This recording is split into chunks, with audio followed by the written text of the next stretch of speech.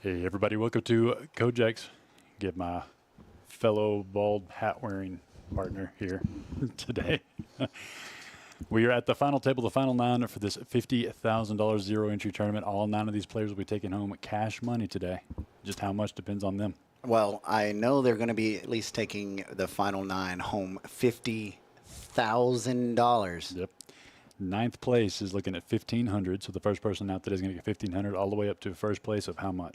$15,000, and not to be overdone. Second place taking home what, 10? I think it's like 10, yeah. And since we got on the camera there, look at that belt. Ooh, that is pretty. The new player sitting in seat number 9 is the championship belt, which will be on display at any one of the 3 clubs. And that's right, we have 9 players remaining. Yep. 1 player's representing CCC over in Odessa, Texas. We've got Chris, that would be Ricardo Burano. And over at KoJack's, we have a couple representing Roy Hall. We've got Jose Gutierrez. We've got Frankie Crumry.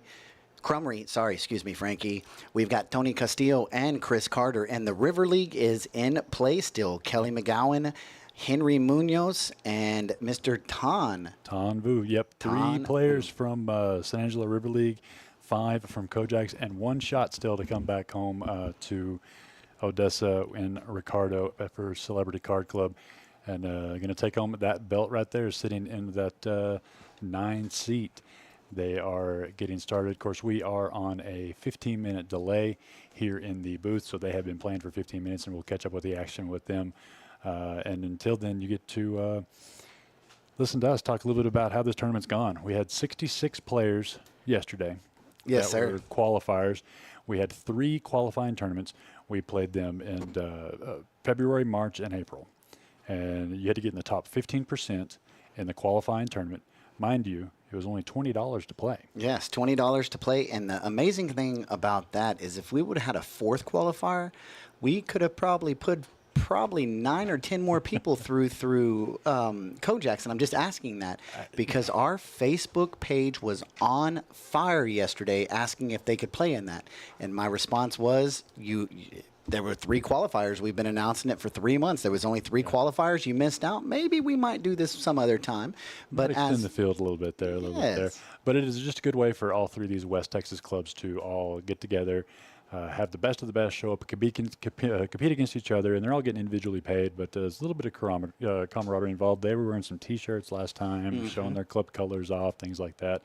And, of course, the belt that you see there hangs in the club of the champion. And you see winner. The 2 players on each side of them. Roy Hall, the player on the right of that championship belt, he is your chip leader, massive chip leader. He's got double what anybody else has. Yeah. Almost triple what anybody else has. He's got 1,005,000 chips, and on the other side of that, Frankie is 3rd in chips with 435,000. So that end of the table is heavy in chips. Yeah.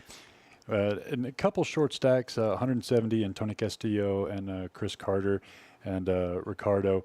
The blinds were continuing off from where we left yesterday. It's going to be 10,000, 15,000. I believe it was 10,000, 15,000. But for this final table, we have dropped the big blind ante. So there's going to be a little bit more play to be had with these guys in this final table. So they're going to have plenty of time to make some moves and ladder up because everyone's in the money. Like I said, 9th place is $1,500. On up to 55, 75, 2, 3, 4, 55, 75, 10,000, and 15,000. So there's going to be plenty of poker to be had and for you to enjoy with us here on YouTube and Facebook. And root on your favorite player in the chat there. Like I said, this is kind of a fun competition. And don't forget, we players in the West Texas, they love action. You put action in front of them, they're going to take it. Oh yeah. We instituted a $100 optional last longer. Whoever won it, since they all started off with the same amount of chips, you could purchase in, and it's a $100 last longer. Whoever lasts the longest gets it. Well, they got down to the final 10. And somebody asked the question, how many people are left in the last longer? And so I went through, I took the little piece of paper, my pen, I marked through that piece of paper and found out there was $2,200. So out of the 66 players, 22 players opted in that last longer. There were only 3 players left, and they elected to chop it, so they got Oh. just north of $700 apiece. Okay. That was Roy, Frankie, and Chris Carter. So they've already got $700 from their little inside competition between the players. Then on top of that, we ran a players auction. And if you've been part of one of the player auctions at KoJack's, at Celebrity Card Club, at the River League, or even in Poker House Austin, where we ran that huge one for that 200K guarantee, Yep. they were making bids, calling them out loud, and there are people that will be railing this tournament that bought action. They have horses to ride on in on the way home. Yep. So there is, I think, around $6,000, $7,000 more dollars out there that they're To fighting be for. won. Yeah. Yeah. Gives the players, like you said, people like to gamble and try to win money, and the Calcutta is what we call it, and it's a player run, player operated. All proceeds paid back. Yeah, but there's usually a lot of money in those things. So we'll have to see who has some of the action. Maybe send some texts out and who's got some people remaining. We're getting close to them starting off this final table action. Hi, Vicky. Yep, Vicky. I am disappointed, Vicky, that you're not sitting where that belt is sitting right there. I really wanted you to be there. She had a ticket. Yes. She earned her way to this tournament. And I saw, every player that qualified, we set their chip stacks out, and we were hoping and praying that they showed up. And I saw Vicky's ticket there, and I found out that she wasn't going to be able to make it. So I begged Reese to let me pretend I'm Vicky. And if I won that $15,000, I would have chopped it with you. I'd have gave you $1,000. That would have been hard shoes to fill. Vicky and Thurman, the dealer at the River League, and they've been members since the beginning. Fantastic customers. Sorry they couldn't make it out this weekend for this event, but it won't be the last. There will be a lot more coming up, and it looks like they are starting to get underway here for the final 9. Here we go. And as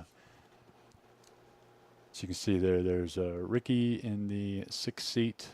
Ricardo is in the empty seat there. First, seat 1. Seat 1 is that's the Jose Gutierrez, and Ton has the button right now. So Carter sitting in the big blind action has already folded around. Jose's got King 5 suited. That's what you were saying yesterday, that was someone's favorite hand. There's a lot of people that like that King 5 suited. 5-3 is just the best hand. I guess Ton throwing away the 3 deuce. Nothing there for Tony now into the big blind, and I believe this is Mr. Chris Carter, and look at this. First hand of the tournament. You can't run any better than that first hand. And just ships it. He says, right out of the bat. Okay. I've got 11 big blinds. Let's get the action going. Big blind is 15,000, so 165 would be 11. He's got just over that, and he's protecting that 15,000. And that's what it might look at to Jose, who's sitting with King 5 offsuit. And it looks like he's contemplating this. He's counting chips. Yeah, he might be just posturing for a moment, wanting to not give Chris the impression that he can just do this at any given time. Well, Carter did make the comment before the tournament started when we let him know where the button would continue in seat 1. He said, that's my big blind. I will protect it. Yeah. So Jose put it in there trying to see a cheap flop with King 5, but now he's going to be asked to put in more than a quarter of his stack to continue with this hand. And I think King Queen gets a call right there, just because of that comment at the beginning. Carter did show the queens to let him know, hey, I'm not playing around. I'm here to win this $15,000 first place prize and take home that belt. The ladies are present at the table, and we're not only talking about the dealer. She threw 2 of them at Carter. Carter increased his stack only by 10,000. That's the rough spot when you pick up a big hand in the big blind. Yeah, you miss out on that big blind pickup. Yes. At least you get it back in there.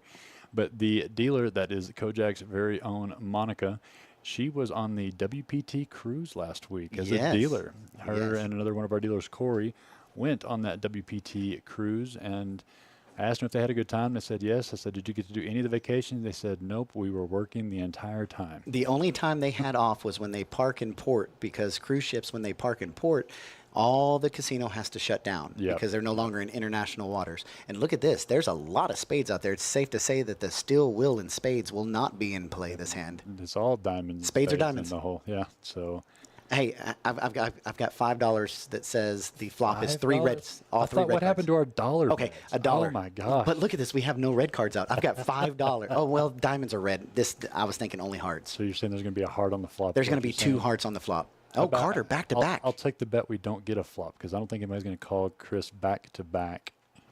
He came to play. He's winning. So he won a free small blind by shoving on his big blind. Yeah. Now he's in the big blind. He's trying or small blind. He's trying to win a free big blind. So this round of play is going to be it. for free. That's it. You know, that was a good move there. Been picking up 2 hands you don't mind doing it with. No. So, we've got Bree in the chat saying good luck to Kelly Ton and Henry bring home that belt. She is the queen of the River League. Everybody knows Bree. I'm so disappointed that the first thing she didn't say was hello Reese, hello Charlie. Oh, she doesn't care. I about already this. miss you guys. She's worried about that belt and her club. Oh. All right, now I might have to closetly be rooting against the River League because she didn't say hi first. Although she did text us first. That is true, but Okay. it was texting with demands and stuff. Oh, we yes. do for her. She didn't say, "Hey, how are you doing? She Had a said good she weekend." needed this, she needed that. You know, typical Bree text. There's about to be a comment pop up on here, and I think it might be asterisks. Oh, there we go. Yeah, give the delay a moment. Frankie picking up a good hand here. Oh, and Jose picking up a good hand copycat. Yeah. But I like Frankie's more, Well, obviously suited there. and it's 4% higher. But it is easier to bet with it than it is to call with it. But Let's get one more person with King Queen. That would be exciting. Our 4 players with King Queen. I think Jose's he took a while on that king. I mean, he called that king 5 trying to get in the action. So I guess he's not too interested in sitting back and waiting for play to develop. So he'll probably go ahead and make this call. For He did start with the second largest chip stack, 480. He just cut out raising chips, actually. He has raised Frankie. What's it easier to do? Raise with King Queen or call with? Oh, good Lord, is Chris going to do it 3 hands in a row? Oh, that would be sick. And it would get through, too. That's the thing.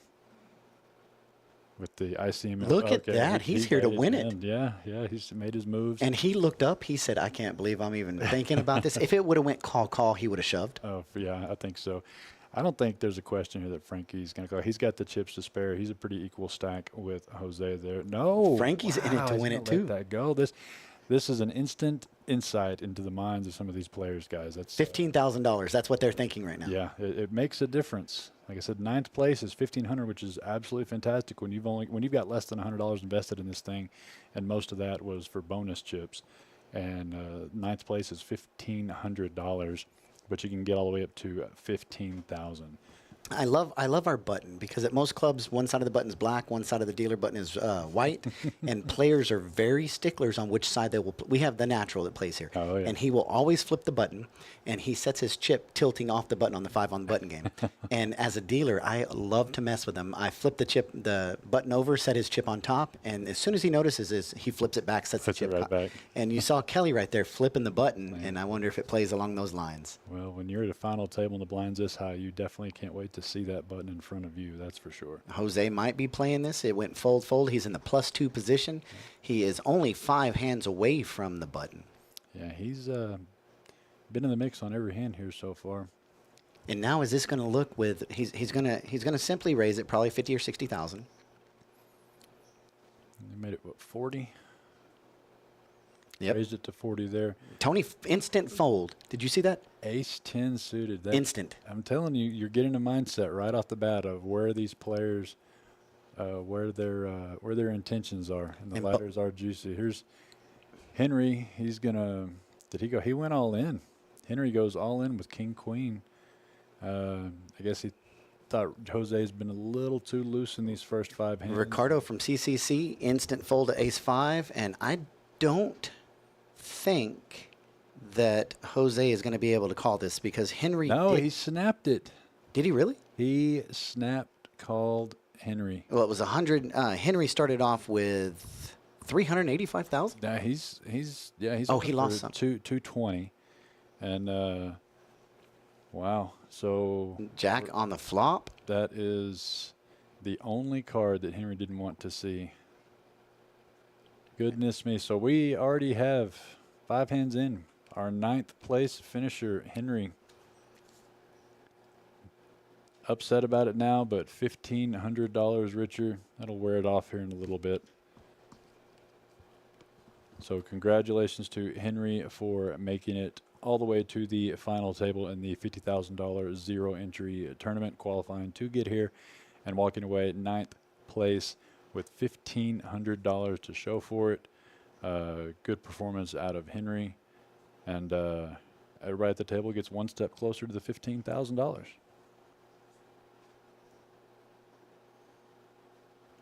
I like it. The blinds, some people start off with 150,000, big blinds 15,000. They start off with 10x at minimum. First payout $1,500.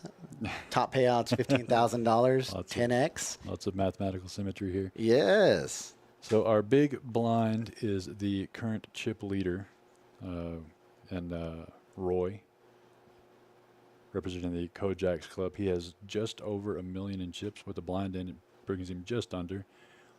Jose looking at another playable hand here. Let's see if he kind of relaxes after picking up a huge pot there and putting him close to that $900,000 mark. Yeah, he's going to go ahead and slow down. So he wanted to establish something early, and then definitely can start doing his cruise control. Chris C., who pushed the first two hands, gets a pocket pair. Raise about to 55, 60,000. Yeah, 60 would be, or 80. 80. Yeah, he's a little 4x raise here. Kelly with rags, Ricardo. But like I said, our chip leader is in the big blind, so you have to be a little bit aware of that he's going to be able to call you a bit louder, but he's not going to be able to here. So Chris is going to pick up some more blinds. Our blinds are 10 and 20,000. 10 and 20,000 in the blinds.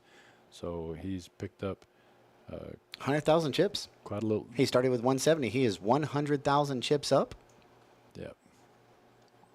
He is definitely, well, so Jose is up 250, I was going to say, but Yeah. Chris is enjoying the fruits of his labor because he started with 170. He's got 270 now. You've got to be feeling good when you've already almost doubled your stack. Yeah, and that's what I was talking about. Jose folding that ace-9 of diamonds. I mean, it's normally might have been a hand that he would play, especially with the action he's shown in the first few hands. But after dragging that big pot, you kind of take a deep breath and relax. Ton's going to look down at Ace Jack. He is from over at Celebrity Card Club. They've got this on the TV over there. Ton's one of my. I'm just kidding. I'm just kidding. Ricardo. I was thinking Ricardo. Yep.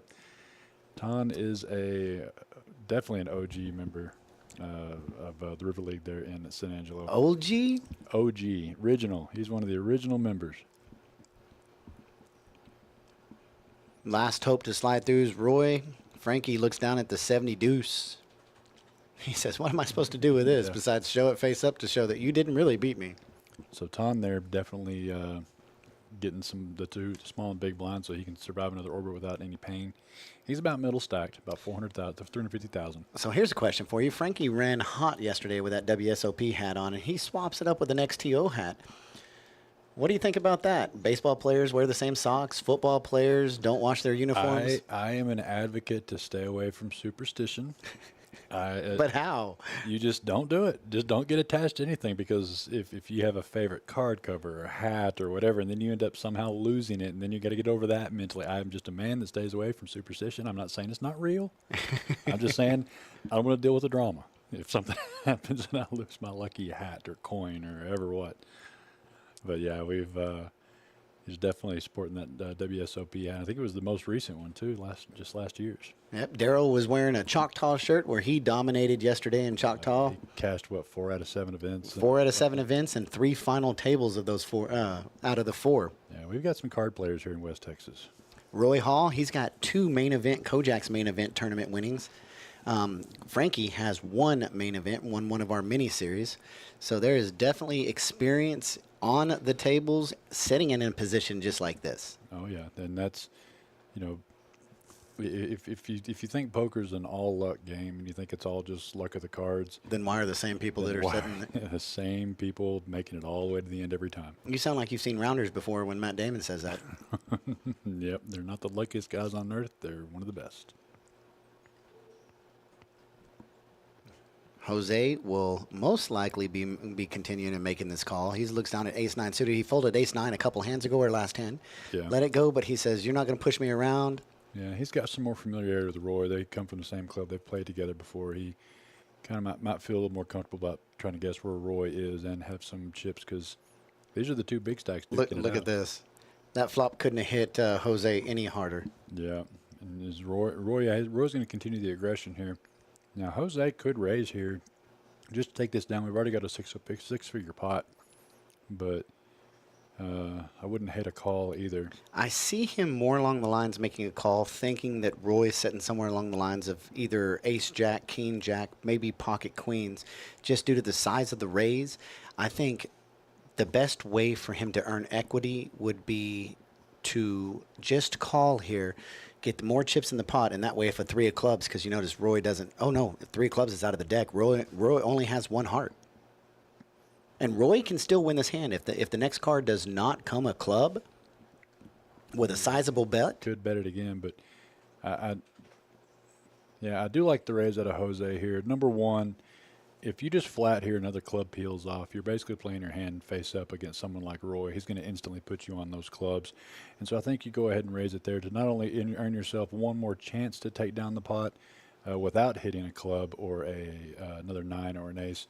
It gives you that one more chance for the opponent to fold and take down that pot, but it's a little less playing face up if a third club comes out and then you start firing out of the blue. Of course, if you're bluffing, that's the way you want to bluff it as well. But I think that's perfectly fine raise. It was a good size pot, and that's going to creep Jose pretty close to Roy's stack, if not overtaking him for the chip lead. It looks like it's just past him on the chip lead. Yep, Roy dropped down below 1 million chips, and Jose is now sitting around 980. So there's about a 90,000 chip difference. And look at this. Tony Castillo's going to maybe ship. He's only got 170. Well, we saw him lay down a very nice, pretty suited ace a minute ago. A suited blackjack in. Now Carter cannot raise, can he? And he says, I can. He says, don't. He said, hold my beer. Yeah. Watch this. Now tell me what I can and can't do. I'm sitting here, you're not. And then we watched Tony make a lay down a minute ago. Let's see how much he wants to ladder up. There goes. Jose's got one of each of their cards. Yeah. So I don't. With Tony only having 140 behind, going to raise it to 30 more. I mean, you're looking at a quarter of your stack. Look at Jose. He's counting the chips, and he sees that both of them are under 300,000. I mean, the man's just trying to be intimidating, and I think he's doing a good job. And he came in GQ style. Look at that shirt, unbuttoned down. He is glasses. Yes. Jose's got the profile of somebody I'm not going to try to bluff. And Tony folds. Yeah, I don't hate to fold from Tony. You can't call the 30 more a quarter of your stack. You either got to ship it or just go to the next one. So what's better, running hot or playing great? At a final table. I'd rather be running hot. Are you kidding me? And that's exactly what Carter's doing right now. He's picking up some monsters. Queens, ace jack, folded the ace 10, picks up pocket eights in perfect position. Yeah, let the cards win for me as much as possible. I promise you it's easier that way. Take the play out, the stress out. Yep. But moves around. That puts Tony Castillo, who just lost some chips, in the big blind, and run hot Carter. Let's see what he looks down at.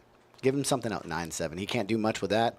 Kelly and Ricardo both are going to have to put it in. Ricardo's down to 105,000 chips.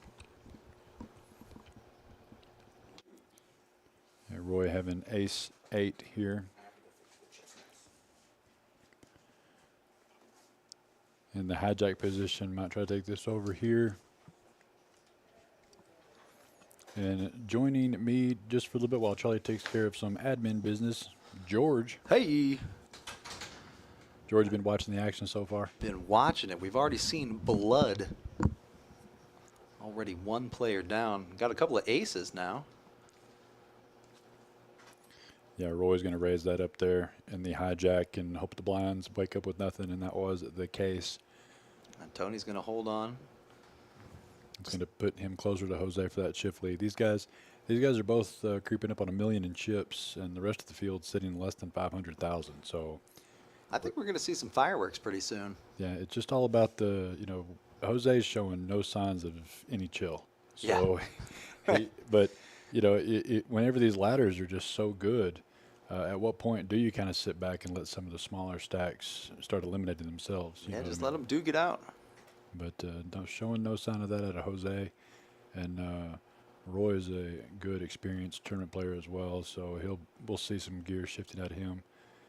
Oh, and Ricardo just calls here with the Jack-10. Yeah, trying to see a cheap flop with a very pretty hand. You got Frankie, King-Queen offsuit. He's going to let that go. I like the call by Roy here, too.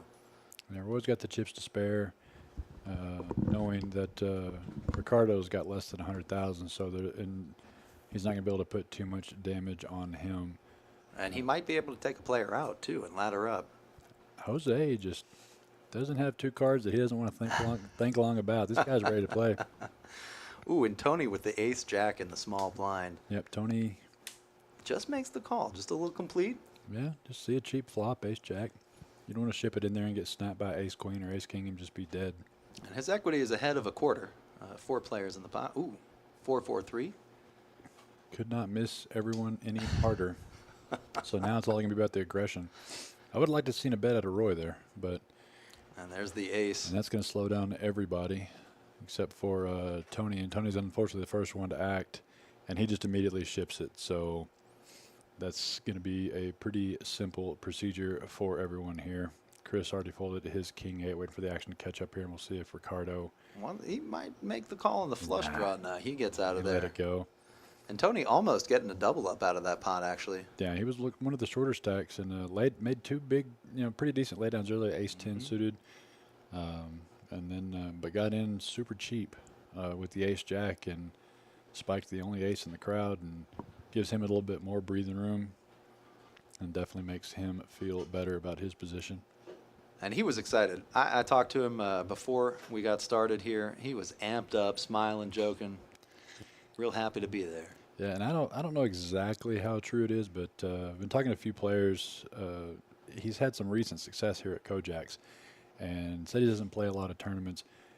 He had never played in one of our Big O tournaments, and darn near won the thing. Wow. Yeah. So, and he's been playing more and more tournaments, and so he's definitely got. I know he plays a lot of cash game, but it's a whole different gear, a whole different game. And it definitely seems like he has the ability to change gears and discovering that now. Yeah, it really is a different style, but when you come close to a victory, you get bit by the bug. And Chris has found his third place to shove here in the small blind. I'm hoping Kelly doesn't wake anything up, and it does not. So Chris is going to pick up some more, and he goes ahead and shows it. He shows again. Like I said, letting people know that I'm not messing around here. Not shoving light, setting himself up for some bluffs in the future, potentially. Well, when the blinds get like this, you have to be able to not only play your position, but definitely have some bluffs in your bag to be able to pull out, because every one of these pots count right now with the blinds at 10 and 20,000. These are 30-minute levels, but every place it goes up. Next place is going to be 8th place, and they're going to have $1,500, and then it just goes up from there: 2,000, 3,000, 4,000, 55, 75. 10,000 and 15,000. Ooh. So you definitely It's a good payday right there. want to maximize your chip stack, because every place matters from here on out. 8th and 9th both place 1,500, but after this one, you're talking an extra 500, an extra 1,000, an extra 2,000, 3,000, 5,000, all the way up to first. And you can tell Carter's thinking about it right now. He's got his eye on this prize. It's got the button and can raise it up with any old ace here. And now he's got enough chips to just make a raise rather than fully ship it in. Kelly had a real pretty hand he probably wanted to see a flop with, but didn't want to commit a stack. And Ricardo's in the short stack. So, yeah, that was just a position play there by Chris. And Kelly being just to the right of the short stack means that he's going to be in the small blind when the short stack's in the big blind. So, you think that, oh, that's a good place to be because you can push around the short stack, but you also have to keep in mind that they're volatile. They're gonna eventually have to find a place where they wake up and put it in. And at that point, you're not thinking about just completing the big blind. You need to look at their entire stack and think that's what you're gonna have to put in if you get involved. So it can be a little handcuffing just to the left of a short stack, because you have to plan on it being for the entirety of that player's stack. I'm kind of surprised he didn't. Oh, wait, here we go. Frankie with the ladies showing up again. Second time already in Jose with 14 the pair. hands. Yeah, what are the odds? Is it ladies' night tonight? Well, yesterday was queens like crazy. He's going to raise it up to 60, 3x pre-flop. And we've seen Jose call a lot already in these in this one orbit and a half and get involved. But he's going to lay down the sixes. That's surprising. Yeah. And I don't hate it. he's amassed a stack where he can kind of chill a little bit. And I don't think Frankie's going to get any action here, which is perfectly fine when you can pick up the blinds so that you can get to that button without much pain, because he is now in the big blind. That's right. No contest right there. He's going to have the chips from that hand to put into this one and take no pain. Again, the blinds are 10 and 20,000 right now. Our chip leader is Jose at 970,000, followed by Roy 880. Third in chips, Frankie with that little pickup there puts him over the 400,000 mark. Hey. Then you've got Ton, Chris, and Kelly all around the 3 to 350,000, and the two short stacks left at the table, Tony C. and Ricardo. Ricardo's going to be definitely looking for a spot to get it all in pre-flop here, and Tony's being pretty selective himself. Well, Tony might be one of the short stacks, but we've got at least one vote for him for president. Cole writing in on our comments. Tony for prez. Yeah, put in the chat. Who you rooting for, everybody? I mean, everybody knows these players no matter which club you play in. This is representative of all the 3 clubs here in the West Texas area. We've got the one celebrity card club guy representative left in Ricardo. We've got 2 River League, and then the rest all from KoJack's. So KoJack's definitely having the best odds of bringing that belt. Keeping it here. You think there's a home field advantage? Well, it helps when you know most of the other players at the table. That's true. That is true. Roy raised it up with pocket tens there, going to take down those blinds and get some of his blinds back. Frankie's in a tough spot. Big stacks to his left and his right. Mm-hmm. He's got to watch what he's getting ready to step in.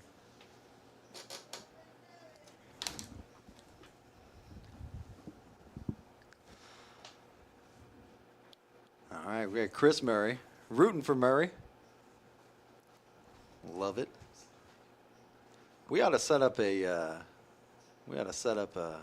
vote. See who can get the most votes. The winner. Have a popularity contest prize. A lot of nothing folding around here. And see if Roy wants to play the Roy Hall's got the Charlie. the button Oh, the button that is spoiler. The best hand in poker in the muck. I will be willing to bet anyone in the chat that if we see a flop 5-3 was going to win this hand. $1. Type in the chat if you bet me, and I will keep track of that, and I will pay you your dollars. If we see a river, 5-3 is the winner, guaranteed. Best hand in poker. Well, we're going to see a flop with Queen 6 9 7 suited. And Oh. We need a lot of help. yeah, 5-3 is going to have to go some pretty good runners on this one. 4-2. Gut shot for Jose and Frankie with bottom pair with some backdoor dreams. A good stabber with Frankie, and Jose could lay this down, but he's looking for an 8 and only an 8. Doesn't have any heart draws, but Frankie kept it pretty cheap. So if he knew that both his 9 and his 7 were overs of Frankie's pair, he would have snap called that. yeah, Whoa. yeah. And there's the 9. Yeah, he's going to take the lead in the hand at the least. But Frankie putting on the pressure, bidding 50,000 here. So Jose's definitely feeling the heat on a very coordinated board. His 9 that he paired actually made Frankie's hand even stronger. Yeah, it's because that gave Frankie being open-ended. Unfortunately, 5-3 out now. And Vicky, hope very, very soon. Very, very soon, Vicky. It won't be this stream, but upcoming streams. We're just getting a piece of equipment in or two to get these guys. And Frankie's heat is going to end this hand. The aggression takes another pot. There it goes.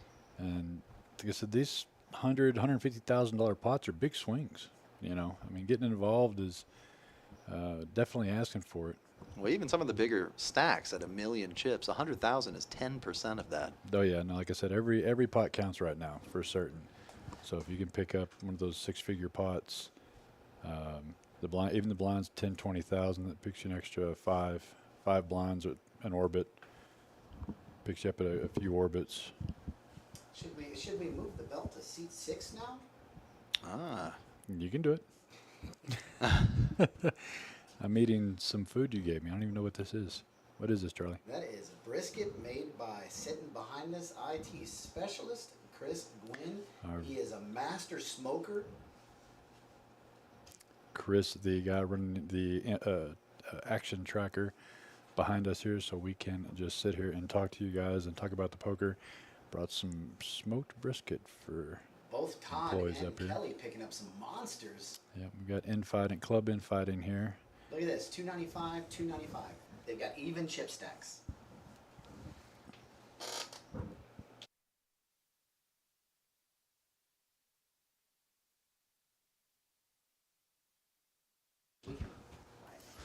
All right, which suit on the flop? That's going to be the question. Yeah, he's gonna definitely. There's a lot of flops that create a lot of action. Yeah, that's true. Let's see a 10. Ah, we got an ace instead. Yeah, that's gonna slow things down. Let's see if Kelly keeps up the aggression. He was the pre-flop better. And the turn is a diamond. That's gonna give Ton. And another Yep, diamond. It's just gonna go runner. Kelly missed his betting opportunity. Yeah, the aggression could have taken it. Now Ton betting the best hand. Yeah. Kelly's got no choice but to fold. Let's see if Ton shows him. He's got the cards there. Oh, He flipped it up. there Kelly it doesn't want to is. see it. He's not even looking. Nope, he saw it. Saw runner diamonds. He said, I missed a flop bet there. You know, C bets are pretty suspicious these days, but sometimes they do work. Even if they know you're full of crud, they can't do nothing about it if they just don't have anything. Well, my C-bet percentage is about 105%. You keep it on the pedal in the middle no matter what, huh? I don't care what the flop is. I noticed not a lot of other players have that strategy. Maybe that's what's keeping me from the final tables. Well, it just depends on how good you flop. Flopping quads, maybe it's sometimes good to check it and let them catch up. Ricardo's going to have to fall in love with the hand here pretty soon. Yeah, he didn't like the Jack 10. No. No second date for the Jack 10. Ton in the small blind with an offsuit queen.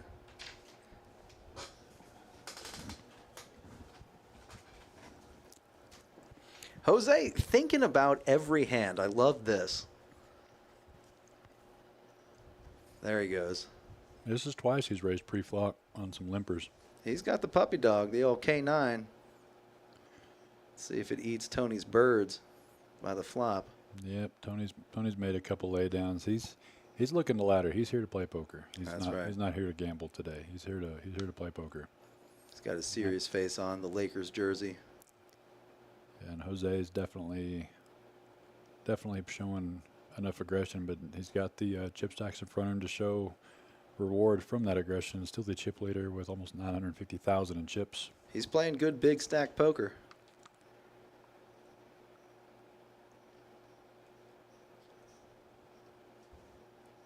So Ricardo sitting at 55,000 in chips with blinds of 10 and 20 staring him down here in the next couple hands. He needs a hand in the next couple here. I like how you check your watch. You need the next 5 minutes. It's about as much time as he's got. Yeah, he's running up on 2.5 big blinds and does decide to make a laydown. He doesn't have much fold equity. No, he's going to find one here. Frankie picking up a suited blackjack. There you go. And Jose with the 7 deuce. He's going to think about this one too. I like the thoughtfulness. He asks how much. God, wouldn't it be so sick if he just puts everybody all in with the 7 deuce. Really wake them up. But that's not the game today. These people are thinking about $15,000 in first place. The ICM implications and the blinds and the chip stacks, taking very careful, measured steps. That's right. I do see a couple of different colors of chips.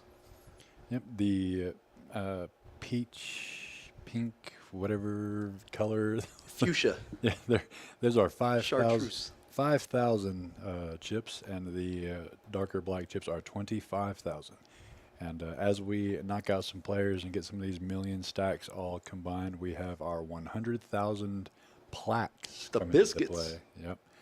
Everybody likes to see the plaques come into play.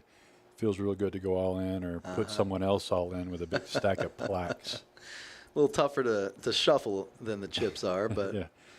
So Ricardo, let's see what he looked at. 7-3. Don't blame him. Sorry, buddy. yeah. So he's going to be having to invest almost half a stack next hand of the big blind. He's going to have to trusting the cards at this point. That's right. That Jack-10 looking pretty good in hindsight. Ooh, Yeah. Ton wakes up with the ace-king. Yeah, Jose here folded all the way around to him. He'll probably put in at least a min raise. There it is. Yeah, with the sixes. And Ton sitting pretty decently stacked, 365K in chips. It's only going to be 40 to him, or 45 it looks like. So he does have room for a raise here without going all in. But with these chip stacks, I mean, you have to be ready to call it off. But he's got a hand that he can call it off with for sure. Yeah, that raise in position going to look really strong. Probably doesn't want to scare Jose away after being so aggressive. Does decide to make it looks like a raise.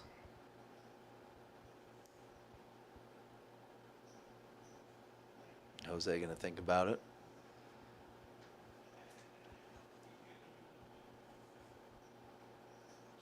Oh, Tony with the ace-king. Let it go. Did he fold Did that? he fold the ace-king? Is it possible? He did. If the card readers were correct. But there's a man that is looking to not get eliminated in 8th place. Wow. The bet 3-bet, fold the ace-king. Now, if you're up against kings or aces, you are in not great shape with the ace-king. No, and the problem is Jose is not familiar with Ton. Ton is play a San Angelo regular. Jose plays here in Midland. And so when you don't know somebody and they look like Ton, they're pretty scary, like they know what they're doing. So don't blame the fold there one iota. Now, if Tony folded ace-king, you know, the only reason I'll give him some credit, Sure, is because this hand right here, right now, Ricardo's in for almost about half of his stack in the big blind. right. So you can make a case for I get an automatic $500 raise if I just don't get involved until this gentleman gets off the table. Exactly. So that's and that is an argument that I can 100% get behind. You know, the poker players always talk about, oh, I folded kings pre-flop. You know, I would fold aces pre-flop in that position. You hear them joking about that kind Right. of stuff. But sometimes it really does have implications. There's no reason to get involved and get yourself stacked when if you could have just folded the hand, because someone's going to be eliminated very, very quickly and get an automatic $500 payday That's right. raise, you know. And when you talk about you only invested $100 to get into the tournament, $500. Total. That's if Totally, you were exactly. generous. Yeah. Yeah. Some of those were bonus chips that you didn't have to buy. Now we got some blind on blind violence here. Kelly's grabbing some raisin chips. We don't quite have the card reader on this one, so we get to play, possibly guess that hand. He's got a pocket pair of threes. That's Oh, my no, guess. he called. Looks like Roy under the gun put in enough to put Ricardo in. And Ricardo's going to let it down. He's like, you know what? I'm going to, he must not have liked that hand at all. And they're all looking at him and saying, how can you not call there? But he says, you know what? You didn't see my hand. And we didn't either, unfortunately. But we're going to get to see what happens in this hand. What if it was 5-6? Yeah. Just put it in there and hope. But he's going to be close to all in on the next hand. He put in some chips there. And did Kelly just go all in? It looks like King Jack Oh, versus.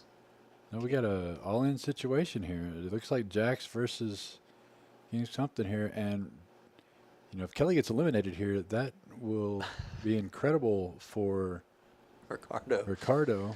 No, but Kelly's not. He's got King Jack. Okay, so they're just chopping the pot here. Okay, nothing going. That was almost crazy there. If Ricardo folds for half of his stack in the pot there, and All of a sudden, lo it and looks like behold, a it genius. was a $500 increase. Genius. So Kelly and Roy are going to chop Ricardo's big blind up there. Now Ricardo in the small blind going to put, what is that, 75% of his stack in there? Yeah, he's Or 50%. He's got three chips behind. should have 35 and had to put in 15. Yeah, it looks like the blinds are up to 1525, I believe. We'll see when it changes over here. Because that looks like 1525 on the blinds. It's going to leave Ricardo with about 15 left behind, so he's halfway in the small blind.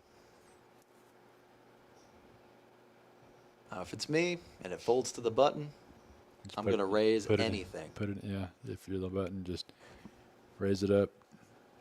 Try to get a player eliminated, or if you don't raise it, just call it and go 2v1, trying to knock somebody out. That's a good point, too. Like I said, each from now on, each time that someone gets knocked out, that pay jump goes up.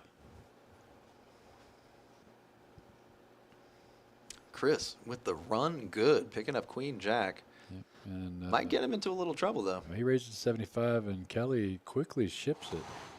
And that's interesting in Kelly's position there, because Ricardo's almost forced to call. Yeah. But if he doesn't, he went ahead and called it. But if he didn't has call, to. Kelly would have been at risk.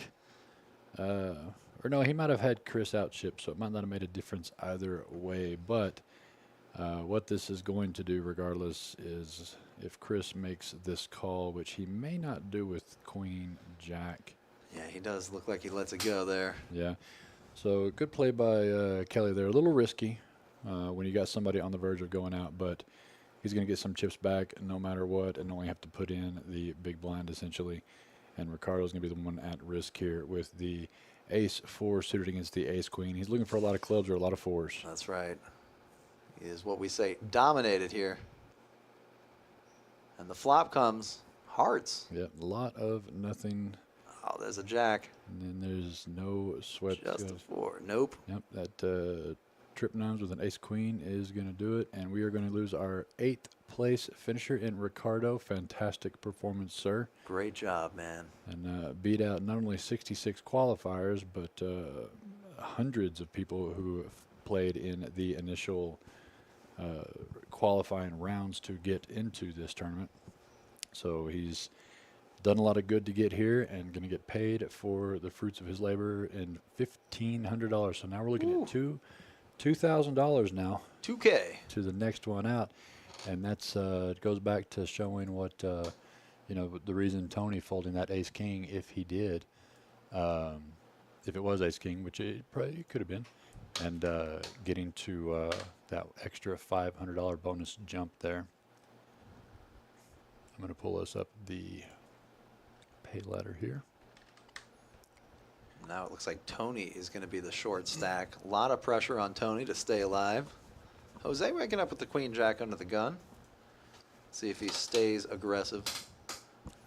So the next one out is 2,000 confirmed. So $2,500 raise there for everyone once Mr. Ricardo got busted out, but he'll still get $1,500. And then the next jump will double after that, 3,000. 3,000. Yeah, like I said, each one of these pay ladders matters from here on out. So these guys are going to be really selective in what they are doing. Old Matt in the chat saying, let's go to Roy, Jason Hall. Hey. And Roy is our second in chips right now, just shy under Jose, but still really healthy with over 800,000, and everybody else being in the 3s, 2s. And the short stack at the table now is Tony with 115. And everybody misses this flop a little bit here. Tony's going to have the lead with a pair of 3. No. Frankie's got a pair of 7s, yeah. Yeah, So he hit his low card, and it's not even but top pair. Tony's going to lead this out, and it's going to look really strong. He's going to be about 50 of his remaining 115,000. And that's kind of just begging to put him all in. yeah. Come on, try me, everybody. Shows a lot of strength that and Frankie, while Frankie does have 450,000, he's not going to invest that money. So great bet there by Tony There to it take is. the aggression on that, saying that flop does not look like anything you guys are going to have. So a good pickup there for him and a much needed pad to get him almost to 200,000 in chips. Almost 10 big blinds. Still holding on. A couple of votes for Roy. Love to hear it.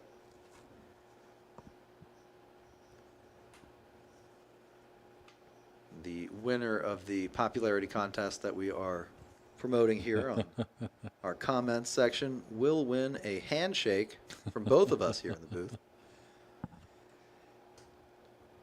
Ton with the pocket 3s. And for those tuning in that are noticing that belt that is in one of the empty seats there, that is what the winner of this $50,000 zero entry tournament takes to their home club and gets to hang up with their picture wearing that big, beautiful, very heavy, very real belt hanging thing up is wild. in their room. Got a lot of limping going on somewhere. Charlie is excited about Frankie having 5-3. Yep. He does complete. And Jose's in the big. Could check this down and see a flop, but yeah, and that's sure what he's does. that's what he's going to do. I didn't know if he was going to take any line of aggression. He did it earlier, and it did work. What suit is the 8? So we got pocket threes in the lead with some other Ooh. not good stuff above it, but let's see if Ton can find a bet here. Yeah, little does Ton know he's actually got the best hand with a lot of limping in that king and the Yeah. jack. He's got position in it. Mm-hmm. The deuce on the turn brings in some dreams for Frankie, and he's going to go ahead and bet it out there. And it's going to work. Jose's going to be let it go, and if Tom's going to check that flop, then he's going to have to fold that turn. So some aggression there at Frankie, and Charlie somewhere is very proud. Frankie won a hand with 5-3. Charlie is very, very commonly referred to favorite hand of 5-3. He swears by it. I'm telling you. I'm getting word that our club in Texarkana, the Text Line at Card House in Texarkana, they're having their 4th flight of 7. They started at 3 p.m. Their 4th flight out of 7 flights for their $10,000 guarantee, and they have already met the guarantee. Ooh. Today they crossed over the guarantee mark. A fantastic participation of their player base, showing their support and their excitement for a great event that Ben and Text Line Card House are putting on there in Texarkana. Let's go. If you happen to be in that area over there, you can go visit that club and still get in on the 3 remaining flights that are going to be next Friday and Saturday on that prize pool that is already over the guarantee of $10,000. Only $140 to play in that tournament. Not bad. Yeah, great. Pretty great good tournament. entry. Already met the guarantee. 3 flights to go. You're going to see that prize pool increase, no Oh, doubt. yeah. The value of that $140 entry goes up That's right. every single flight. Tony got some, Jose looking at all that money out there. He's going to try to get involved with this. with the jack, Jack, too. dude. A lot of limpers. Yeah, He's going to raise it. He's going after that dead money out there. He's done this twice now, Kind of ran into it. and it's worked. Ton, he made it a healthy 125. So he put 100,000 on top of that 25. That's going to make it a lot harder for these hands. But Ton, you're also looking at the short stack in Tony there, who's got just under 200,000. That he could have put it in the rest of the way here. I don't blame him if he does. Smart sizing from Jose. Yeah, it's Jose's in the small blind, so you got no read on that. But Tony first, act under the gun, try to limp in and see a flop with ace queen. But does he want to die on the ace queen hill? I said go for it, Tony. If you can hear me, go for it. I don't. I don't hate either. I don't hate either decision. Like I said, it's and you've still got a person behind you that limped in as well who could have a monster ready to make a move with as well. So you have to also consider that. That's true. And Chris Carter not exactly sitting on a ton of chips. No. So he's Even only though- going to be limping with monsters. Even though we know he's not going to make this call. Looks Tony shaking his head. Tony, I can't quite see into the graphic, but I don't think he's already folded. I think he's still thinking about it. yeah. Chewing that gum. Yeah. Stress chew. Doing the classic hand rub for good luck. Yeah. We don't know if it's Tony or Chris tanking here, but I'm guessing it's probably Tony. It looks like he's looking back at his Yeah, I cards believe there. it's Tony. Tony's. Yeah.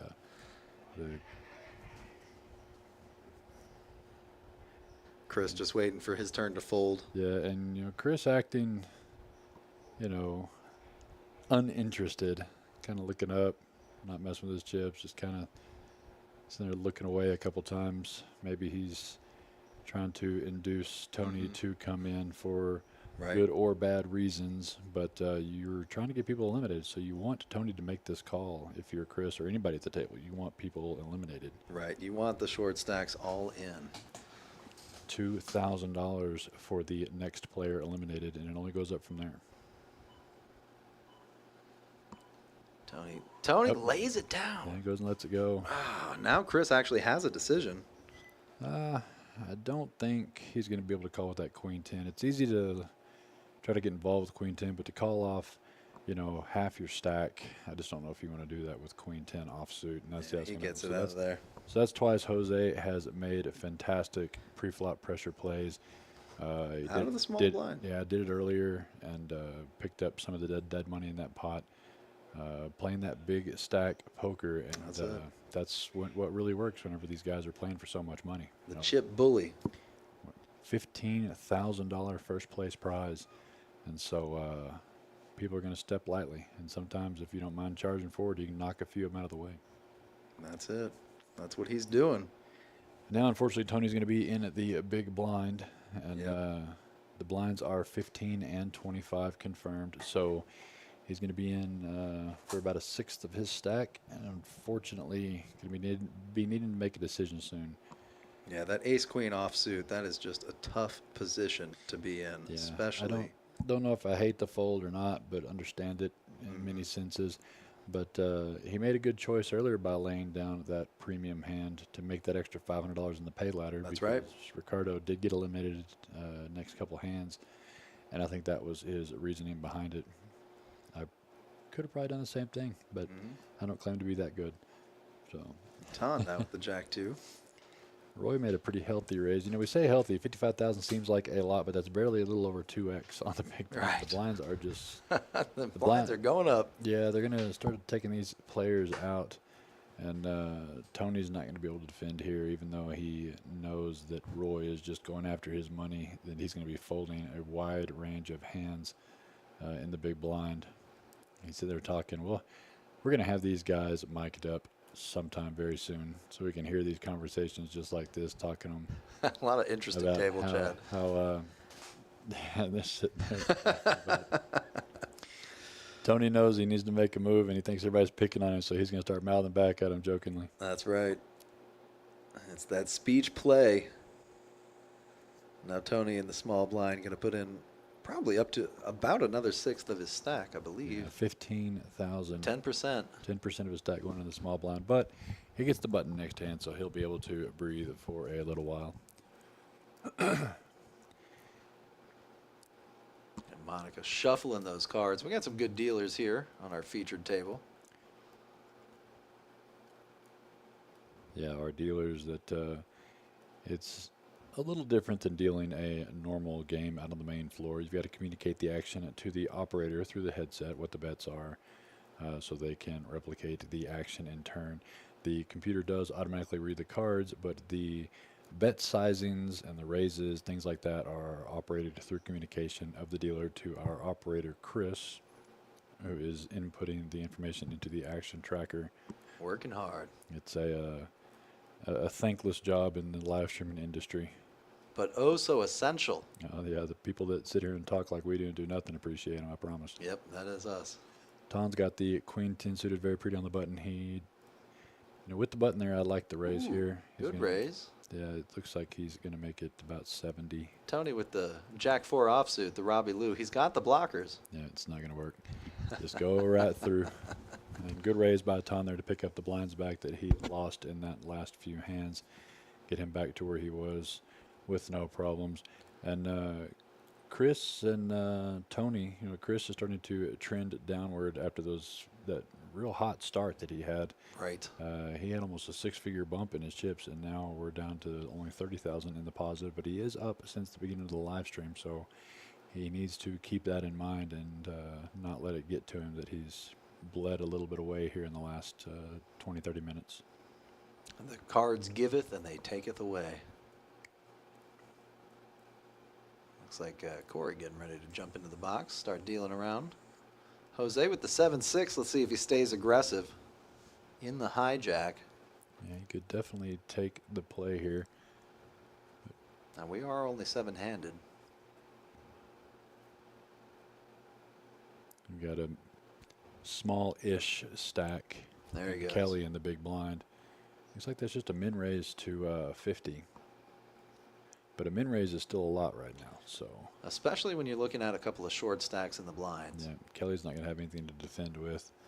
So, yeah, he's going to get away with that stealing there of the blinds with a very minimum raise. And that's, again, just referencing how important every chip is when these ladders are going up on every single elimination. That nobody wants to be the next guy to go out, even though it's $2,000. Nobody wants to get that $2,000 payday. They want the 3K. When you got the 3K after that, then the 4K after that, and then 5, 7, 10, up to 15,000 will be awarded today. That little good luck knuckles slapped down. Is that legal? You know what? We'll get a ruling on that. We'll get it. Hey, floor.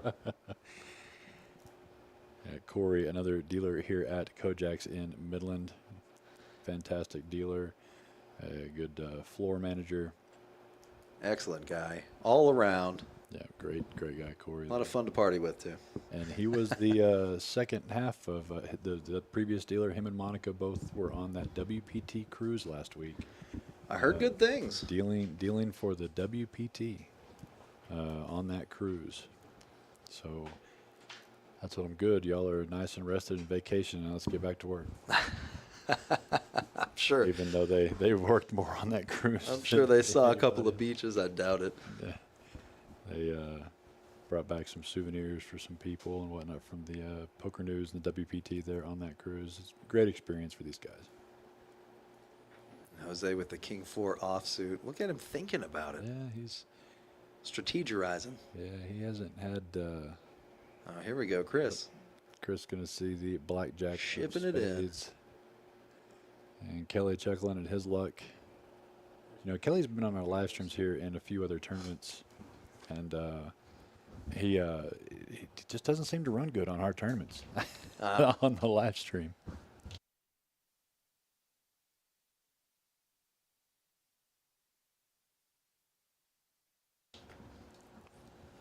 And that does happen sometimes. But Chris takes it down, gets a couple of blinds headed his way. Yeah, it's going to bring him up to the 225 mark. Tony's still a short stack at 135. Blinds are 15 and 25,000. So Tony's going to have to make a move pretty soon. Chris has kind of stopped the bleed, kind of pulled that back up. Kelly is our big person down, other than Roy on the live stream. He's down about 60,000, but Kelly still has almost 350,000 in chips, so he can still have some time to see some hands without getting into desperation mode. Roy, who's lost 125,000 chips, the most since we started this this final table of 9, but he still has he started with such a large lead. He's still sitting second chips very comfortably with 865. You can't win any pots if you don't put your chips in the middle. And Roy making a good effort trying to get some of those. Kelly gets pots. the button and upset that he didn't get any kind of cards to do anything with it. That's right. You could see Roy raising this here to take the big blind from Frankie, but Frankie's not a guy that I would test very often, but it is going to work on this test with 7-5 offsuit. So Roy gets some of those chips back into his stack. Like I said, Frankie's got a very tough position at this table. Yes. He's got the two big stacks on his left and right. And I dare say the wilder of the two big stacks on his left. So that's hard.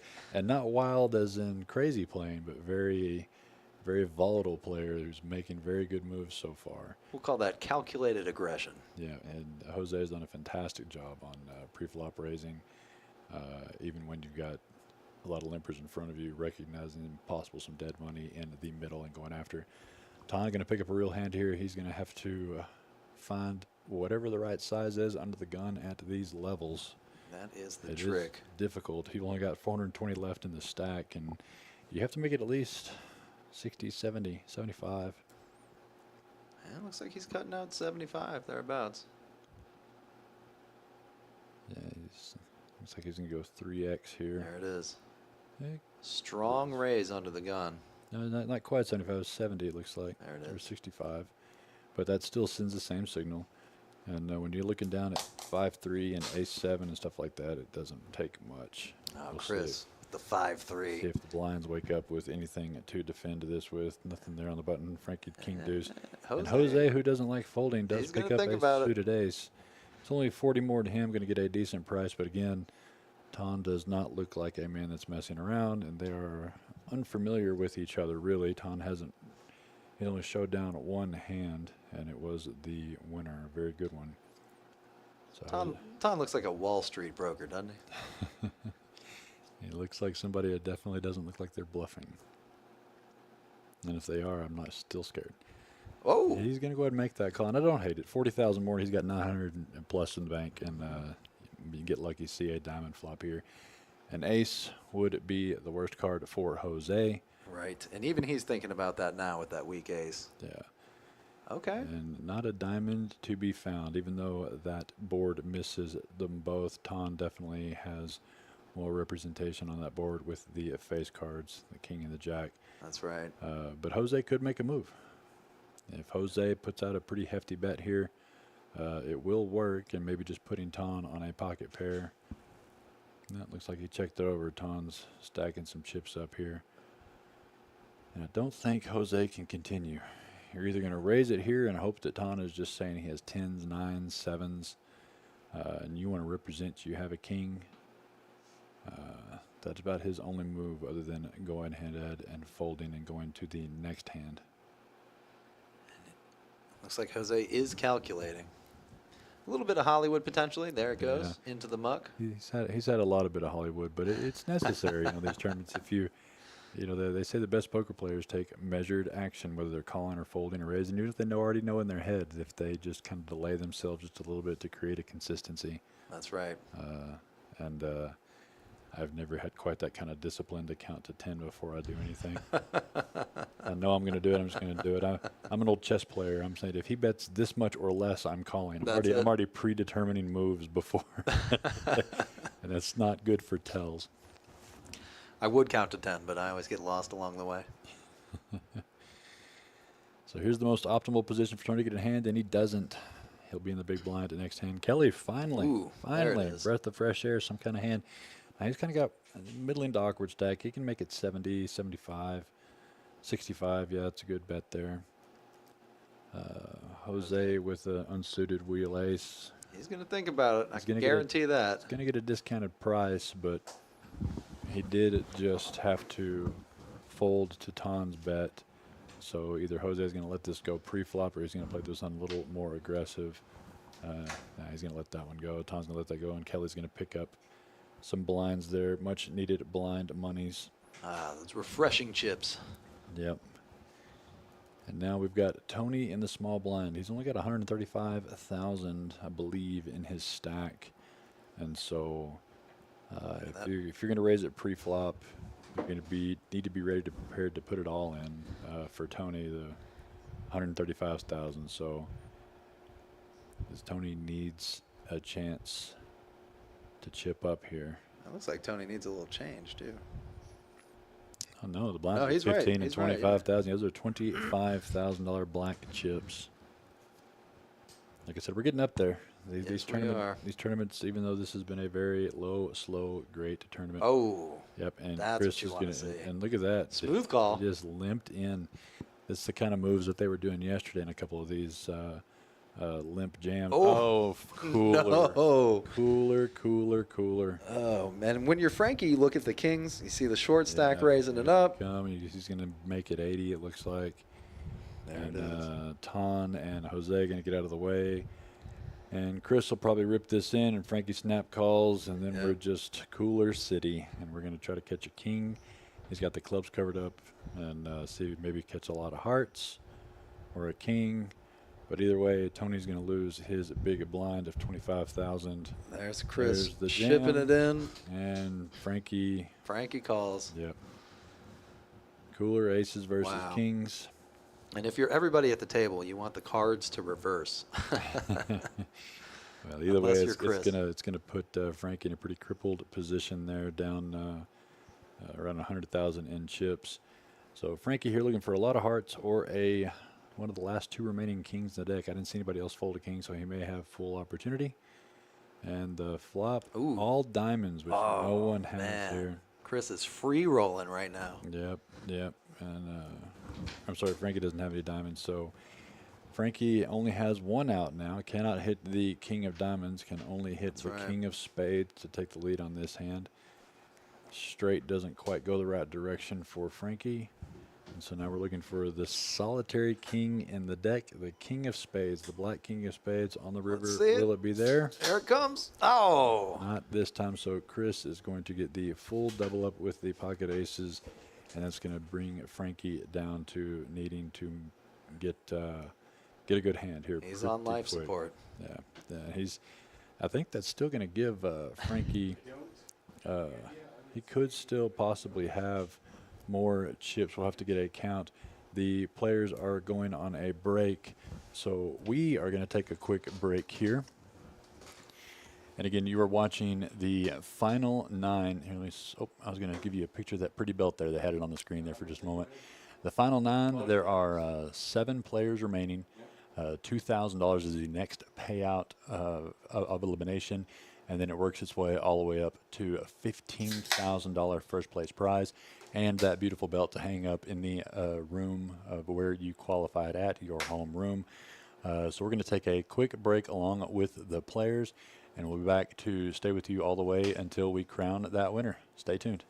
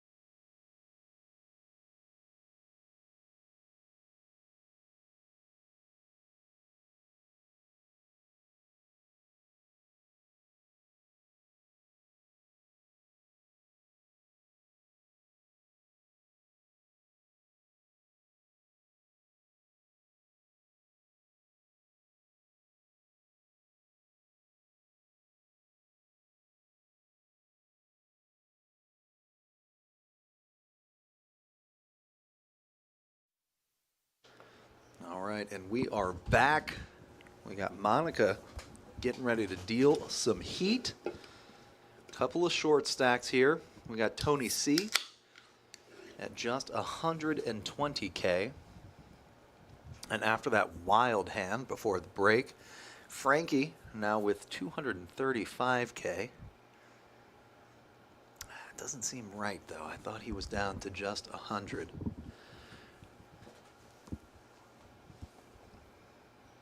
And we've got Tony in the small blind as the small stack, committing a large percentage of his stack in the middle before he even sees his cards. So he's going to have to make something happen here.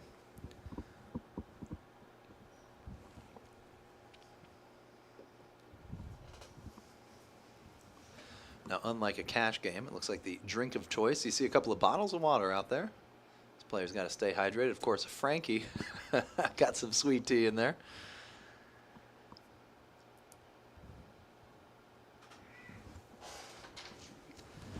And we have Reese back in the booth as well. The full team is here.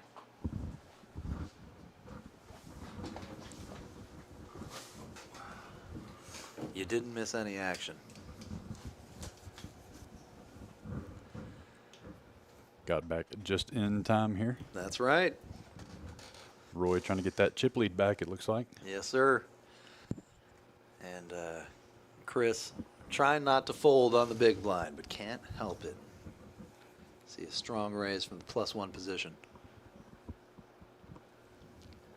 And just like that, we're on to hand 2 after the break.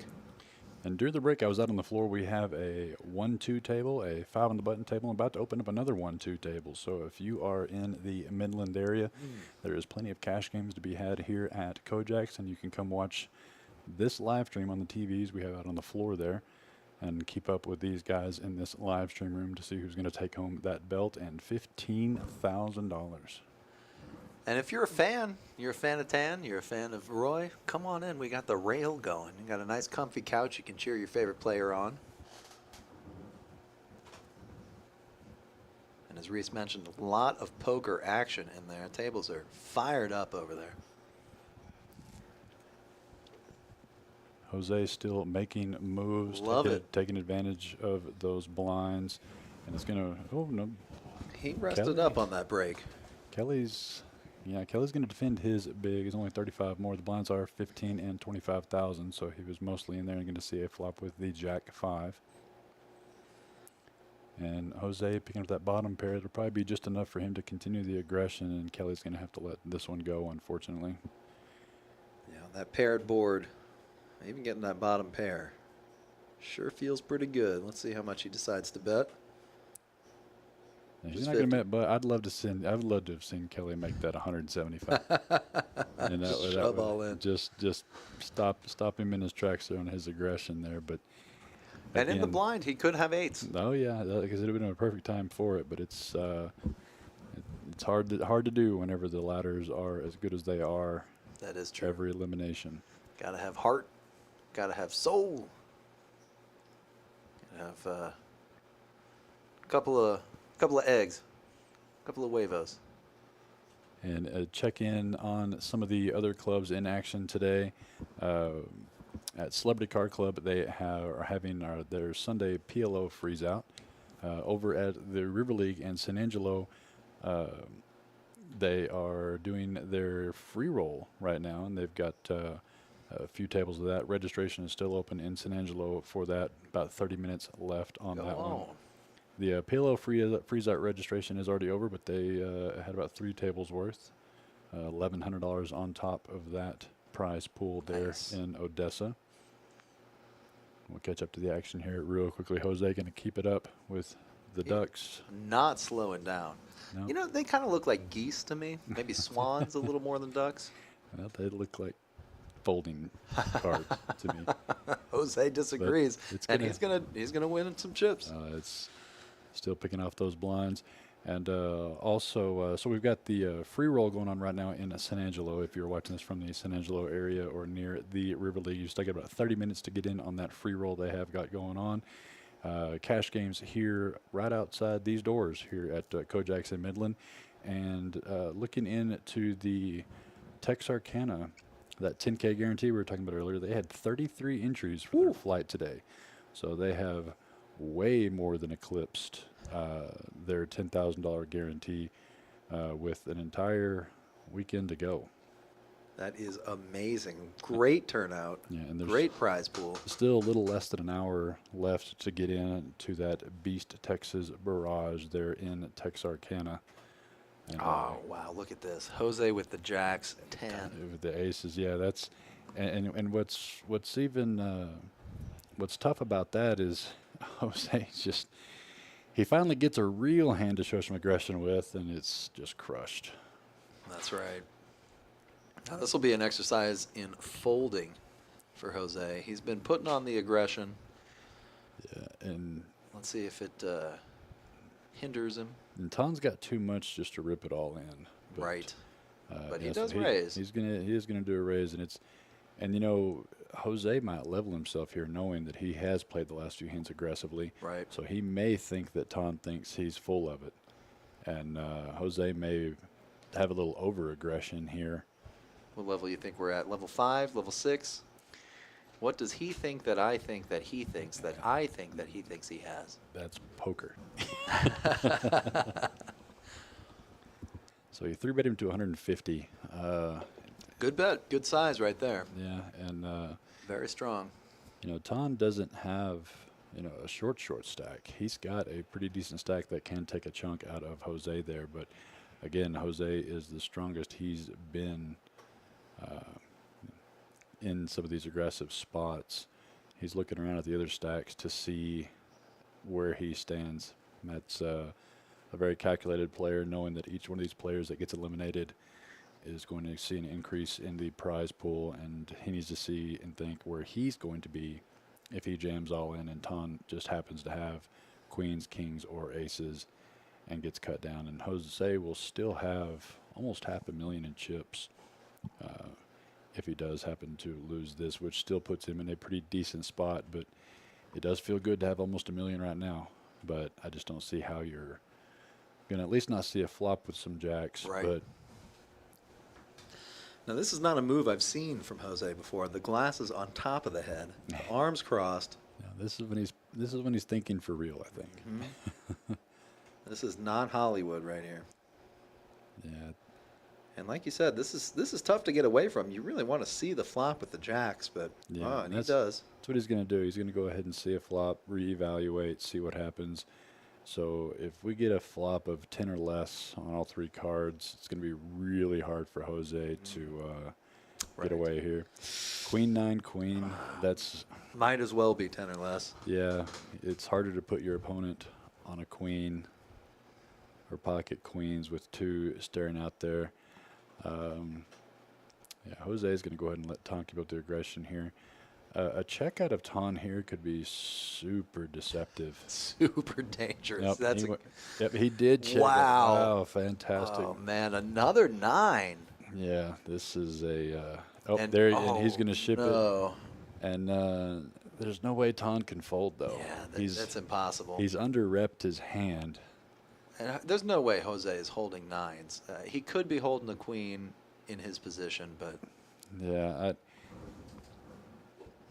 Con with a real hard decision here for his tournament life. yeah, because the winner of this pot is going to be a massive advantage. That's right. To get to that 5-figure payouts, 10 and 15,000. But Jose putting the glasses back on. I love it. The body language here, really interesting to analyze. and he did under-rep his hand. There's no way Jose is putting him on kings or aces right now anymore, probably. He feels like Ton would have bet that flop. Ton with a very deceptive check on that flop. Oh! Let's go ahead and call it, yeah. Wow. So Jose is going to show jacks and aces there. So Jose confidently flips over the I jacks. think that's the only hand that Jose Ooh, is not going to come through. doesn't help. That, unfortunate for Jose, he still played that really well. He did. And the only hand that it's not going to work on is what Ton had. Exactly. Literally that Yeah. hand. So it's still a great play by Jose.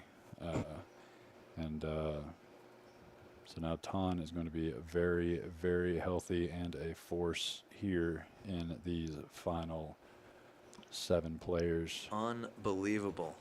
It's almost $1 million pot. Wow. It's going to bump him to 9.25, and the new chip leader, followed behind by Roy, who snuck over just a little over 900,000, and going to take Jose all the way down to about 600,000, which is still more than healthy. And that's one of the things he was looking at when he was looking around the table pre-flop, was seeing where he would stand if it came to pass that he would double up Ton, and that was part of the calculation probably of seeing a flop with those jacks and letting see what happened would happen. That's right. These are very patient, very calculated players.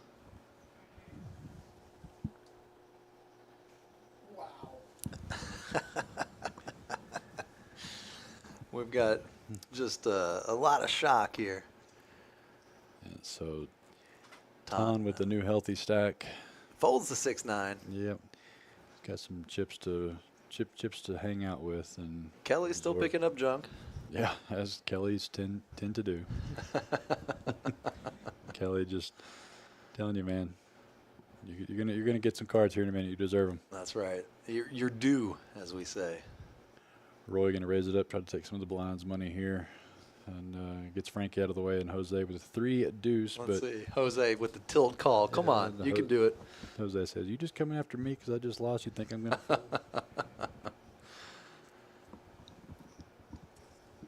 The dirty diaper. The 3 deuce offsuit, but he might defend here. It's 35 more to win over 6 figures. I mean, you're getting a little bit of odds to call here, but sometimes it's best just fold and go to the next hand, and that may be what happened here. Yeah, we saw the glasses stay on the face this time. Yep, Yeah, he puts it in. He is going to defend. Love that. Yeah, I don't hate it. You got to get back on that horse after you've fallen off and get those chips back. You got to get them from somewhere. Might as well be Roy. He's got a lot of them. He's got enough to spare. And ooh, there's bottom pair. And Roy's tendencies is to bet the flop, c-bet continuation there after a pre-flop aggression. We'll see if he does that here. So he's also got the 105% c-bet. Yeah. There it is. Counting them out. Pop. And, you know, Jose could halt the world right here in Roy's head if he just flats him right here. Just says, you know what? Nope, yep. I got it. Big bet, 125. And it's almost suspiciously large bet. That's the problem. And Jose could find a call here.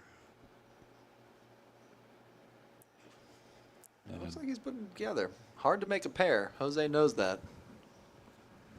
Even if it is just a pair of ducks. And I'm sure he knows Roy's frequency of his c-betting. And I don't even know if Roy bets that much with the queen, but he could do it with the flush draw, and that may be what Jose is thinking as well. He's going to let that go. He's going to try to find a better spot, and I don't blame him for that either. So Roy catching up, back up to that almost million chip mark. And Jose down almost to 500,000 chips. Yeah, and still ahead of, you know, half the table. Still feeling good. Frankie's the only one that needs to be making, or Frankie and Tony, I'm sorry, are still needing to make a move. Tony's needs a hand right now pretty bad. He's going to be big blind next hand. We're at 15 and 30,000, and he only has 105, so he's going to be putting in a third of his chips. Tony cracks me up. He is the short stack. He needs to make a move, but look at the smile on his face. He's still joking and carrying on. He's happy to be there. That is Tony. Did he wake up with one at the right time? Let's find see. out. Come on. No, not this time. So maybe he'll get one in on the big blind. I don't even know why they put Kelly's graphics on the board. Just, at this point, just fold and move on. Kelly will understand. It's Frankie's chance to get some of the chips back. Oh, here we go again. Jose with a very playable hand in the blind. Yeah, Frankie raised it up. Looks like it was 55. God, It's 75 plus 580. You know, Jose's probably tired of being involved right now, but this is another one of those situations where, you know, he's got Ton behind him in the big blind. He could call the 65 here. Ton hasn't had a whole lot of pre-flop aggression frequency, so That is very true. He could imagine Tom's going to fold behind him, especially just a random big blind hand. But ace-8 suited, you're looking for a pretty specific flop and not necessarily ace-high. Now, Jose, the clear leader of pre-flop aggression, by the way. 35% PFR. Yeah, Vicky says, poor Kelly. We know. We know.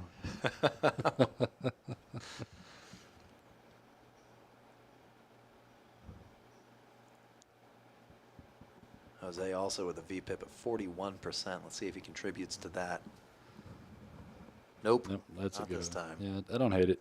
Ace-8 suited's nice, fine, and dandy, but you got a lot of danger coming around. And I think kind of a little grimace there. If he'd have known that Tom was going to be ripping it back into the bucket that quick, he might have defended that there. But when you got a guy with newfound chips, you don't know what kind of newfound personality he's going to have either. Great point right there. Yeah, those chips are power and their personality. And so Tom doesn't know if Tom's going to be making any moves now that he has the ammunition. So just go ahead and get out of the way of an awkward situation and go to the next hand, which is going to be Tony's biggest one so far, I think, of this final table. Come on, Tony. Needs to wake up with a hand here. He's not going to get away with much more. Kelly With the blinds there. got something, kind of. Not really. See if he gets bored and decides Got a little queen bit. 10 offsuit. But see, he knows that, Tony, he knows the position Tony is. Kelly's Right. a very good player. He's very table aware of where everybody's sitting. So he knows that's not a 30,000 hand that he can limp in with because Tony's probably going to rip in what he has left. So he's looking at a $75,000, $100,000 Exactly. hand. Oh, man. And Tony, Especially when everybody else is picking up hands here. that's it. Everybody's got a lot of high cards, a lot of Broadway cards. Roy with the suited ace. Yeah, if there's a time for Tony to have a hand, now's it because it might be 3-4 ways. Jose is definitely going to call here at a minimum with this ace-jack. And I wouldn't hate Tom's call, but they need to be aware that 80 is the price, and I think that would cover Tony totally. I'm not real sure. Yeah, I believe so. Yeah, Ton needs to. So do you want two people to try to knock somebody out, or are you going to do it by yourself there, Roy? He's going to let Roy do it by himself with that king. Oh. No, Tony. Yep, Tony had 10-7. It was a good fold since he had ace-9 of clubs, but Sure. boy, 10-7 suited such a pretty hand. That's a good one. If you're going to go up against a strong hand, give me a 10-8, 10-7, Mm-hmm. 10-9. Keep them connected, keep them suited, keep them kind of low. He's going to have to put in 15 of his, I believe, remaining 75 if the chip count is 100% accurate, leaving him 50 behind. That's And just if he can- two bigs. Yeah, and if he can fold this here, at least he's going to have the button and be able to see another orbit worth of cards and choose his own fate on which cards put him all in. Kelly with the queen jack under the gun. Let's see. He's still laughing. He's laughing. Yeah. It's so tempting, but he's still showing discipline. Not Still good showing enough. discipline there. Well, like I said, it handcuffs the entire table when someone is that short Right. because you're trying to get a person eliminated. You're trying to make that because this is $1,000 jump now. It's a big jump. Next person out's get 2,000. Well, the next place up is 3,000. So you're going to see a lot of selective aggression until Tony either gets a lot more chips or Does he shove? No, he just completes. he just completes. He's going to keep those chips. And he ran into it with Chris Carter's king 10. Oh, wait a second. We've Got a couple of outs here. 5, couple running hearts. It's going to go check, check. Chris is going to keep him alive. And there's the 9. There's the Tony's 9. Tony's going to put in his last 3 chips. There it is. And Chris can't call. Yeah, So- this is one of those spots. So Tony's going to pick up a big blind. Oh, no, he may just call it anyway just because he's got no real reason to fold it. Maybe he can hit a king. But maybe he doesn't. A whole blind and a half. I mean, 45, that's over 10% of Chris's remaining chip stack. That is true. Just to hope for a king or a 10 and hope, your opponent doesn't have spades, which takes away more of your outs. Counts it out. He's looking around. He's saying, that's barely a small and a big blind. How can I fold this? That's right. And Yep, he does does. go ahead and call it. So, and that's going to music to Tony's ears because that earns him another orbit's worth of chips. If he can dodge a king or a 10 on the river. Ooh, and he sure does. So Tony's going to get almost a triple up.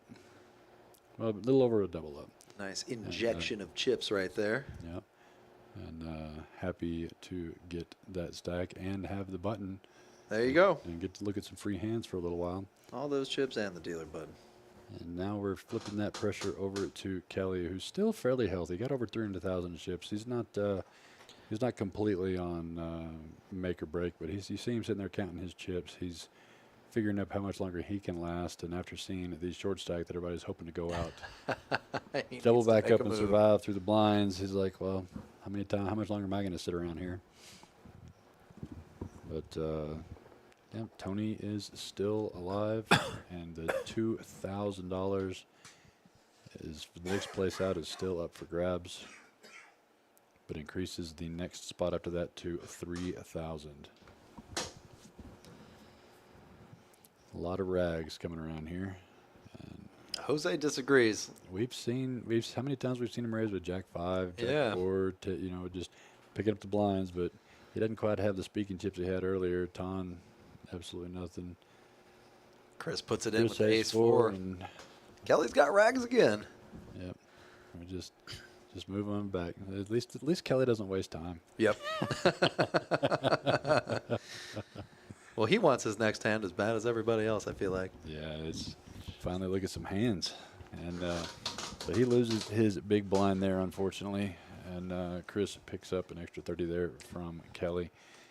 And Kelly's going to need to pick up a hand here pretty soon. He's starting to bleed back down.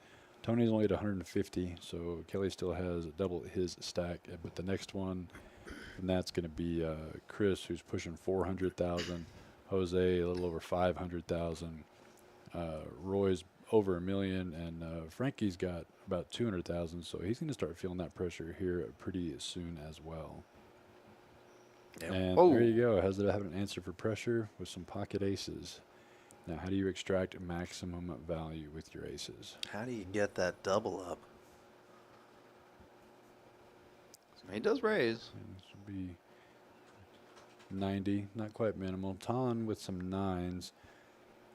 Jose is not going to be able to do much of anything with this 5 deuce. Going to posture just a little bit here.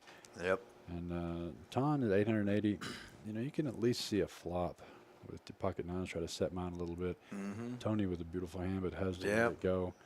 And Kelly just, whatever he typically has, 7-4. That's about his speed.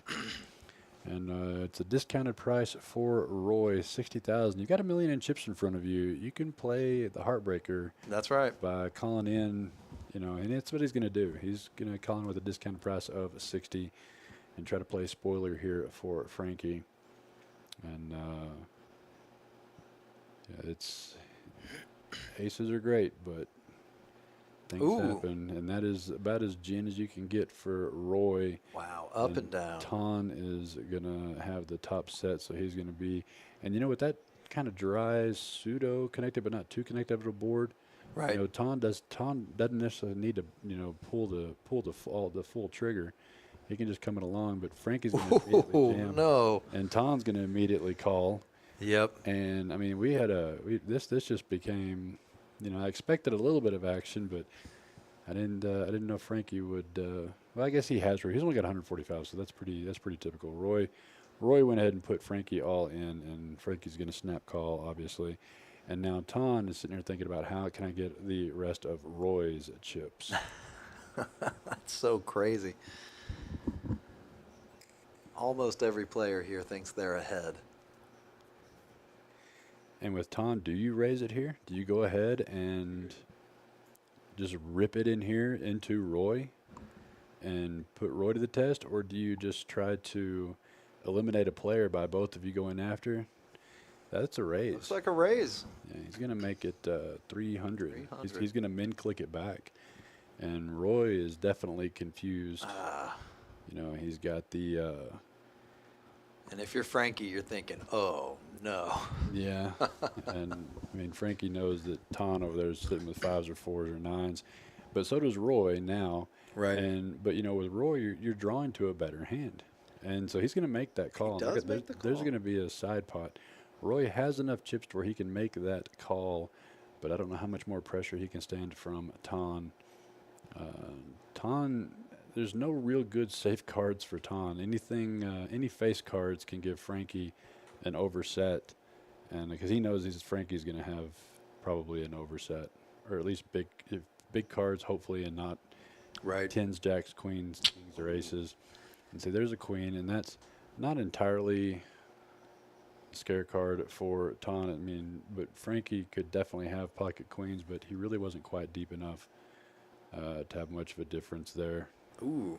Yeah, and Roy's going to let his draw go, so Ton's going to pick up Roy's money there, and that's going to be a good, It's a pretty good sized side pot. pretty good sized side pot. And Frankie here looking for an ace and only an ace. And I didn't see any aces. There may be 2 left in the deck according to the tracker. There are. Yep. Survey says Oh, ace on wow. the river. Unbelievable. So Frankie stays alive on the 2 outer. Wow. Well, and you know what? He was due after getting those pocket kings.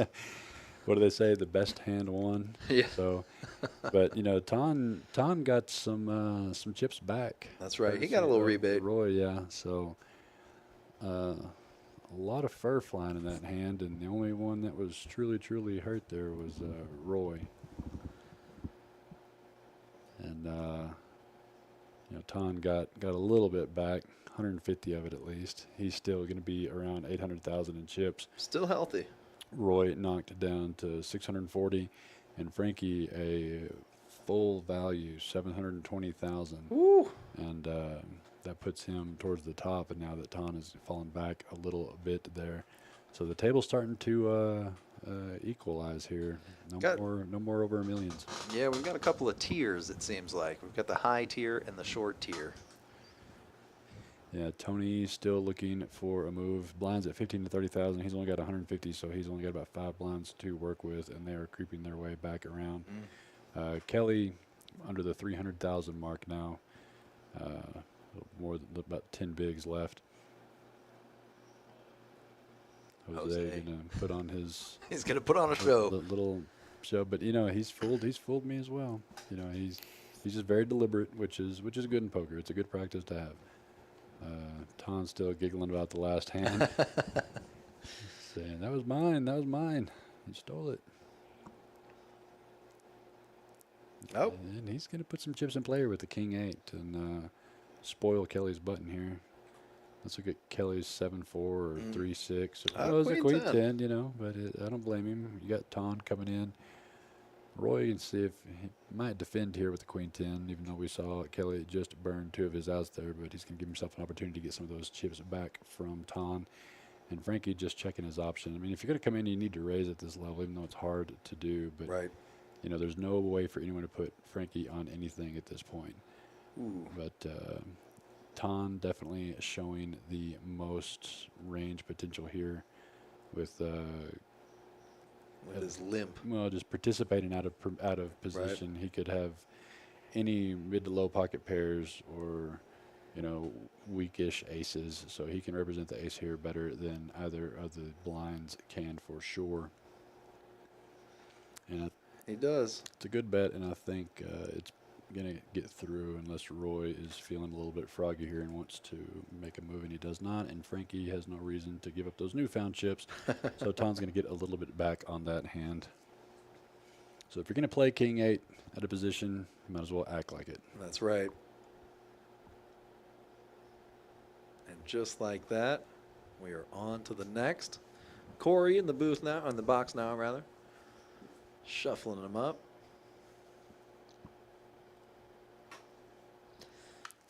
We got Thurman in the chat saying this is going to be gross, and he was right. He called it. Wouldn't be a live stream if it wasn't some 2 outers here and there. Those magic aces. I think everybody played it great. The cards just chose themselves at that point. Ooh, here we go. Tony, you're 2 hands away from being in the big blind. Is he going to play this in? He's going to go ahead and there it is. Well played. That's exactly what he needs to do there. And Chris Kelly with the fold. 10-9. Kelly just wasting space. And then Roy, Frankie not going to be able to call. Jose's not going to be able to call. So Tony's going to pick up the blinds that he's about to have to pay to keep him in the position he's in, which is a good place to be. I mean, if you can just pick up the blinds and survive another orbit, see some free cards, That's the way it needs to be. Jose's going to put on a little bit of a show here, but I don't think he's going to. I mean, he is in for 30, but it's still 120 more to him. He's going to let that go. And so Tony very excited to pick up some blinds there so he can survive another orbit. Well done, Tony. And now you're going to have Jose, who likes to participate in the small blind with Ton. That's right. Yeah, Jose's VPIP still the highest at the table at 34%, but it's not that much higher than, for example, Chris Carter at 30%. They both earned those pre-flop raise percentages probably in the first 15 Yeah. hands. They were definitely on the active side. Tony with the 8-6, not good enough. Not even close. Kelly's going to start denting cards here in a minute and ask for a new deck. And Roy in the cutoff. We've seen him raise in this position with weakish holdings to take those blinds away. It looks like he's doing that. Yeah, an offsuit ace. Yeah, and he makes it huge too, 105. I mean, that's the. I mean, I get it. It's not that huge because of the blinds, but it's definitely going to have a larger impact on these players. And you got to have some of your bluffs, pre-flop bluffs in your range. Looks like that's what Roy is doing here. And the blinds have increased, by the way. We're at 20-40. Yeah, it's going to start happening here. A little bit of discussion on betting, crossing the line, that sort of thing. Here at KoJack's, we do have a hard bet line. You can see that ring around in the middle of the felt. I guess they're just discussing Roy's raise there. But when you're playing for a prize pool of $50,000 and $15,000 first place, you're going to want everything to be just right. That's right. You got to get a little technical. And there's nothing wrong with that. I always tell everybody, because I do my speeches before the tournaments. I don't know if you've ever heard me do one of my speeches before. Being verbal in this game and saying what you're going to do before you do it, communication is key in poker. Helps. And you could definitely cut out a lot of the confusion in floor calls. If you're going to raise, say raise. And if you're going to know how much, just verbalize whatever it is you're going to raise to. And then it doesn't matter if you take a sip of your soda or put it out there, however you want to do it. Just say what you're going to do before you do it, and it locks you in, and it completely takes out any of the guesswork. Solves a lot of the world's problems. Just communicate. Roy with the offsuit blackjack here, ace 10. See, he's going to raise it up again. Or just call. No, that's a raise. Raising it back up. Frankie with those newfound chips, hanging on to him. I like it. Ton with, I hadn't heard the dirty diaper term in a while. That's what they call the 3 deuce on the Hustler live stream, I believe. Yeah, I believe so. And Tony's doing everything. He's going to pick up those blinds, which are huge, 20 and 40,000. Ooh. Tony really needs to make a move now. Nobody wants to be this next eliminated person at $2,000, even though it is $2,000 every level. They're going up from 2 to 3,000 to 4,000. So we've got 3 places with $1,000 plus pay jumps, and so you're gonna definitely see some hand selections happening because the ladder values are just so high. That is right. Now, what do you think the odds of a chop are between the final 2 remaining players? Well, my rule for my tournaments is you have to be down to the final 3, and then you have to leave a little bit on top to play for the belt. There's Kelly laughing about his hands as usual. He got the dirty diaper that time. Yeah. Roy has pocket 10s. So will there be deals made in the top 3 plausibly? I mean, you're talking about what was that, $32,500 just in the top 3 spots. Ooh. So, and these guys have almost no money invested. These were essentially free rolls to qualify to get into this tournament. It's a 0 entry tournament. There's a few access fees along the way, but no more than, I think, $80 is the most you could be out if you played in every qualifier and bought every bonus. Unbelievable return right there. Yeah, Chris is seeing some value in calling a little bit more since he was in the big, but looking for basically just spades at this point. Right. He's backed up into it, 88 to 12%. That's pretty rough. Needs a lot of threes or some spades, but doesn't know it. It's almost a 9-1 dog. He got one spade. Yeah. He's off to a start. Not a great one. Running dreams, but Roy is going to see bet as per usual for him, and Chris isn't going to be able to find a way to come along here. Not with the short stack. Yeah. Tony's still on the table. Again, no. Oh, he's goes bluff. over the top. I was Yes. about to say he might represent the queen, and he looks like he is. And, I didn't expect that. But Great play right there. Fantastic play. Tough to pull that play when you got a guy that's on the verge of elimination. Mm-hmm. But that's what makes it look so strong out of Chris there. Chris is saying, I don't care about $2,000 or $3,000. I'm trying to chip up and go for that 15 in that belt. And he's been showing a lot of his strong hands, too. So you got to think that plays a part in Roy's decision making. And the board is so dry. You're basically saying a queen or nothing here. And Roy's got to decide if Chris would check rip just a queen. Check rip. So strong. Yeah. And he lays it does down. lay it down. Gets it through. So Let's see if Chris shows this one. Wasn't an easy story to tell from Chris there, but the ICM implications are still greatly there. So Yep. well played by Chris, showing it no fear to move him over the 500,000 chip mark. Is his high point of the tournament, this final table for sure. Started out the short stack. Now pretty healthy. Yeah, and great move there from Chris. Showing lots of bravery. And now it is time for Kelly to pick up a hand. He's in the big blind without much left. He's still got plenty of chips, a lot of black chips there. He's not quite life support, but he's been getting a lot of trash.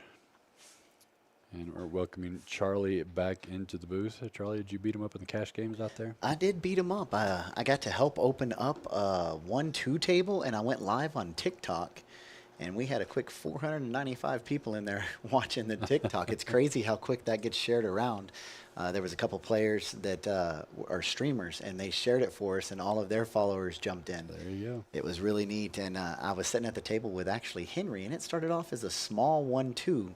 And it turned into what our typical 1-2 turns in when Henry went out ninth, had 1,500 extra in his pocket. Extra in his pocket, burning a hole in his pocket. And then the guy that sat next to me was the other one out that went out eight. So they definitely had some new money to be found. Yes. Whoa, C2's got some chips. Yeah, Jose, I got a lot to catch up on. Jose was trying to pick up the blinds here in the hijack with the ace-8, but Tony wakes up with a hand in the short stack, pocket sevens, and which handcuffs Kelly into folding not even a real good hand, but it didn't get any more pricing to try to put someone out there. So Jose looking for an ace or an 8. Let the cards catch up here. We can't quite see the board. So we actually talked to our dealers and told them on the all-ins to pause for a minute so that we can have a chance to commentate on it. Yeah. Looks like we had an all-club flop. Tony's got the only club in his hand, even though he still has a 7 or any club to catch. 11 outs left in the deck, and he's looking to survive, and it is... It's not going to be it. So we're finally going to lose Tony, who hung around really well, played his position well, was very patient, waiting for that perfect time to try to get some chips. But he is going to be our next person eliminated for $2,000. He was wearing that number 23 jersey just with the wrong name on it. So if you're listening in the chat, who's the best number 23 in basketball? Is it Jordan or LeBron? Or can you even compare the two? Well, Tony's got $2,000 additional dollars in his pocket. We'll go see if he goes to the cash tables like the other previous. Yes. So we just winner opened did. up our third cash table, and a fourth one is about to be paid. So it's going to be another busy Sunday here at KoJack's. So if you are in the area listening, the cash games are going really well. You can come. Our live stream is on in the main room. So you Multiple TVs. Yep, so you can watch the live stream and even peek your head into this newly remodeled live streaming room here at KoJack's to rail along with your favorite. We have 6 people left. So the count is CCC is officially eliminated from taking the belt Yep, home. yep, the belt. The River League is down to 2, Mm-hmm. and KoJack's is up to 4. Got 4, yeah. They've only lost 1, and I like the River odds. lost 1, and I like the odds.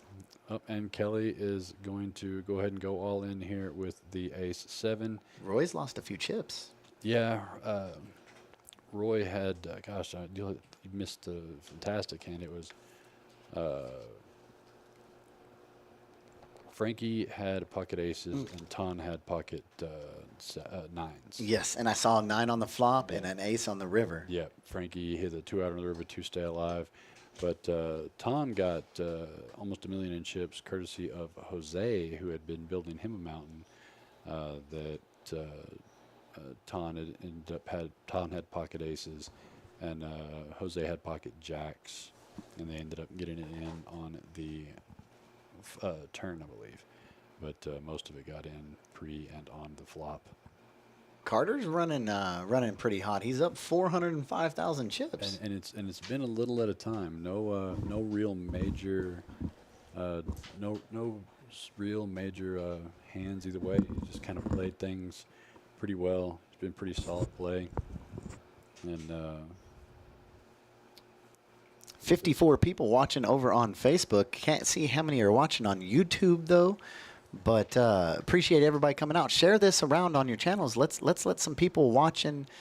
Oh, it's actually spread apart. We can see who's on both of them. So share this, and the more we have, the more we get to do this. So give us some thumbs up, give us some likes, give us some shares, and this can become a pretty common thing. We're going to be streaming again in 2 weeks. Correct? should be 2 weeks, yes. And if we don't get a cash game, maybe on the live stream between here and there, you never know. Man, that belt looks so nice. Yep. Frankie's leaning over. Let me read his lips. He said, go ahead and get out of there. The belt is coming home with me. I'm pretty sure. Have you ever watched those videos with the funny ad libs where it looks like they're saying something else? Yep. We can definitely get that. Yes. You don't say that about my mama. Great videos. Yes, sir, Mr. Arnold. We are on YouTube. Just search up KoJack's Poker Club. It'll show the little live emblem, and you can jump on that. We're trying to find some ways to go live on TikTok also. Everything these days is about social media, so the more we can get out there and look at this, Ton has the best hand in poker, and it's suited, making it even that much more attractive, but he's too good of a poker player. He's going to go instantly in the muck. Dollar's saying he's folding. That's an automatic 4x raise. Take down the pot. You earn a trip around the sun for free. With his chip stack, he could definitely do some pushing around, but the ICM implications on this final table are high. We have given away our 9th and 8th place finishers, $1,500 apiece, and then 7th and Mr. Tony for $2,000. Next person out is $3,000. And if you can outlast one more, it goes up another 1,000 to 4. How much did it cost to buy into this tournament again? This one was $20 if you felt you were feeling generous. You didn't even have to. No, 0 entry free roll. Those are amazing. Always, Brian. It's about time we see you in here again. We've got that. Don't forget, Brian. We've got starting April 25th, I believe, through the 28th. We've got that $10,000 guaranteed free roll. It's a little different format. You can. There's going to be about 10 million plus chips in play, I do believe. Yeah, I'm excited for that tournament. I think it's going to be interesting. We're doing the same one over in San Angelo at the River League. It's with a few more flights in it. And the next week is the final days of the 10,000 guarantee at Texarkana. They surpassed their guarantee today. I don't know if you heard me say that earlier. Yes, I did. They were pretty much at their guarantee after 3 flights. Pretty incredible. So this is flight number 4, right? This is 4 out of 7. I can see it. What was the guarantee? 10. I can see it getting close to 20 because everybody's going to start seeing what was it, 120 or 140 to enter? Well, only $140 dinner. And so The value ROI on that, it says, come and see me. If you build it, they will come. And that's what we're seeing at the Texarkana Texline Card House in Texarkana, Texas. Ben and his crew over there are putting on a fantastic event. I'll be there myself live next weekend as well. And looking forward to that. And like I said, if you are listening to this stream in that area, that is a tournament with a incredible value. Like I said, only $140 to enter into that tournament for that 10K guarantee that was smashed officially as of today. Frankie is going to min raise up with this king, queen, and Ton with the mystery hand going to complete since in the big blind.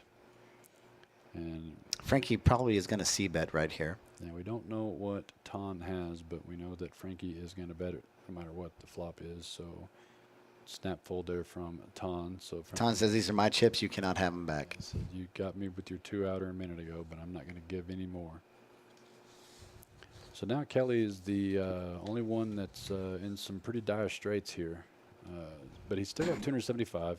He's got about a few orbits left. He really needs to pick up a good hand right He's here. got about 7 big blinds. Yeah, he needs to pick up a hand right here. Ton has a pretty respectful folding range for Kelly. They've played a lot of tournaments together over in San Angelo. And Chris has definitely shown some pretty good discipline. Slowly built that chip stack up with some well-timed aggression and some good folds. So this is Kelly's time to shine, and he's not going to get it, and he's going to laugh about it. Speaking of the World Series of Poker stuff that we were talking about yesterday, there's another WSOP shirt. Oh, yeah. He plays in the seniors events there at Las Vegas. He does well. Jose going to do his contemplation. He's done a couple button steals here. Now I don't know if he's going to be as prone to do so since Ton has built a stack. So good fold there, but Ton on the small blind here, he'll probably at least min click it or make it about 100, maybe 100. Yeah, he's going to at least Looks like 100.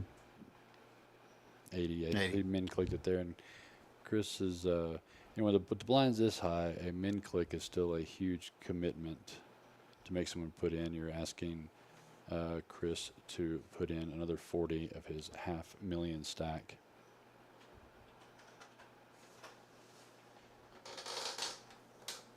Let's go, Team KoJacks. That's what I'm talking about, Basil. Hey, we got a seat open for you.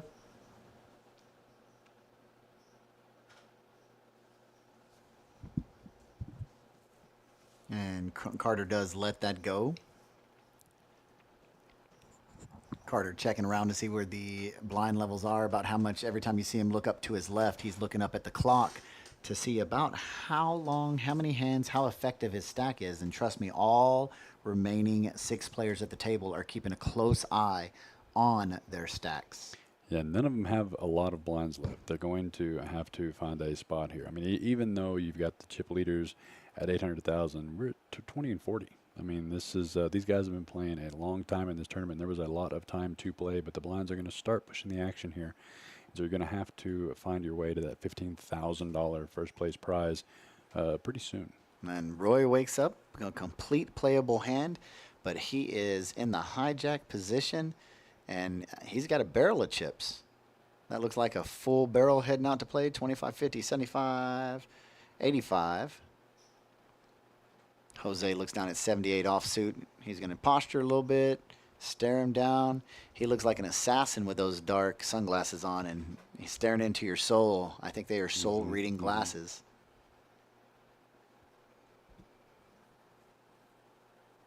Not many playable hands, and Carter looks at 9-3. That's going to instantly go, and Kelly looks down at 75. Can't do much to protect that, so Roy earns a 60,000 chip profit, and oh, Big Taco, what a luck box hitting that ace on the river. Yeah, he did. You gotta love Basil. He's got some of the best sayings. His favorite raise is fiddling. What is that, 15 he's raising to or what? Yes. That's funny. Yeah, I think they text him. Basil, I think your seat is open in the 1-2. Yes, and we just paged another 1-2 table. Yeah. Frank, I remember your name from the final table in one of our last events there. It would have been great to see you in this one. You have the chops to be running for that belt. Ton's got some chips. Ton's got 22. And I don't think it's going to be a call. Calling with twos leaves too much open for a raise and a half to fold.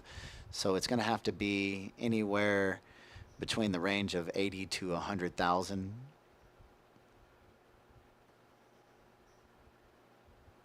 So you're going to see our dealer lean over, cut them in stacks of 25K, 85. That seems to be the typical. Instead of the 3x raise, you're seeing a lot of just min click plus a little.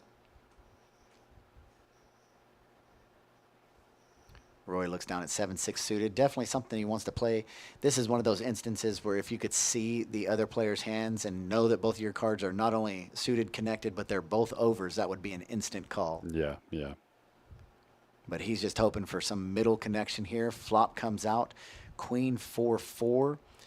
Thing about this, though, is any bet from Roy and Ton's going to have to fold. It does go check, check. Turn card comes a king, and I think Roy is going to continue here. Nope, he has officially waved the white flag. And the river card comes an ace. Now, any bet is going to take it. And it goes check, check. Ton flips over his deuces. Roy's going to see a missed opportunity to steal that pot. And some freshly minted chips heading right over to Ton. And the hand is complete. Button moves on around. And Kelly finally gets the button there in front of him and gets to rest for a bit with his 215,000 left. He is the short stack. Needs to find a place to get a good double up or more. And either the blinds just went up or they're about to go up. Yeah, on screen there I'm looking at 2040. 2040. Yeah, that's what they are, 2040. Okay, so they're probably just about to go up. And the next person eliminated is going to be awarded $3,000 for their efforts. And then they ladder up to $4,000. And the next one's $5,500, then $7,500. And then a good jump to $10,000 all the way for first place, $15,000, and the belt that I think is in the, what, the 6th seat, 7th seat right now? Yeah, we'll move it around. We'll give him we'll give that belt a new seat. We'll start calling the belt Fred. We'll give Fred a new seat. Fred's the only one that gets a redraw every once in a while. Well, as of right now, Fred is going to be staying in KoJack's or headed to San Angelo. Unfortunately, CCC lost their last representative in Ricardo.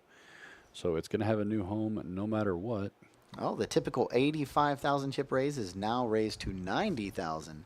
A little different. Frankie says ace-10. I'm not even going to mess around with it. Good hand. Yeah, I don't blame him. You're really dead a lot to ace-jack, ace-queen, ace-king there. Yeah, Basil, that was a good bluff on Roy. Very unexpected with a short stack at the table, showing no fear poker on those $1,000 plus ladders.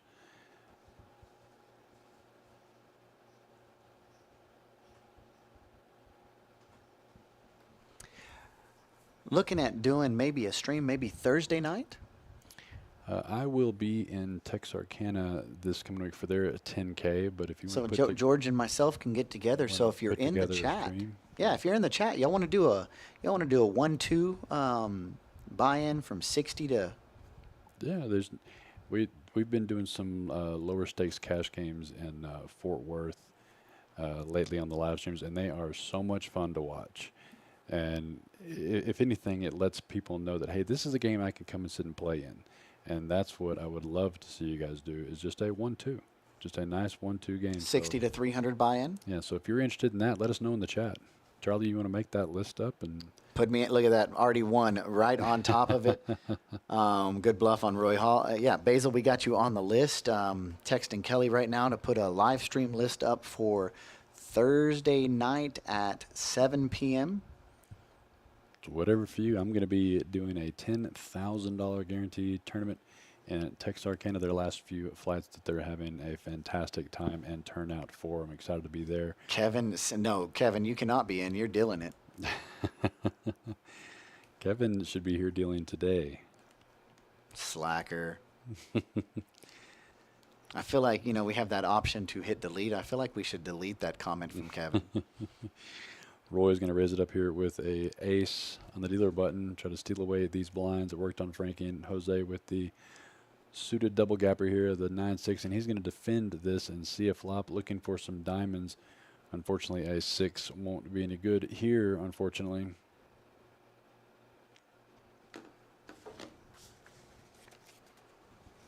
You want to get coolered on the stream one time, Kevin?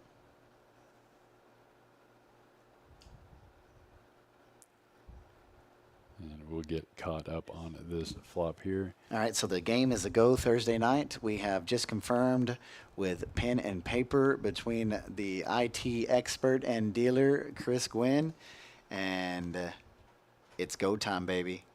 So we've got Basil on the list. Let us know in the chat. Send us messages on Facebook. Let us know in the chat right now if you're interested in sitting in a fantastically entertaining 1-2 game this coming Thursday right here at this table where these guys are playing for a lot of money, and a good bet there by Jose with the flush draw and second pair to pick up that. And Roy has worked himself downward, a little under $500,000 in chips now. So Hey, got an update for you on that text line prize pool. $14,720 sitting in the 10,000 guaranteed tournament. And the best part about it, there's 3 flights to go. So I called out earlier possibly 20,000.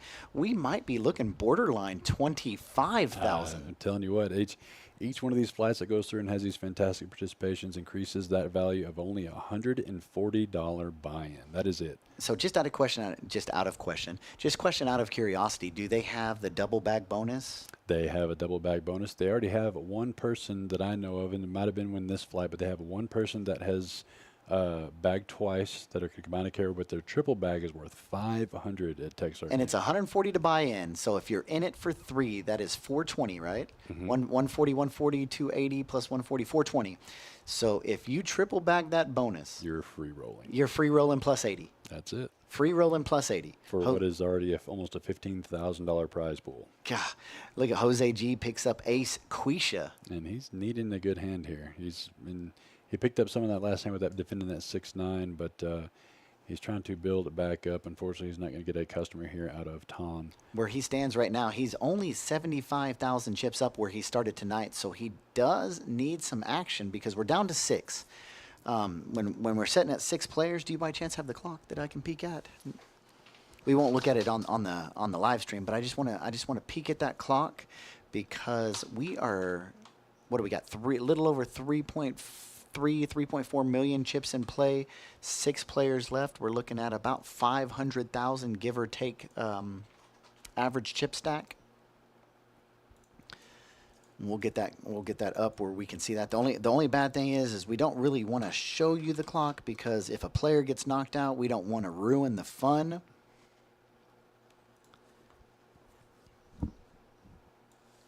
And so the average chip stack is 6 divided by 35 is right under 600,000 chips at this point in time. And next person out is a $3,000 winner. Yep, Kelly found his spot here. Let's see if he gets a caller or can pick up some blinds to survive another orbit. Ace-10 suited finally found himself a good hand. Kelly's been looking at rags, bad rags. I was waiting for him to ask for a deck change, even though he knows he can't get one. So he's got 2 players left to dodge. Ton picks up the ace-9. His wife is sitting in seat number 7 on the 5 on the button table. She's got a pretty stack out there too, and every time he wins a hand, she's standing up clapping. She's got the camera on the TV out there. That is funny. So yeah, you can come play in the cash games here at KoJack's right now. We had 3 tables going right now. Yes, 3. Open a 4th. 3 tables running. You see players right there. We've got players sneaking in the room. You're welcome to come in and rel. You just can't talk to the players. You can't discuss anything. You can say, "Let's go, baby." You know, like at the World Series of Poker, we were thinking about doing some cardboard cutouts of each of their heads, so they can. We need to put a camera in there so we can put it on the peanut gallery. Yes, yes. One of these days, I'll be at the World Series of Poker final table, not of the 10K buy-in, but I would like to try that mystery bounty. Oh yeah, mystery bounties are a lot of fun, especially if they are live streamed to show everyone what they have. one for everyone. Tyler asking about the 1-2 live stream, 60 to 300. Is that a 70% buy-in or 300? No, it's 60 to 300 max cap on that. Usually in our 5 on the buttons, we do a 70% buy-in, so the person with the most chips can have, they've earned that advantage. But in the 1-2 tables, it's no running it twice, it's no double board bomb pots, and it's no pause. We've got pocket aces in Roy Hall's hand.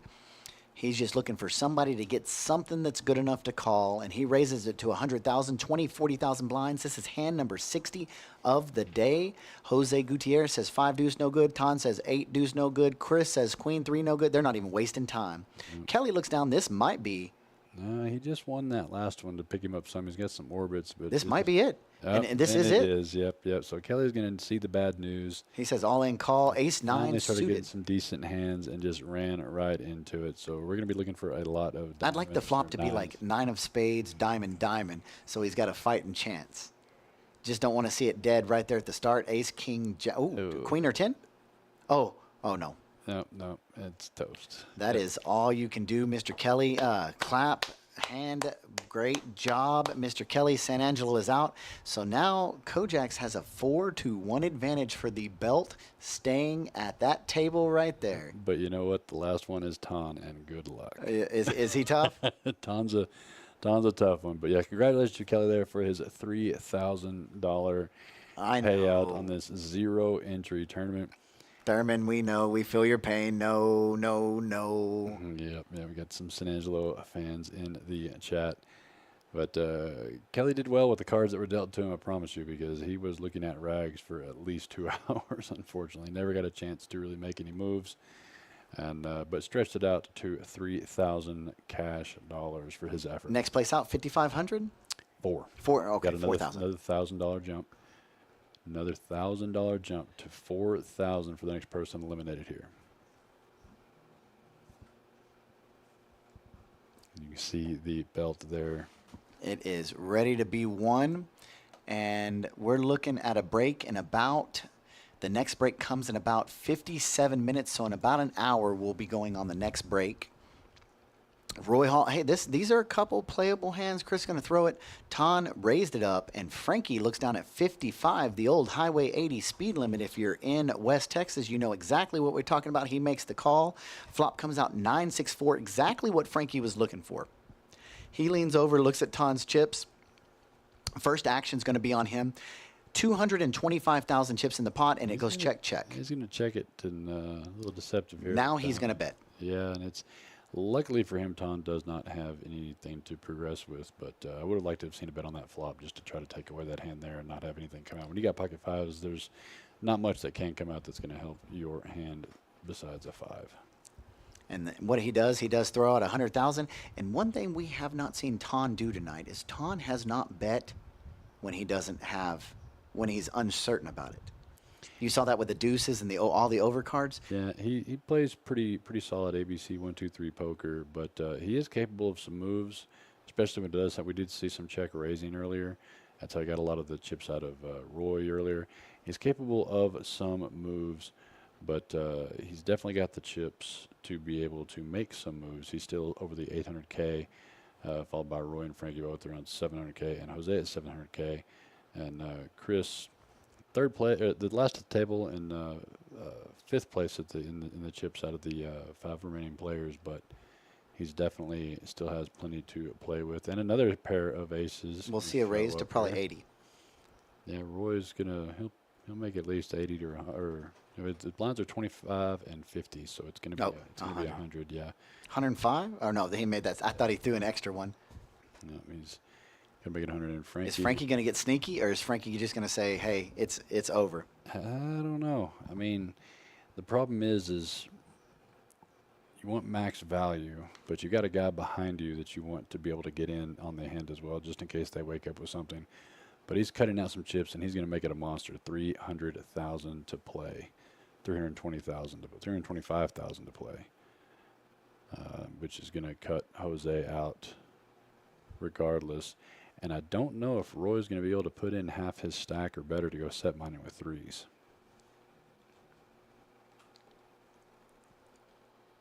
Yep, no, it's just going to go fold. And but he still gets that extra raise there out of Roy. And Roy giving him a look there, saying, "Really, you making a move there?" But I don't know if he couldn't see if he showed the aces there or not.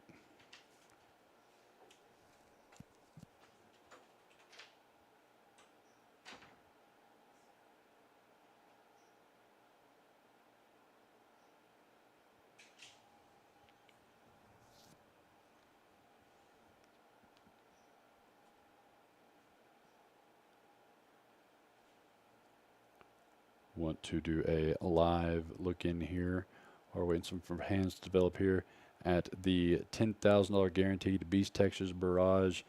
I know they had the live stream. I don't know if they can hear us, but congratulations to those guys for having a fantastic flight today on this Sunday. 43 entrants into that. I will definitely get some of the math together, but they're probably sitting, like I said, they said earlier, almost 14,000 in that prize pool.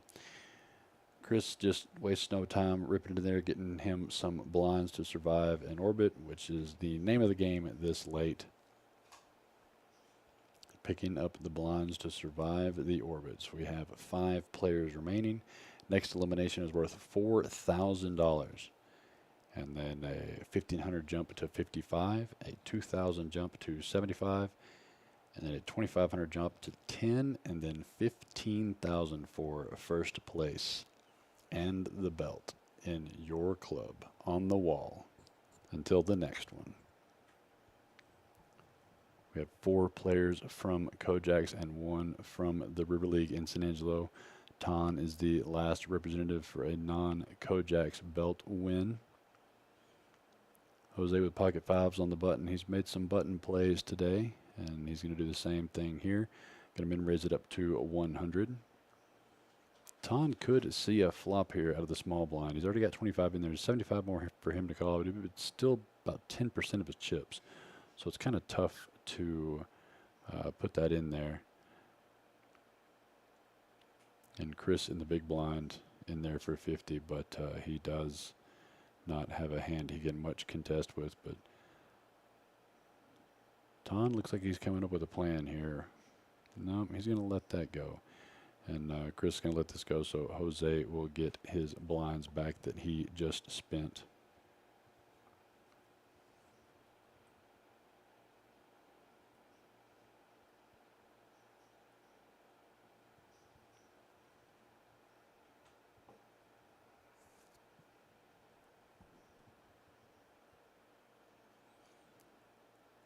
Again, some of the stuff we have coming up here at KoJack's, the 10,000 guarantee at the end of the month. It's going to be the 3-flight free roll.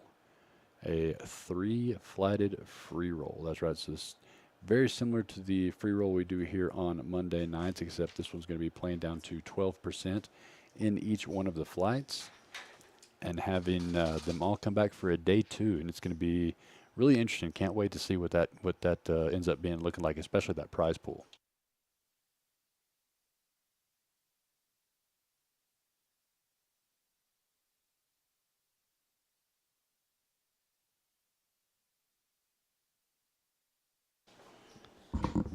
So Jose picks up in the cutoff. He picks up ace 9 suited. And a quick fold from Ton. And Chris, Chris Carter says all in 455,000 with a not a superior hand, ace 8. He is way behind. And action's now on Jose. Is this the time that he wants to risk it for the biscuit?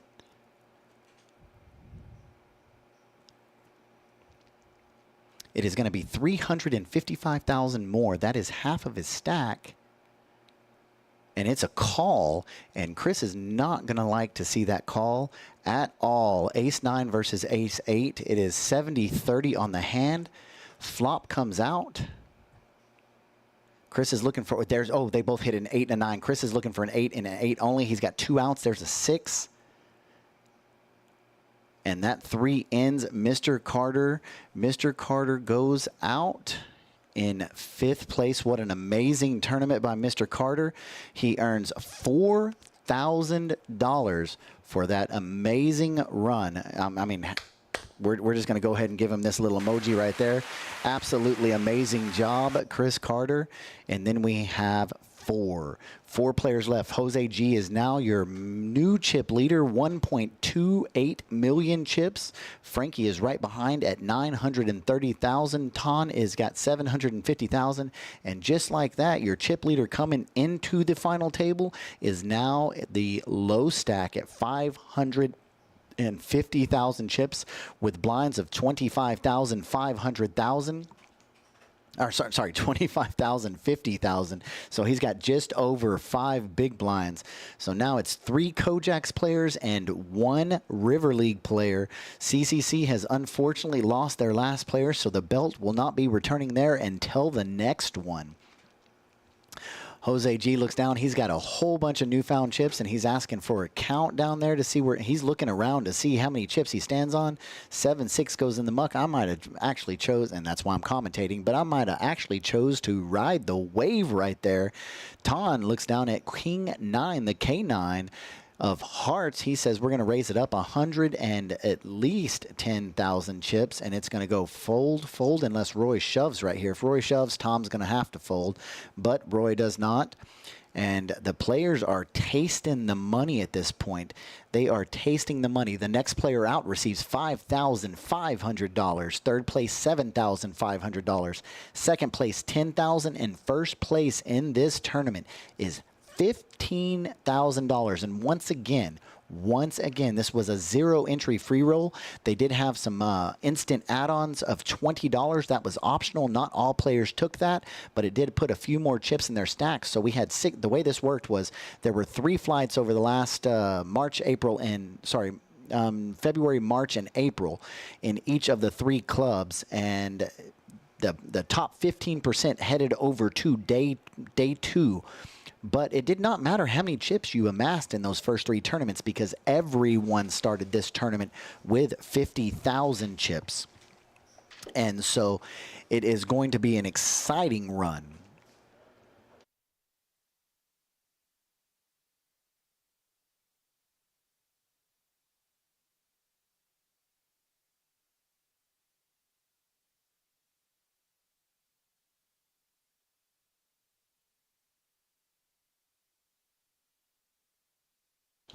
So the mic is back on. The cards are back around. Reese has joined us in the box. What did I miss? Just a little chip movement. Chris Carter got eliminated. Chris was shoved all in with ace-8, and Mr. Gutierrez had ace-9. Made the call. They both flopped a pair of 8s and 9s on the board, and Carter was way behind as he only had 2 outs, but he did walk away with $4,000 extra dollars. That's right. And the ladders go up now to 5,500. 5,500, 15,000 for first place. What these guys are vying for here, and that belt. You know that 15,000 will cover you for main event in Las Vegas this summer. Main event at main event Las Vegas summer. That's a main event seat. But hey, I've got a question. What's the question? Can you flip the camera around for just 1 second? What are you doing? What am I doing? I'm thinking of a number, and I've got it up. And it's a number between 1 and 20. And if you guess that number higher than what I'm guessing, we might give you a teaser or something. So type that number in. You did this to me for the 200K. I did. You know, we've always got something up our sleeve. Okay. So play a 1 through 20 guess game with Charlie, and I'll sit over here in pain thinking about what he wants to talk about. I've got a number, and it's written down right here. And if you can guess higher than that number, the first person to guess higher than it, we'll give you a teaser. 16. The number was 6, Mr. Ragsdale. The number was 6. Then both of them hit it. Both of them would have doubled up on roulette. Doubled up on this. Okay. So what's your idea? Let's maybe do something where we give away maybe a seat or something. Do you want to give away a seat to the World Series of Poker? I do. I do. Can we make something happen? That's a $10,000 ticket. I don't want to give away one. I'd like to give away a bunch, maybe. Well, Reese is over here. He's got his fist up in the air. He's got me by the neck. I mean, I'm choking over here. We're going to work something together for you. We maybe already have it in the works. We just maybe wanted to give you a teaser, so be on the lookout for social media. Is Jose going to call this all in here? He's got He what? raised it up pretty thickly.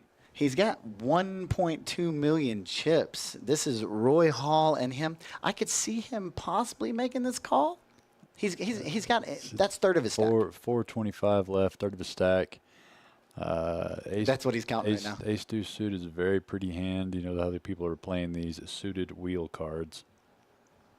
So if you're in the chat and you like that idea, give us some thumbs up. Tell us if you don't like it, put some thumbs down. We won't make something like Charlie that wants to happen. give away some World Series money. I like to give away stuff. I like to give away stuff, and if you like to receive free stuff, give us a thumbs up in the chat. Give us a like on Facebook. Give us something. Let us know that you like this idea, because I've always wanted to play in the World Series of Poker. One time in my life, when I have an extra $10,000, I'm going to play that main event. Let's do it. Look at Jason Christie. Let's do it. All right, so we'll get these bald minds working on something fun, and only if I win it. I like that, Francisco and Jamie. I like money, so we will build something for you. I say we'll build something. We've already got something building, and we'll put it out on social media. He folds the ace He let it deuce. go. I don't blame him. I mean, next person out gets what is that, 7,500 or 5,500? $5,500. $5,500. And then you're 75 for the next one up, and then 10, and then 15. So there's still a lot of money to be made here. It's crazy how when tables break down the way they break down.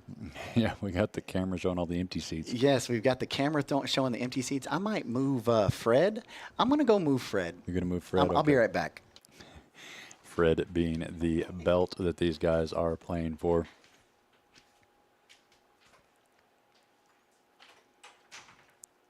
And there are 3 gentlemen from KoJack's and 1 from the River League in San Angelo to keep the belt here in Midland or take it to San Angelo to be hung up until our next 3-club event. That belt was proudly put on display at Celebrity Card Club in Odessa for the last 3 months. Fantastic work by the ladies, Misty and Sissy, over there in Odessa.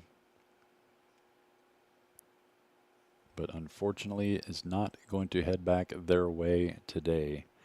The last remaining Celebrity Card Club participant was eliminated in 9th, unfortunately, but earned a $1,500 cash ticket for his efforts. Roy's going to play Thief here in the small blind and going to work to take the big blind back from Frankie.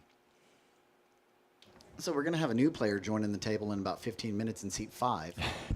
Fred will be joining the table in seat 5. I've already told him Fred's the belt. Fred's the belt.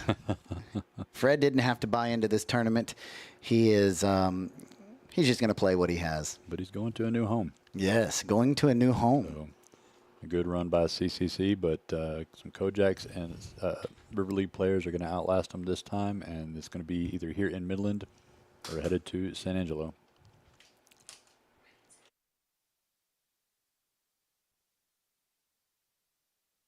Oh, yeah, gotcha.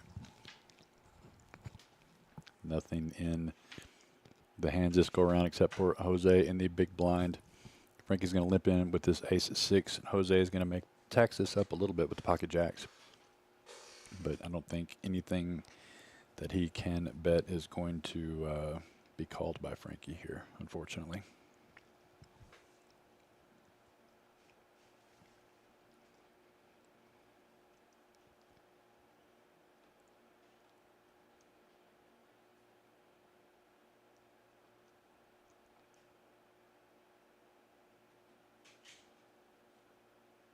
He's going to raise it up here, and Frankie's going to let this one go.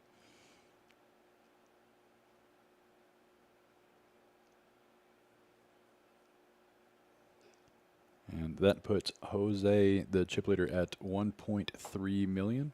And all the other 3 players are right about that 7 to 750,000 mark. So the chips are pretty decently spread amongst the 3 with Jose there having the lion's share.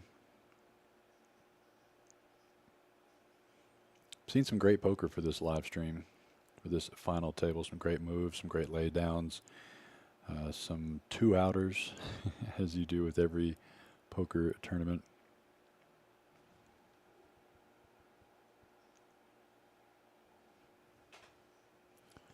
Jose again with another really playable hand, four-handed.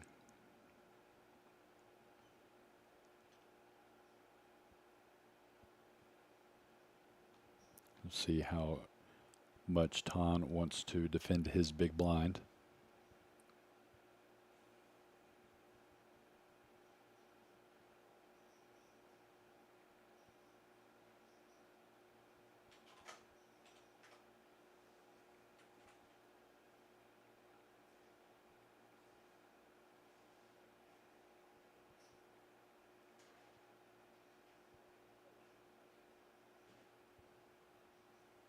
Makes it 125.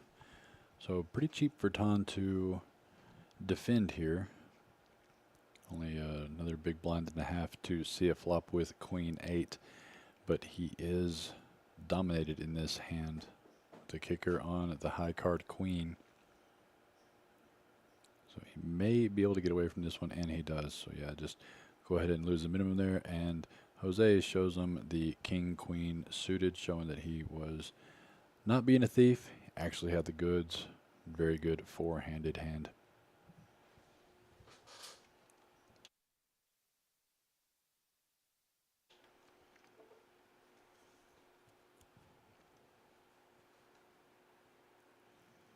And if you've just tuned in on the last little bit of the stream, this is the final four of our $50,000 zero entry free roll. They are playing for the final four places of $5,500, $7,500, $10,000, and $15,000.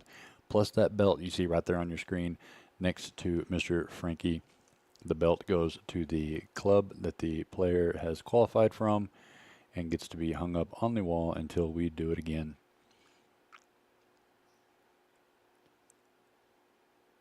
Jose on the button here with another good playable hand, Ace-10 offsuit.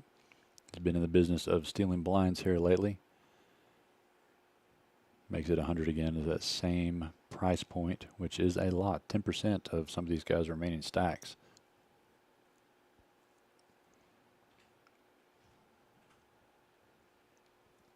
Tom's going to let that one go. Roy has an ace, but how much does he want to play it with that 7 kicker?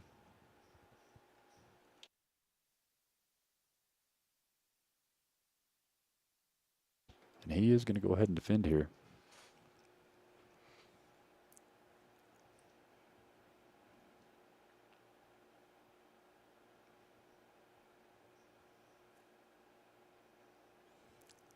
King 10-3, middle pair for Jose.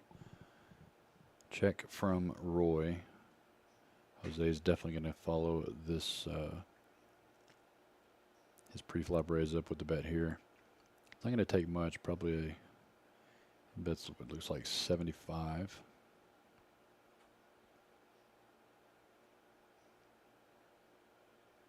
And Roy will not be able to continue, so that will bring him down to the shortest stack of 600,000 in chips.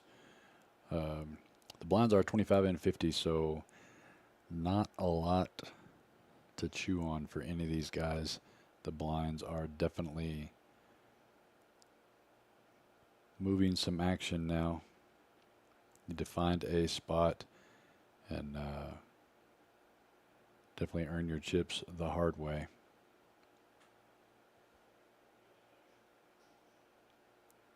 Jose keeping his string of aces alive. Ace-4, another ace, four-handed.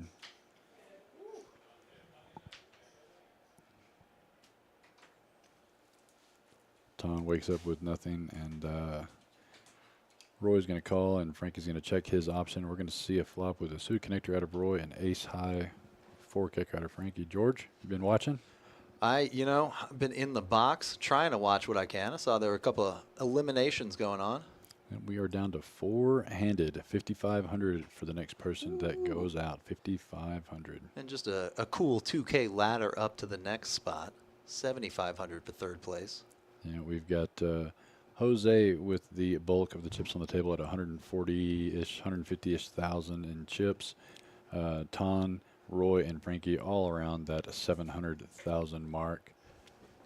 So it is definitely Jose's show right now. He's been showing some pre-flop aggression, but getting some good hands too. That helps. That definitely helps. Now Roy with the ace jack, it looks like. Yeah, on the button there, being able to make it disguised a little bit. Like he's making a button play, but actually has the goods. Tom's going to let the 8-4 suited go. Let's see what kind of pricing. Most of the players the last few overs have been making it just 100,000, just 2x the big blind. And it's while it's only a min click, it's still a lot of money to these stacks. Yeah. And that's all you really need too. That's going to accomplish everything you want. You want to kind of isolate maybe one other player. Yeah. Unfortunately, he's not going to have any customers on this one, but he is going to pick up some valuable blinds on his shortish stack. Jose thinking about it. Oh, Keep that trademark going.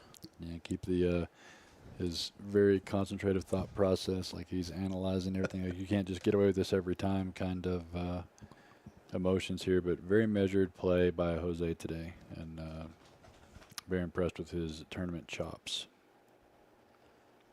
There it is. So Roy getting some of that valuable blinds back to survive an orbit here.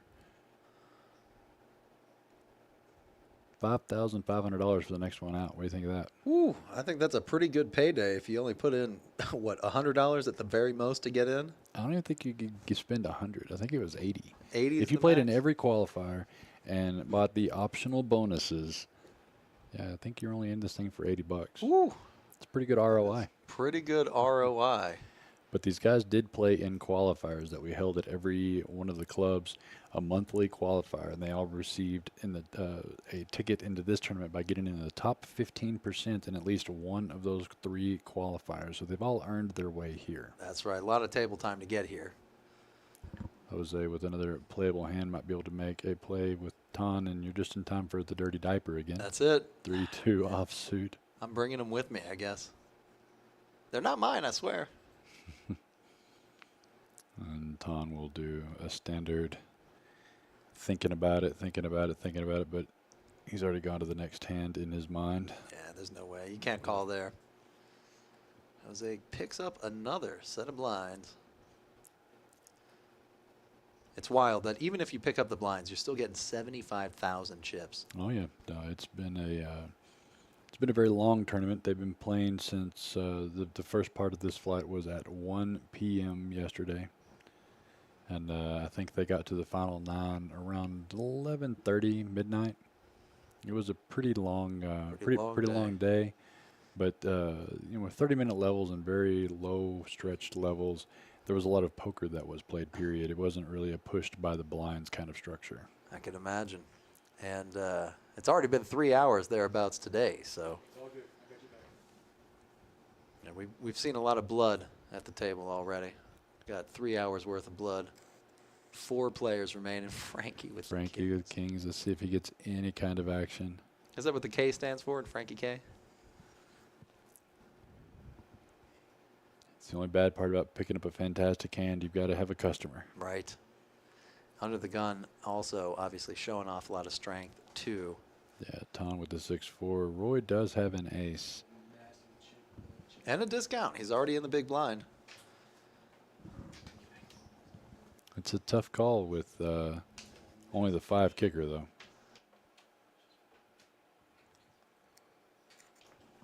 But he is going to see a flop, so Frankie dodging an ace here. Oh, here we go. And you know, every time you're holding kings, one of them's going to pop up on the flop.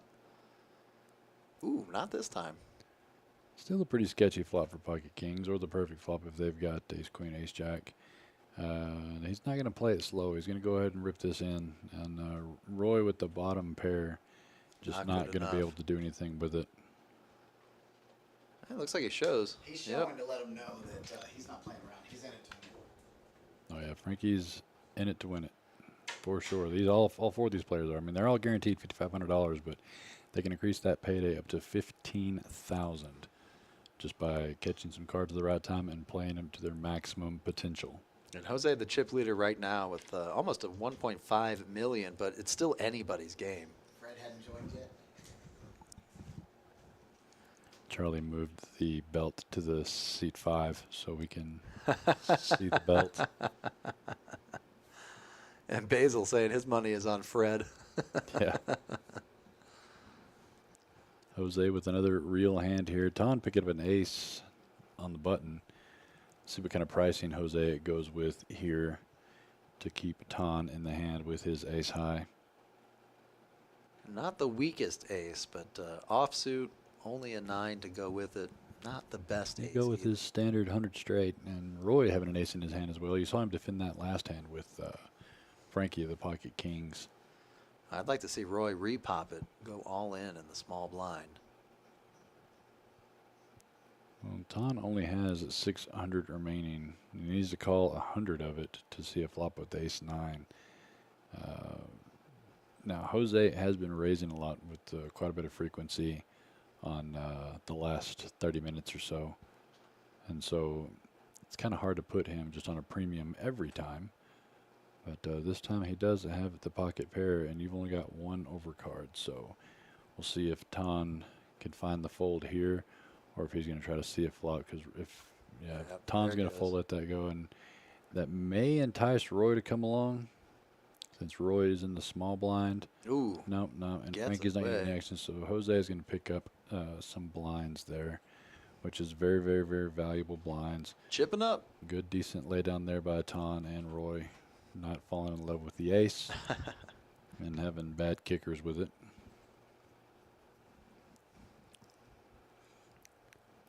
But like I said, I would have loved to see that all-in shove from the small blind position. That's a Puts- pretty good strength puts- play, Yeah, put some sweat on those tens. right? Looks like on the screen the blinds are up to 30 and 60,000. So 3 of these guys have about 10 bigs, and Jose's still got the lion's share, around 150 million. And it's just a game Or of 1.5 million. I'm sorry. who can last the longest when you have that many short stacks and this few players. Yeah, and these ladder jumps are no joke. That's The right. 55 plus 2,000 for the next place, 75 plus 2,500 to 10, and another 5,000 for first. Looks like we got some blind on blind action here. Yeah, Jose did pick up an ace again. There's Charlie moving the belt. Moving He Fred. called it Fred. I guess he would know. He was prancing around with it earlier. They got to know each other pretty well. He can name it, I suppose.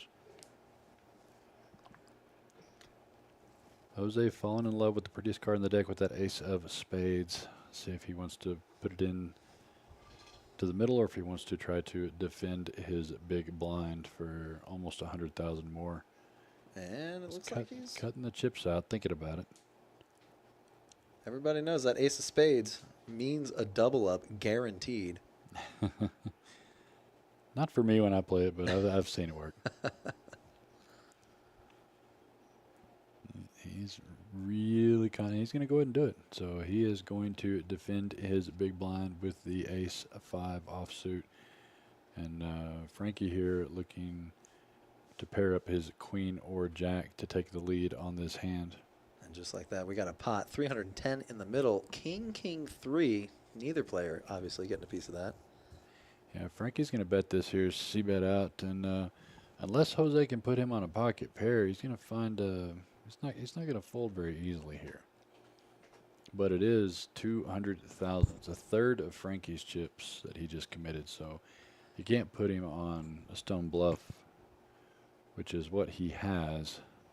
But it's hard to pick off a bluff with ace 5. And it's hard even to call here with Frankie putting that much of his stack in the middle. It's kind of a shove or fold situation for Jose. Yeah, Jose doesn't need to call, that's for sure. He needs to just rip it in here and get Frankie to commit one way or another on his storytelling, or Jose can pick up a very nice pot at this point, $500,000 pot. Really set yourself apart. If he wins this, he will have over 50% of the chips in play, if my math serves. Absolutely. He's piling them up like he normally does, Nope. and he goes in and lets it go. So Good C bet right there by Frankie. Yeah, like I said, there's still good poker being played with a lot of implications on every single move. Big ladders, big money, with very little investment from these guys, just the efforts that they put in to get this far. There's the belt. There it is. Fred, as Charlie's calling it now, apparently. Fred is shiny. I'll tell you what. You can see the reflection of Corey's hands in there very well. It's a very heavy metal belt. Oh, yeah. It's very real. I like it. And we've got one shot at the River League with Ton, and then 3 shots to stay here at KoJack's with Roy, Frankie, and Jose. If any one of them win, we'll stay right here in KoJack's. Roy with a real hand here.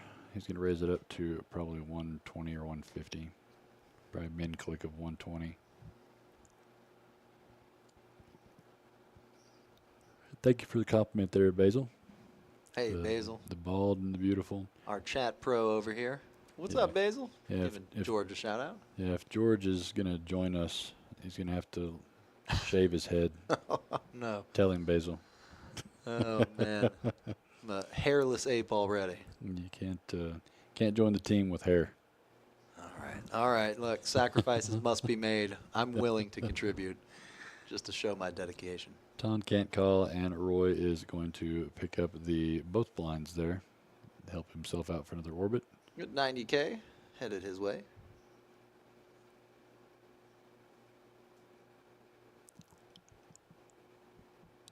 Four players, but we have not slowed down, really. Still a lot of action, still a lot of poker being played. Well, these guys are raising in their positions with the hands very well. Good hand selection. They're definitely earning this belt in the room and the $15,000 first place prize. That's right. 15K. Ooh, Frankie with the 5s. I'll raise this up. He's got just shy of $1 million. He's got some chips to spare to raise it to about 120. You don't have to raise him. Now he's going to let it go, and I don't blame him there either. It's a lot to commit, and if anybody re-raises you, you just know you're crushed. Right. Jose with 6-4 off. Certainly a hand good enough for him to think about for a minute. Yeah, you could maybe think about stealing the blinds if they wake up with nothing, which they both have. Ton may just give Roy the walk here. I don't know if we've seen a walk in the blinds yet. If we did, I haven't. Oh, never mind. He's going to call it, and it's going to give Roy the option to put some more chips in the pot or just try to see a flop with that 10-5 offsuit.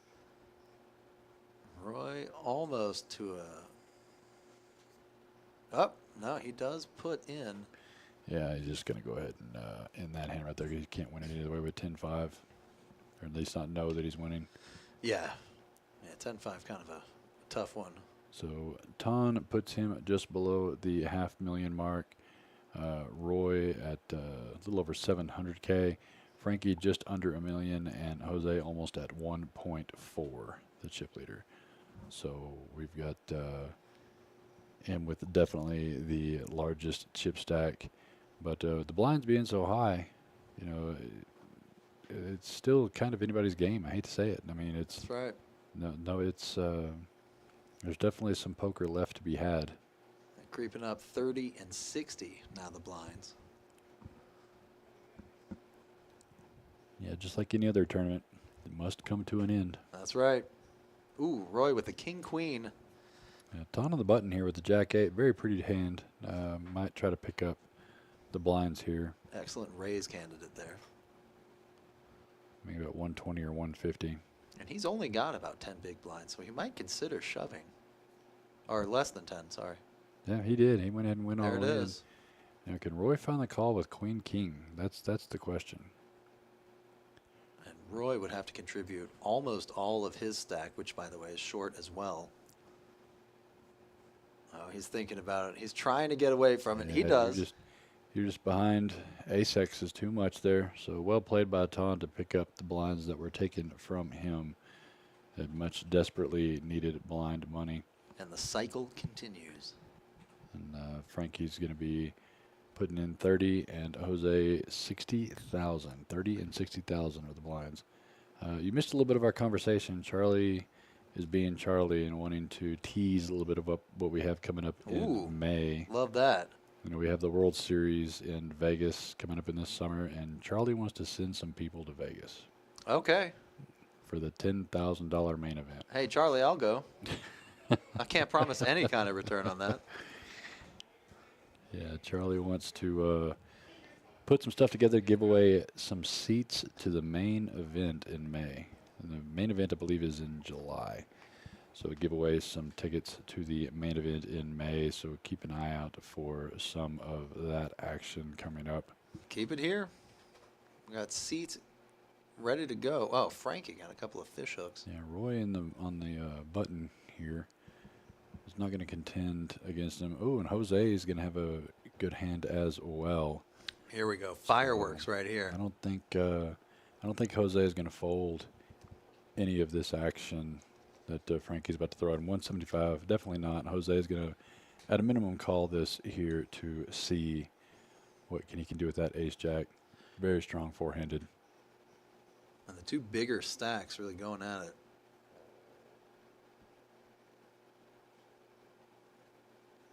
Does just make the call. We're going to a flop. Pot 350,000.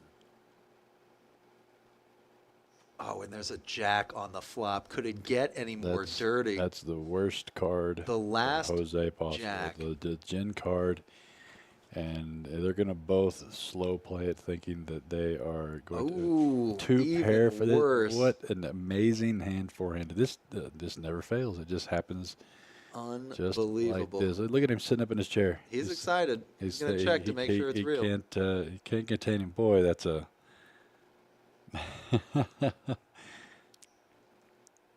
Oh, man, this is disgusting. Frankie's hoping that he at least has an ace. Little does Frankie know he's got the ace and the jack, thinking that he has just got the stone cold best hand here. Jose doing the pump fake on the fold. He's playing it off, but I don't know if he tries to get it in here or not.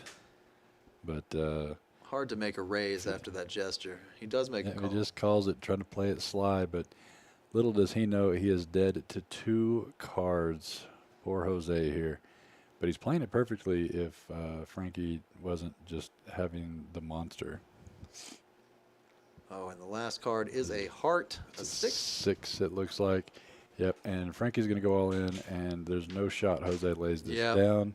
Snap call. Snap call, and the most unfortunate card there, and Jose can't believe it. Look at him. Yep. It's like, how does that happen? The last jack comes out, and then the ace for the teaser. Tough, tough, tough. That is the epitome of cooler. And Frankie gets the full double up. Jose now, I believe, the shortest stack out there. Yep, it looks like the shortest stack. My, how giants fall.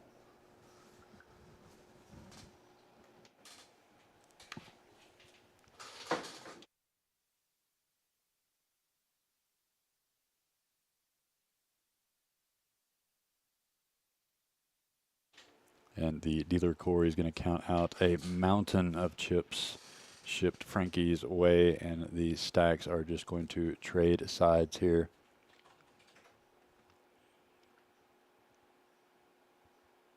Do a chip verification for a big, big, big cooler four-handed. Head over to Frankie's way, and that's going to put him at 1.7 million. And Jose is now going to be the short stack, just under $500,000. And a big momentum shift there.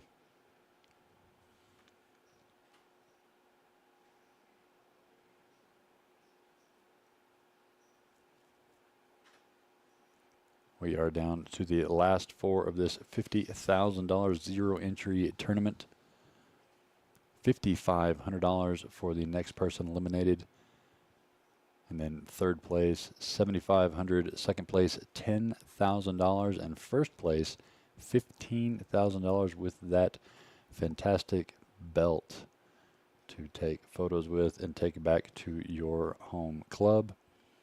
And with these four players remaining, it's going to be staying here in Midland at KoJack's or headed to the River League in San Angelo if Ton, they're in the 2-seat, takes it down.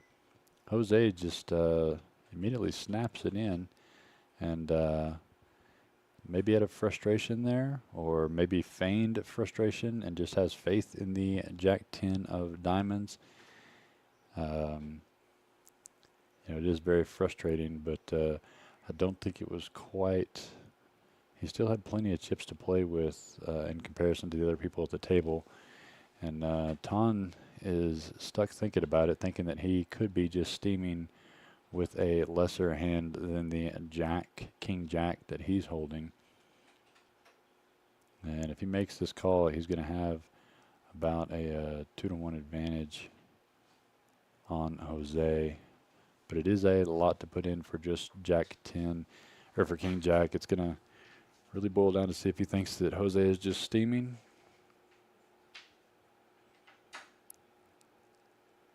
If Jose is just steaming, or if he really does have a monster.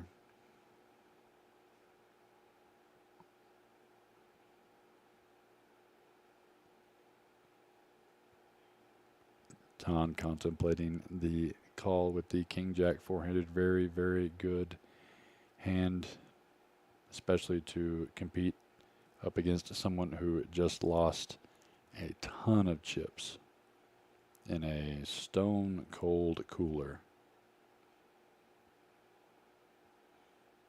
Ton's thought about this for a while.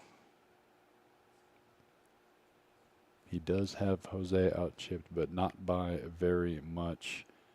And if he does call, the winner of this pot will definitely be able to contend with Frankie on the road to that $15,000 first place prize. And he called it. He did call it. So Jose all in for his tournament life with Jack 10 suited against Ton's King Jack. So Jose looking for a 10 or a lot of diamonds or some straightish cards to stay alive. And on the flop, Ace, Jack 4. That's going to take the lead for Ton with the King kicker. Needing an ace for some chop outs or a 10 to take the lead. There's the King that is going to open up only 4 outs for Jose to stay alive. A queen and queen only on the river. And that is not going to do it. So Ton is going to take down that $1 million pot and continue on this journey for that fantastic belt and the $15,000. But definitely congratulations to Jose, who played, dare I say, probably the best I saw out of the final table as far as putting his chips to work, making good moves, applying good pressure, built up a monster. He has played fantastically at this final table and had to have played just as well to get to this final table through the field of yesterday and the qualifying tournaments to be here at all, and rewarded by $5,500 for his efforts, and we are down to 3. Now, by tournament rules, no chop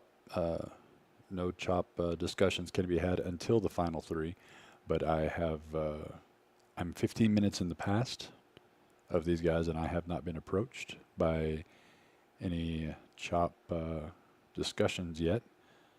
So these guys are still playing. The blinds are at 30,000 and 60,000.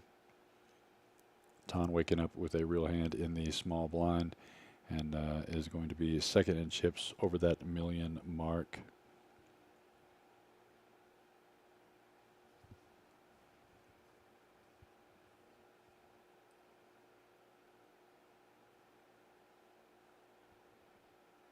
Roy's going to fold out there, and Ton is going to pick up those blinds.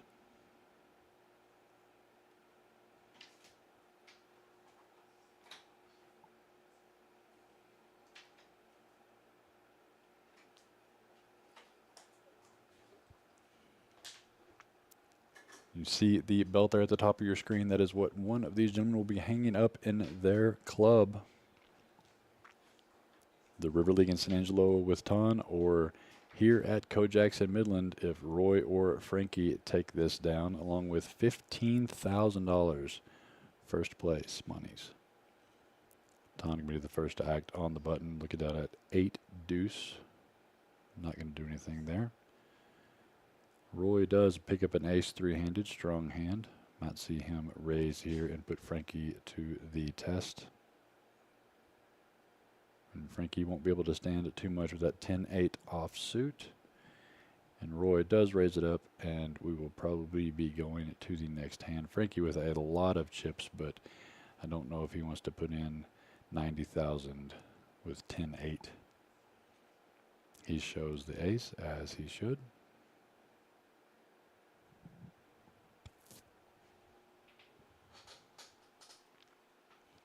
Again, we want to welcome everyone for these last few moments. Don't know how long it's going to last, three-handed, but we are getting down to the end. Don't forget to like or subscribe to our YouTube channel and the Facebook. We stream on both. And stick with me here to see who gets to take home the belt to their home club, or here at KoJack's if they're already here, and have that $15,000 first place prize. Roy sticking in a raise there with Charlie's favorite hand somewhere. Charlie's very happy to see this happening.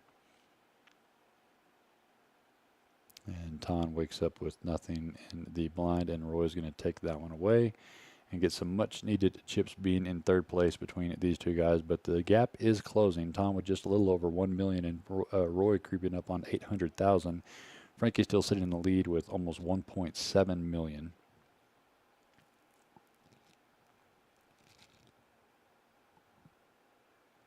Again, you can keep a lookout on all social media for KoJack's Celebrity or the River League and see some of the upcoming events that we have. I know have the multi-flight free rolls coming up at the end of the month for River League and KoJack's. I'm really excited about those events. Excited to see what a multi-flighted free roll prize pool looks like. It could be absolutely insane. You can come fire in these kind of tournaments and not have to invest a ton of money and try to get on that $10,000 guarantee. Ton is looks like he's going to raise it up here to 125. Roy's going to need 70 more to come along with that 10-8, and he is going to do so.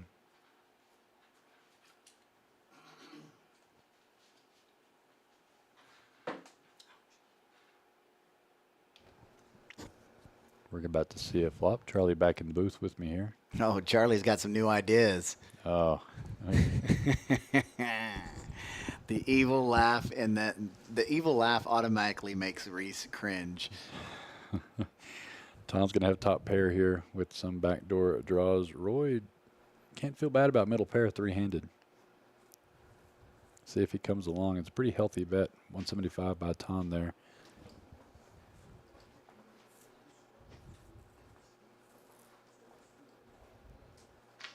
Fred's sitting in seat 5. He's doing pretty good. I hadn't lost a hand yet. Roy's thinking about it. But is it too much of a stack? Yeah, it's pretty big bet there by Tom, which I don't blame. Put some pressure on the shorter stack.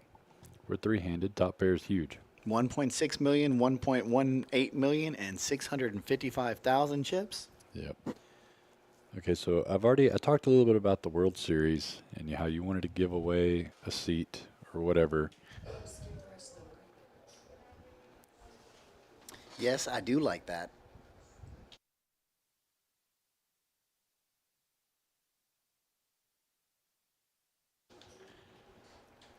I do like to do stuff like that, and I've got about 972 different ideas in the pocket, and we will run the best one that we think about, the one that benefits the players the most, gives them the best opportunity for the bang on their buck. Roy Hall with Ace Jack. I guess you could really call that the hijack, right? That's what it is. Is it really? No. Oh. I was like, did I just think of that on my own? But he's going to raise it up. Frankie's got a pretty stack right there. I saw that flop set. Yeah. Jacks against the ace jack. Woo. And that was the cooler of the tournament for sure. Frankie's not going to defend here with the king 7 off, so we're going to move that button along again and get these blinds. The blinds are 30 and 60,000.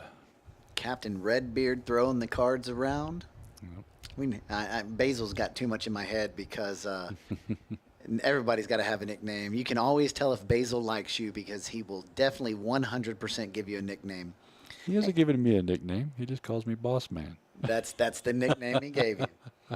That is the nickname. I don't like that nickname. Oh, why not?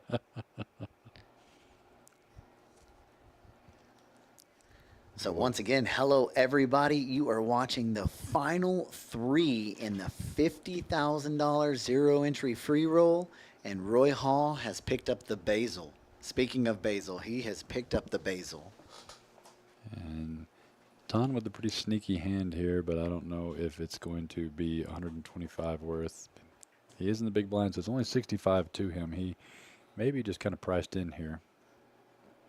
I love getting these type of hands to move in just because they're so well hidden. Oh yeah, no, it's 3 deuce suited. It's got a lot of potential 3 ways, 3-handed. It's got a lot of potential. And he is going to go ahead and make that call. See if flop at a discounted price, being in the big blind. I do not blame him one bit. So Tom looking for a lot of clubs or a very, very low flop to try to take the lead away from Roy with the Jack 10 offsuit. And that is not going to be what he's looking for. But it's also going to be hard for Roy if Roy leads out with some tips and chips and Ton comes over the top. Yeah, just see if Ton has that play on him. It depends on how much. Yeah, Roy's going to make it 125, same bet.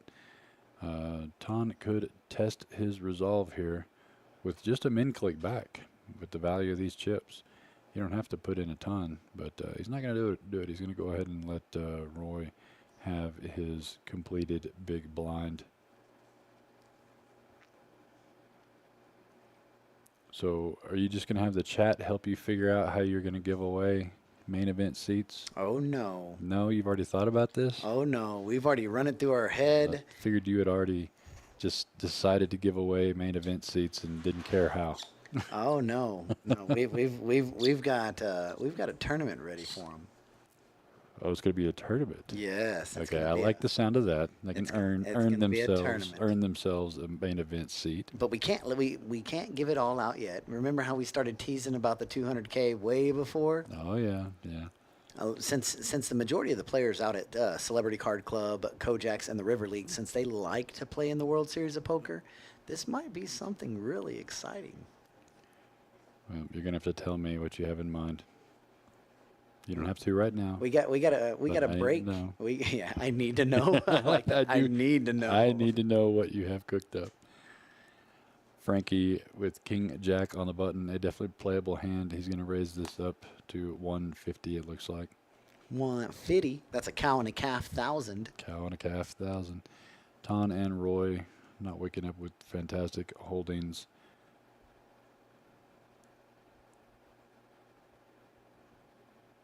But Roy's going to need to make some moves here. I mean, I think if you're going to... he's just going to come along, and 10-8 makes a lot of sneaky hands. I know a lot of people that love 10-8, especially 10-8 suited. And that's might be enough for Roy to come out? No? No, but it is going to go check, so it's going to open the door for Roy to try to make a move on this hand, and that looks like it's going to happen. We haven't seen the turn yet, but...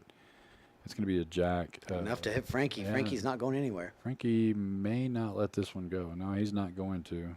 Check on that ace. I think he might feel that he has the best hand, and he would be correct. So Roy is looking for a big bet here on the river. No, it's not. It's not going to be. There's nothing Roy can do to bet right not anymore. Yep, and looks like he just surrendered. And he's looking at the chips to see where he stands with the average chip count. He is going to be down to around 550, 590. Yeah. Frankie put out that bet immediately, and Roy had to let that go. I do appreciate the fact that nobody's trying to be sneaky right now. No. They're saying come and get it. Being made. No, well, the next person out gets $7,500. So I mean, you don't. As great as that is, you don't be the next one to go out, because after that you're looking at $10,000, then you're looking at $15,000. Well, that's $32,000 in the top 3 places. Oh yeah, that's beautiful. When these guys are less than $100 invested. Put me at that table one time. You had 3 opportunities. No, to I play. did not. You didn't get off work for the qualifier? No, the other bald said no. I didn't know such thing. I asked. I said if you could do it, if you could schedule it, then fine. Then you said you can play, but you got to be working on the finals. So I guess you did give me permission to play. I just couldn't play. There's a few key pieces that I need here.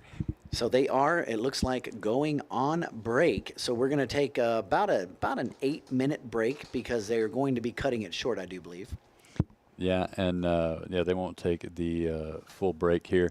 But we are down to the last 3, so don't miss out on these last 3 players playing for $15,000 up top, $10,000 second place, and $7,500 for the third. And the belt that is nice and in frame right there at the Fred's top. sitting at the table. Sitting right there to decide which club that is going to be hung up in. Did you want to talk about anything with me? Yes, absolutely. you know when you've got a bald head like this, let me get that mic back. But when you've got a bald head like this, you have ideas to just spin and tick and move. Yeah. And once they're mentioned out loud, they become realities. And so I just need to get permission on this. If I can get permission on it from this guy, then we are rocking and rolling. Well, all I know is it's going to involve. There's your new nickname. Reese's McPieces. Oh, you can do better than that, Basil. I've heard that my whole life. Oh, okay, Basil, you got to come up with something more original, baby. I like it. But yeah, so it's going to involve the main event in Las Vegas. I've got that much. Mm-hmm. Okay. And you want to give it away in a tournament? Yes, in a tournament. Please. Would you guys in the chat like that? We got 50 people in the chat. Would y'all like an opportunity to win a seat into the main event? I mean, it's going to be a fantastic main event series in Vegas this year. They've got the Bomb Pot tournament, a Big O tournament. It's going to be a great time in Vegas this year. So at the end of the day, going and playing. He said, okay, boss man. So you want to give away some seats to the main event. Well, we're going to hammer out the details. I want to see the fine print. Yes. So give us about a 5-minute break. Let us go let us go make these wheels start moving and the mind starts smoking. Yeah, Vicky, look at that. Yes. So give us just a couple minutes and we'll be right back. Yeah, we're going to take a quick break with these guys and we'll be back as soon as they are back. So hang in there and wait and see who gets to take home this belt and $15,000. Stay right there.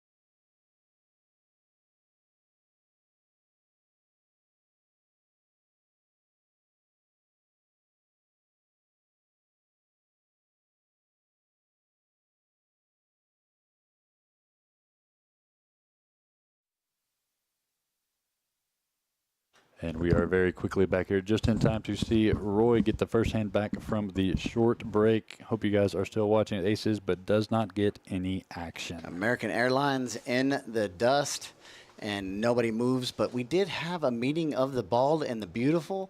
And did I make the wheel spin even harder? You did. We got some interesting stuff. Okay, you got some good ideas. I can bend. Okay, so it's something that we can work with. We're not gonna release it, but I do want to give multiple opportunities. So when ideas come, there's going to be some amazing things for you all as a player. And I promise you this. I can promise this. You're not going to want to miss it. No, these are good ideas. I'm a fan. We're going to make it happen. We're going to send some lucky good people to the World Series. I'd like to send like 10 people. I mean, in my head, this is how it works. I'd like to send 10 people. Yeah, we'll get everything lined up. But And that's coming up in May. And then if we could send 10 people, and then magically the final table of the WSOP just would hold just reach it West down. Texas. Oh, hey, if you're gonna dream, you've got to dream big. And I mean, even somebody by the name of Bree could win a seat. No, I don't know about that. She'd probably end up working. Knowing her. She would sit down, and somebody would make a call, and she'd say, "Oh no, give me your vest. You sit here and play this." 2 of them to the flop, going to defend the blinds here. A lot of nothing for either player who's going to take the lead here. Tom's going to check his option. Roy's going to check back. And another 10 changes, nothing. Who's going to fire first here? First to bet's going to be the first to win. And if nobody bet, King High's going to win. Nope, never mind. That's King, yeah, that's not going to get Tom off of anything there. He might place that about here, and Roy's going to let this go. Tom's got about 1.1 million chips. Frankie's got 1.78, and Roy's sitting over with 605,000, and with blinds of 40,000. That's only about 6. Oh yeah, we're going to be done here before long. There's going to be some moves that are going to need to be made. Nope, 7. Sorry, 7. 8 times 7, 56. I can get the math. I promise you. I just learned. The next person out is going to get $7,500, and then down to the final 2 for $10,000, and a first place of $15,000, and that belt in the home club. Fred. Okay. Oh, look at this. 7 deuce versus 7-3. I want to see some fireworks with this. Well, and Ton knows. Ton reaching for chips. Heads up, it's really the biggest aggressor. Oh, Yeah, couldn't quite do it. Oh, it wasn't heads up. Roy was in the hand. I was thinking heads up because I saw 2 hands on there. Yeah, The King 8 dominates him. Yeah, and is that our first walk? Have we That- seen a walk yet? Yep, that was Might have been the first walk we've seen. We'll call that the moonwalk. We'll call that the Michael Jackson because I mean their highest card was a 7, and we can't give them any for that. So blinds are 40 and 80,000. I think on our live stream, I think we ought to do the 7 deuce. 7 deuce game? The 7 deuce. If you win with 7 deuce, you get a free hour, free 2 hours, something fun like that. Yeah. I'm a huge fan of the Nick game, stand-up game, Nick game, whatever you want to call it. I think that is one of the best Texas Hold'em innovations in the last 20 years. The Nick game button. You're making my wheels spin in my head. Smoke now. I don't know how you reward, but I guess if we could do something like a swag package for the last one. Not the last one standing. well, because it works backwards. Now, if you did the 7 deuce game, you can do the swag packages and things like that. But for the last man standing, it has to be a detriment. So we'll have to. Okay, so we've got the list up on Poker Atlas. It says Charlie's 1-2 live stream. It is up on Poker Atlas, and let me see. It's loading. Has anybody signed up for the live stream game next Thursday? So I put Basil on the list. I started to type in Kevin, but then I chickened out because Kevin's probably going to have to work it. But 2 players out there already signed up on it. Cole and Jared both signed up on the list. And yes, Bree, we do agree. We were thinking of break music when they go on break, putting something like Sir Mix-a-Lot on there. but I haven't gotten approval yet from the heads that stand above me. You know, baby's got back, something like that. And by the way, Bree, want to give you a big shout out, heads up, and Sissy, Deanne, Reese, Kelly, and just all of the staffs in general, because these final 3 players are playing right here because of the 3 clubs that came together, the 3 staffs that worked hard to make sure every table, because on Saturday, every table in the building was full of players. Yep, and we had representatives from each one of the clubs come in to help deal and facilitate these kind of tournaments, and that's the best part. Is my favorite part is the camaraderie and the help between all 3 of the clubs. They're all working together, staff coming together and making big events like this happen. I do have a favor to ask. You know how when the staffs come in to work at these type of events, we only have our shirts from our clubs. Can we make a 3-way action shirt that has, you know, all 3 logos? All 3 Yeah, I think that would be pretty BA. Maybe. I'm a big fan of whenever we get to work with all 3 of the West Texas clubs together to make something bigger and better between the 3 of us, and the players enjoy it too. Larger prize pools, more action, coming in a day or so early and having fantastic cash games. How many cash games do we have on Friday? 8. Yeah. How many cash games we have yesterday? 6. Yeah. So it's good to do every once in a while to bring everybody together to play and mix it up a bit. We've got 3 right now. Yeah. Yep. I mean, it's so much fun to watch, especially when all 3 clubs were here Friday night for the Friday night festivities. You're not playing against the normal people, so you have to switch up your game a little bit. That's what makes it fun. And some of the players actually mentioned that exact same thing. Is it's interesting playing with people I don't play with very often. I mean, it's a lot like the feel when you go to Vegas or something like that. Hey, over at CCC, their PLO tournament, the registration has now closed. $2,200 in the prize pool. That's pretty good. They have that every Sunday, the PLO tournament. The freeze out. Yep. And River League had their free roll today. Our Monday freeze out at the River League in San Angelo has been really good lately. You know, they started doing a bomb pot like KoJack's on Wednesdays. Oh, Lordy. We had some good feedback on that, the bomb pot tournament on Wednesdays.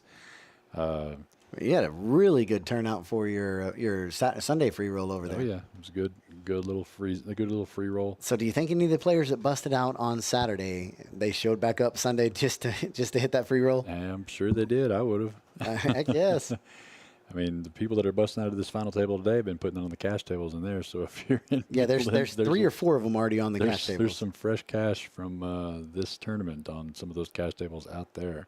Man, Fred sure does look good in seat 5. He does. His play has been perfect. No mistakes made so far. Frankie not going to make a move on the button with that Jack 4. Ton with Jack 10 very playable, going to complete the big blind. Roy having an ace here. Might raise it up a bit. Put a little tax on that 3-handed ace. Pretty strong. Oh, he's going to rip it all in. He does put some tax on it. Yeah, maximum tax, 685. And, you know, Ton's for more than half of his stack. As pretty as Jack 10 is, it's not suited. No, but if he saw the percentages, look at that. It's a coin flip. Oh, yeah, no, it's – but, I mean, do you want a coin flip for, you know, $15,000? A lot of the KoJack's players, yes. Well, that is true. Okay.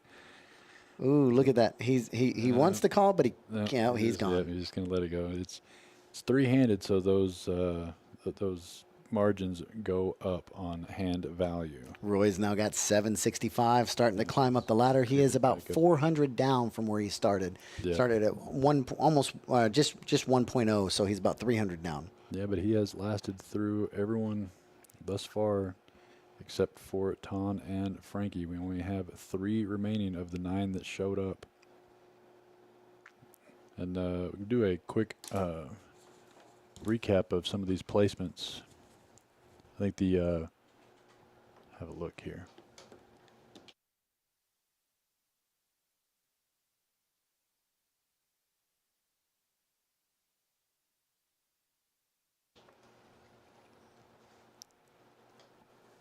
And a second walk. Nothing going for these players.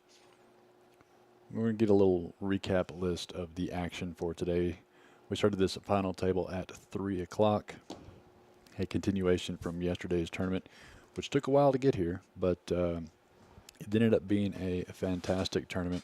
having plenty of time to play a very large stack. Everyone got 50,000 in chips. The blinds were not super aggressive. 30-minute levels allowed people to really play poker yesterday to get down to the final 9 that came back today to play for all the money. Roy likes the Queen Jack. Going to raise it up pretty good here on the button. Frankie's going to let these suited connectors go, and we will see what Ton wakes up with here. Pocket 8s. Ton ripped it all in. And Roy called. Roy called here with the Queen Jack. So here we go. We have Roy at risk and slightly behind. King 4-7 on the flop. Roy looking for a queen or jack, and only a queen or a jack. Or we're going to have heads up play. And there it is. Roy eliminated in 3rd place. Fantastic run, sir, claiming $7,500. And Ton and Frankie are now heads up for the belt and the 2 placements left of $10,000 and $15,000. So Ton, a little shout out there from Tony. Then let's go. The old man has moved up the ladder one more time. And we are now officially heads up for the belt and the $15,000 first place prize and the $10,000 second place prize.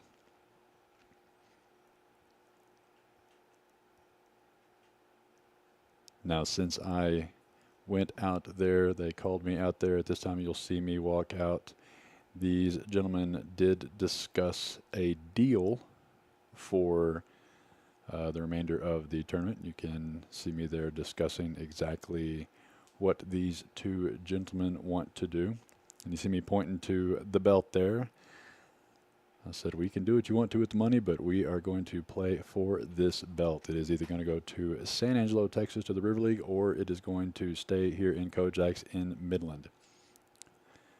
And I will go ahead and say that the two places that we had, the $15,000 and the $10,000, $25,000, these two gentlemen did agree to a direct chop of $12,000 each, and they're going to play for a $1,000 bill and that belt. So heads up play between Ton and Frankie, chopping $12,000 each and playing for $1,000 and that belt. So, yep, you just missed us talking about the dang it, talking about the chop. But now's a good time for us to talk about everybody else now that we've pretty much got the money settled, and then we're going to watch this heads-up play. We're going to color up some of their chips here. It won't be just a few minutes.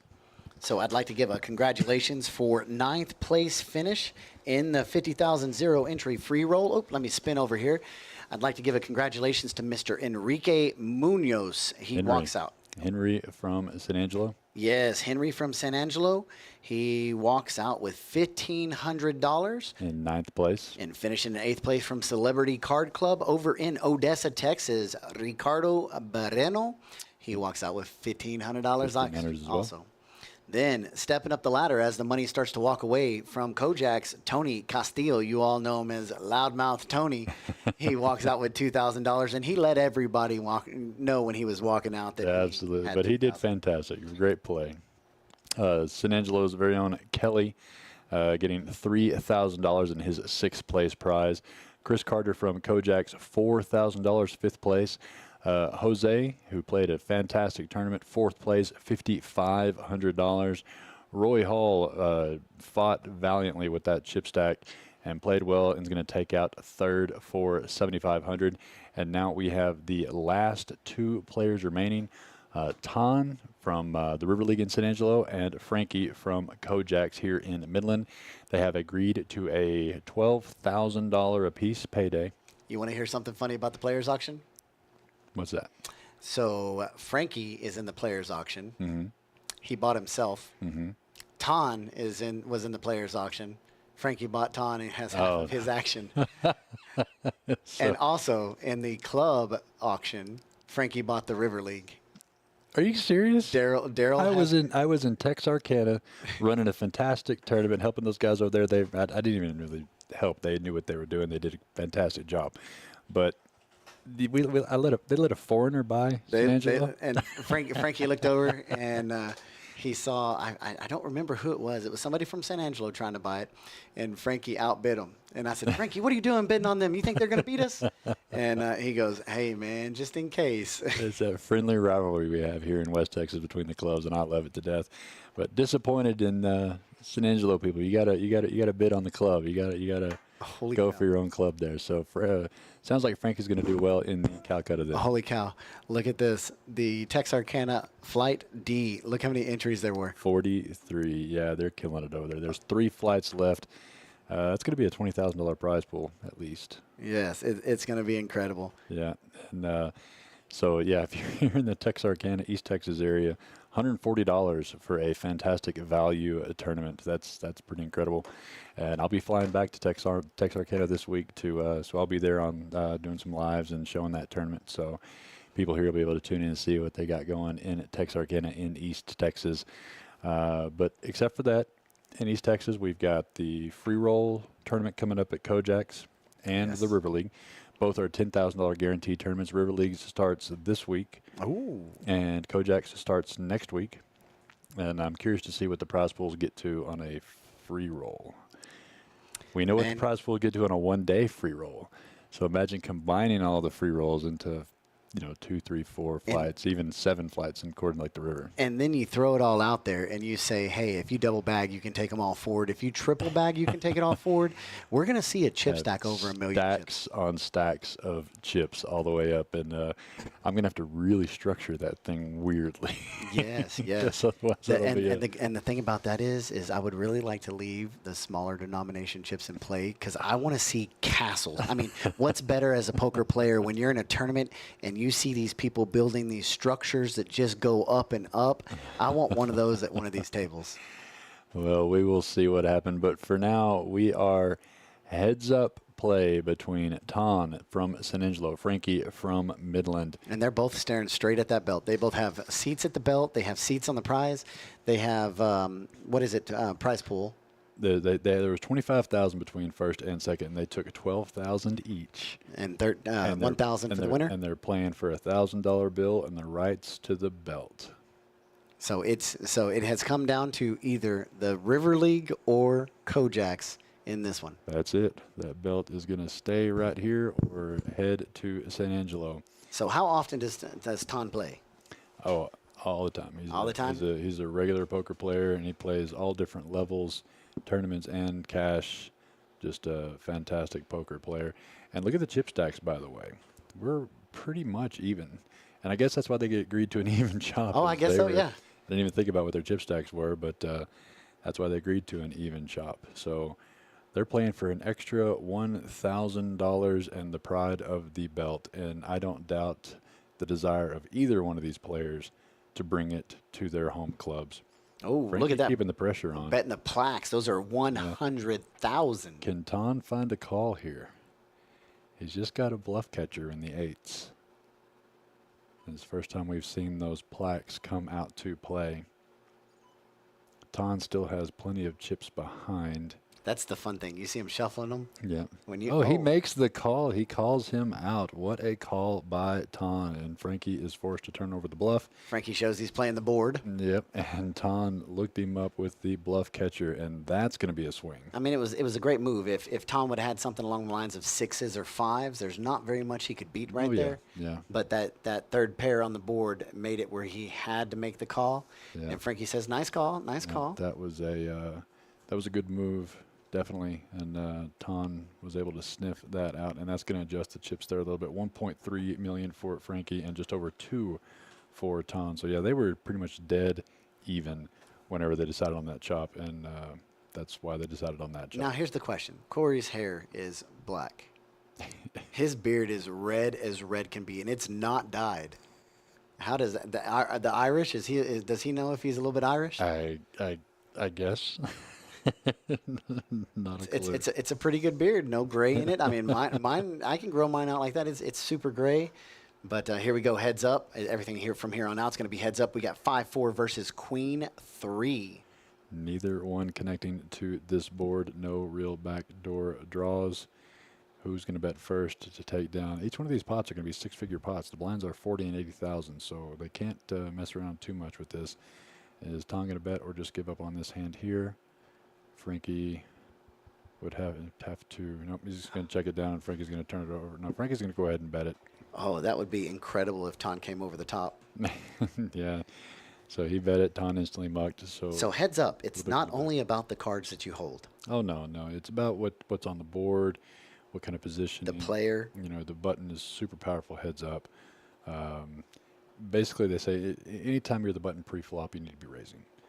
I don't think any hand and heads up should be gone to the flop without a raise. Absolutely, and but in that same line, I don't mind folding Pre-flop. heads No. up either. Oh, Tan, you have to play it. We've been talking all no. day. 5-3 is the best hand in poker, no. and we haven't seen it. Look at this. Charlie's gonna love it. Look at this. He's gonna call it. Oh yes, come on. Oh come on. I'm not rooting against Frankie. I'm rooting for 5-3. And the flop for the 5-3 makes a pair. It is a head. All right, Can Ton let's follow hope Frankie through? doesn't get a little frisky here. Ton's gonna bet it. He's got a pair. That's hard heads up, and Frankie's gonna insta-muck, and 5-3 wins. That's there you my go. 5-3. You got your victory in the $50,000 zero entry tournament. You finally got to see a 5-3 win on live stream. Yes, and Vicky says nice. 5-3. 5-3 is the greatest hand in poker, unless it loses. But it's otherwise, if it doesn't lose, it is the greatest hand in poker. Heads up, any two cards can work for sure. A pair is hard to make. So the blinds are 40 and 80,000. Ton's still around that 2 million mark, and Frankie at 1.3. Frankie going to be first to act in this hand here, and picks up a real hand, pocket tens. So I'm curious to see how he goes about extracting value heads up whenever your opponent more than likely doesn't have a whole lot to fight with.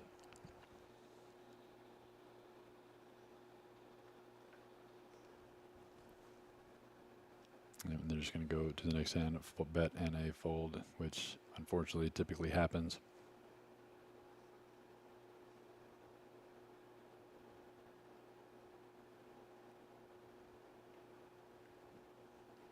So again, if you are just tuning in, these are the last two remaining players of the $50,000 zero entry tournament. There was 15,000 up top, followed by 10,000 for second, for a total of 25,000. At the time of the At the chop. time of the chop, these players had almost identical chip stacks, so they decided to chop the top two evenly for $12,000 each and play for a $1,000 bill and that gorgeous belt sitting in the 5-seat, apparently named Fred.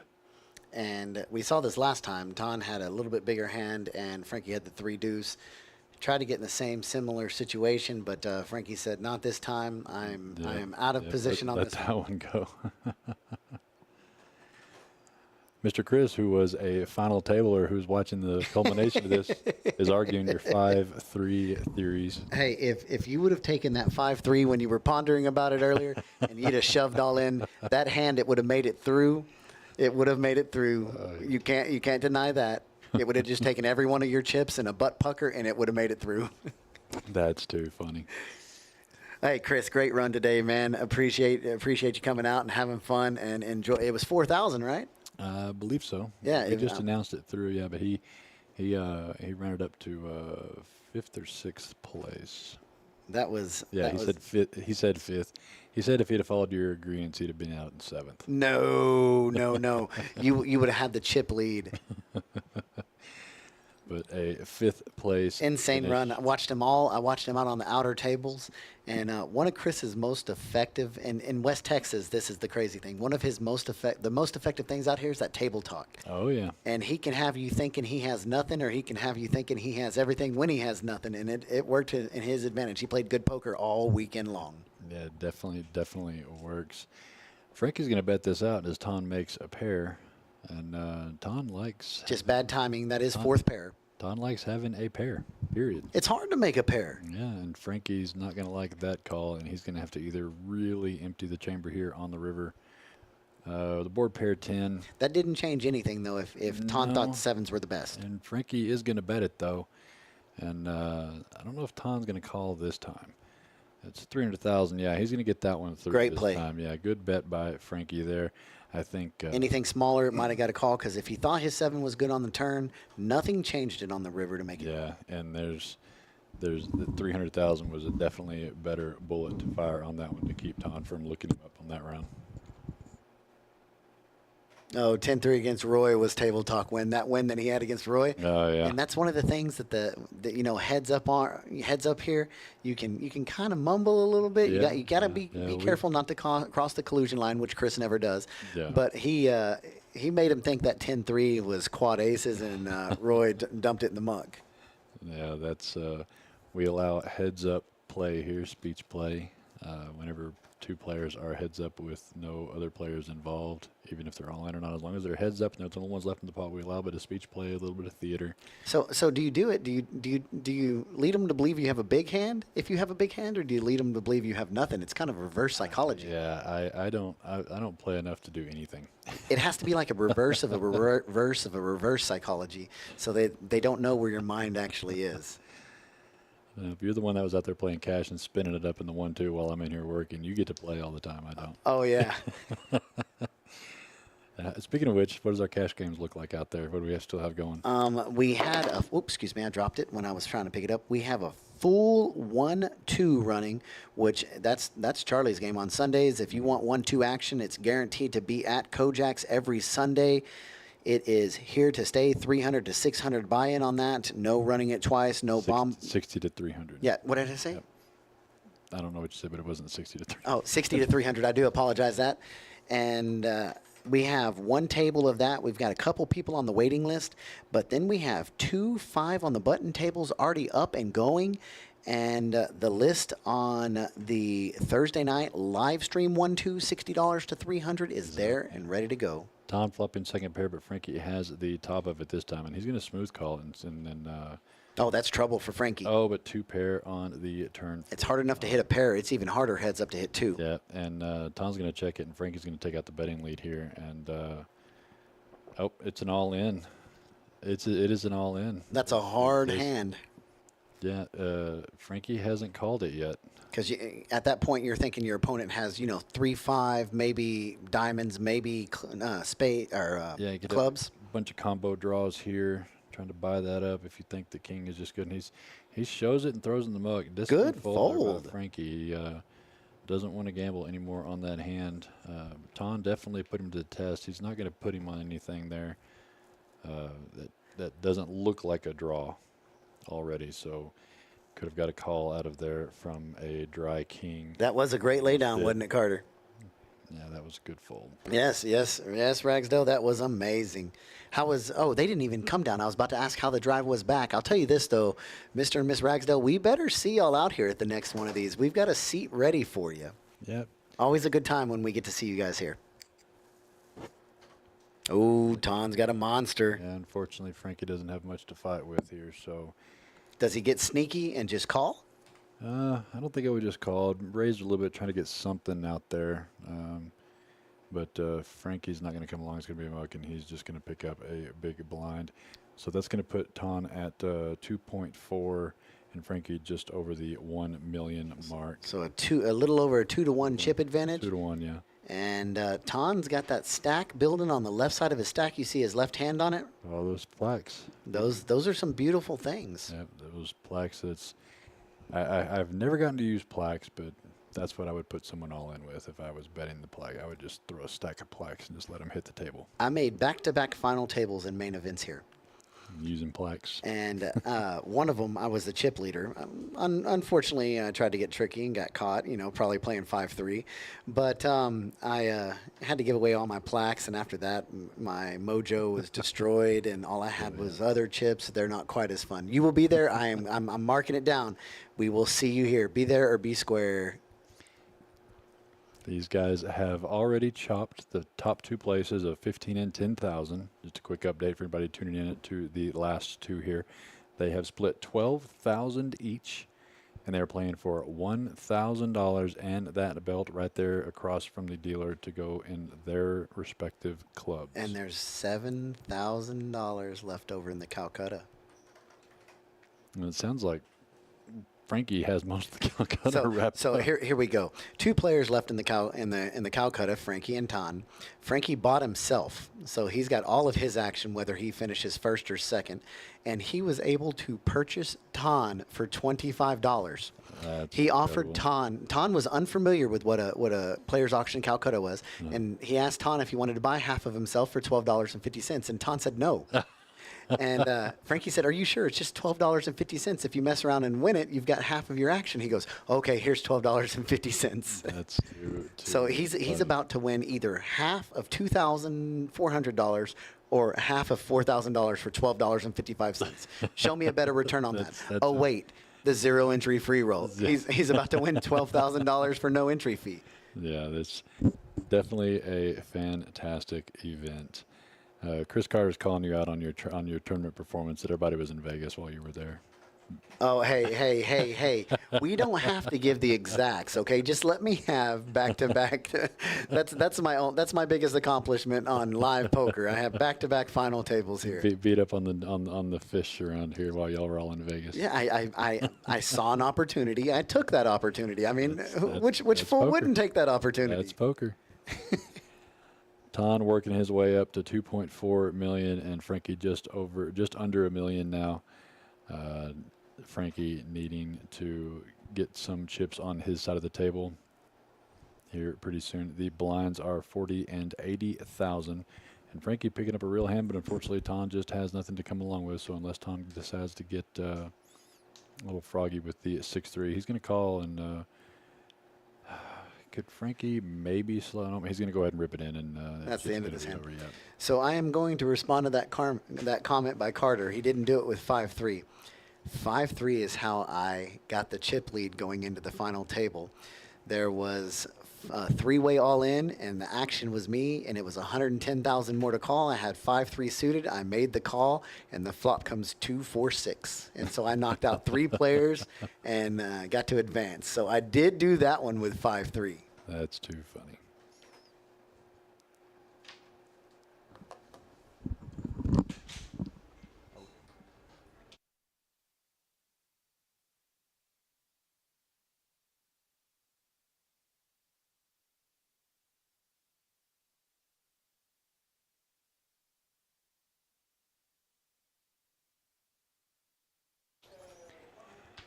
We have King Queen versus King 8. Raised to 180,000. Is Frankie going to make the call? Yeah, he did make the call, so we're going to see a flop here with the upside in Ton's favor. Oh, but the 8 the comes flop home. comes in Frankie's favor. The flop does come home for Ton. And I think he's going to bet this here, and Frankie's going to agree to whatever he wants to bet. The only bet that might have worked for Ton right there would have been 200, 225. Frankie's going to say, Frankie, yeah. not in my house. Yeah, that is, he is putting him just saying in the hand now. I'll take that extra little bit you just put in there for me. That was a this is my house move right there. That is, and we are at KoJack's in Midland, so he does have home field advantage, I guess you could say. We are on hand 116 of this final table. It has been a doozy, but it has been a very, very good final table with lots of good play. Oh, no. So that was a mentally challenged main event.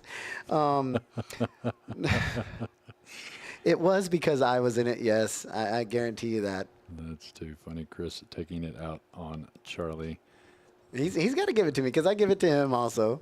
But he earned bragging rights. He's got bragging rights right now. Oh yeah, he did very, very well. $4,000 performance here in this event. Going out in 5th place.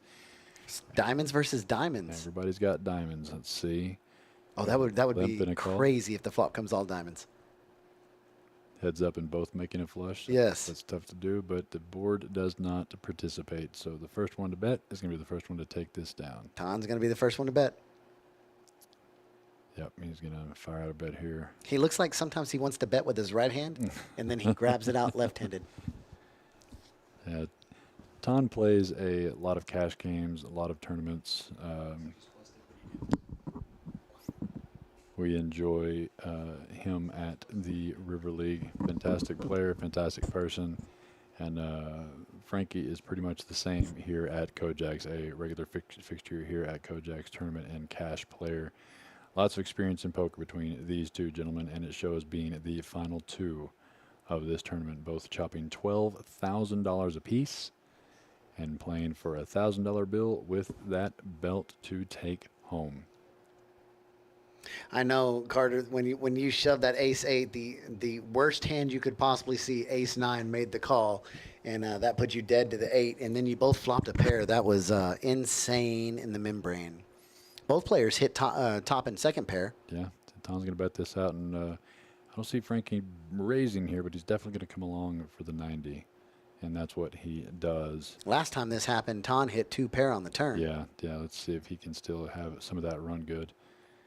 And now it's going to take a lot more run good because that looks like a 9 from here. It's going to give Frankie trips, and he's going to slow play it.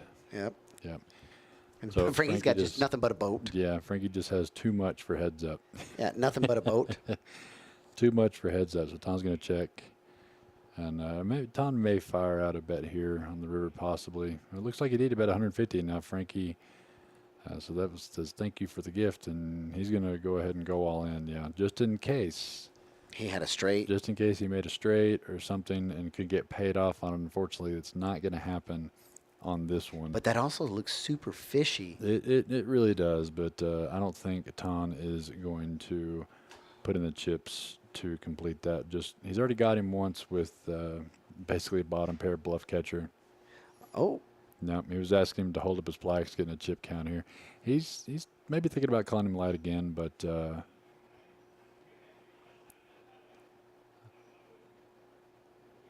we'll see here. We must have something that's going to be good coming up in 15 minutes. I hear them laughing out there. Seeing into the future. Yes. It's always good when you hear everybody laughing. Either that or they told a good joke. I can't wait till we get the table mics going. In the near future, can't wait to get those going. So Ton thinking about his second hero call of his heads-up performance here on Frankie. He's 100% on him right now. Yeah, let's see if he goes 1 for 2.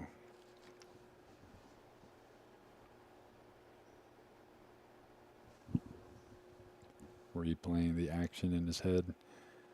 So in a tournament like this, you know, calling clock is sometimes a vital tool. Right. And it can set the player on tilt. It can play in at your advantage. I mean, players use it for their advantage all the time.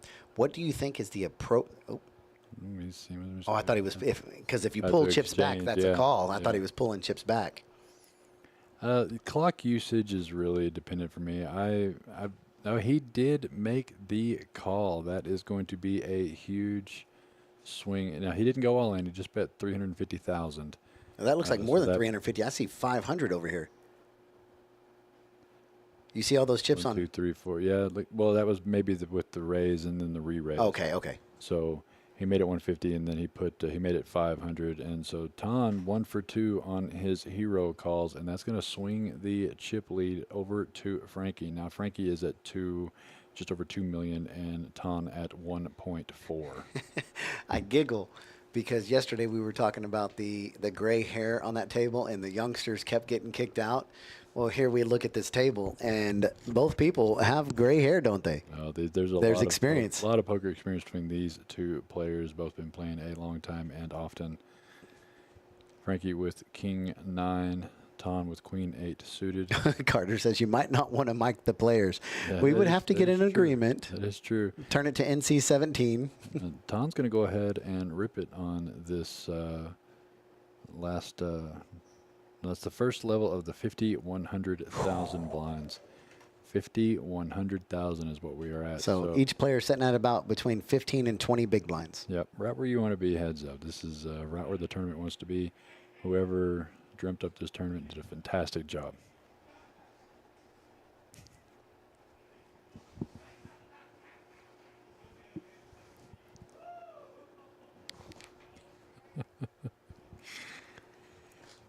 Oh, so here we go. Belt versus belt. Is it going back to the River League or is it staying at KoJack's? It's going to stay at KoJack's. Reese says it's going to River League. Maybe so. Maybe so. Right now, Frankie has the upside, 1.8, and Ton at 1.4. They're both going to see a flop here. Ton in the lead with the king high, but the 10-8 is a great hand. Frankie bets it. Yep, Ton's going to let that one go. These blinds are 50 to 100,000, so things are going to need to happen pretty soon. And bets are accelerating. You notice they're starting to get a little bigger. Frankie's got just north of 2 million chips. Ton's got just south of 1.5 million chips. Yep, and Chris, you hit the nail on the head. Ton is a fantastic guy. Him and his wife both play a lot at the River League. His wife has been playing cash for 2 days while he's been playing this tournament. She's been out there, and you met Nicole. Yes, yes. I like this comment from Carter, 2 comments up.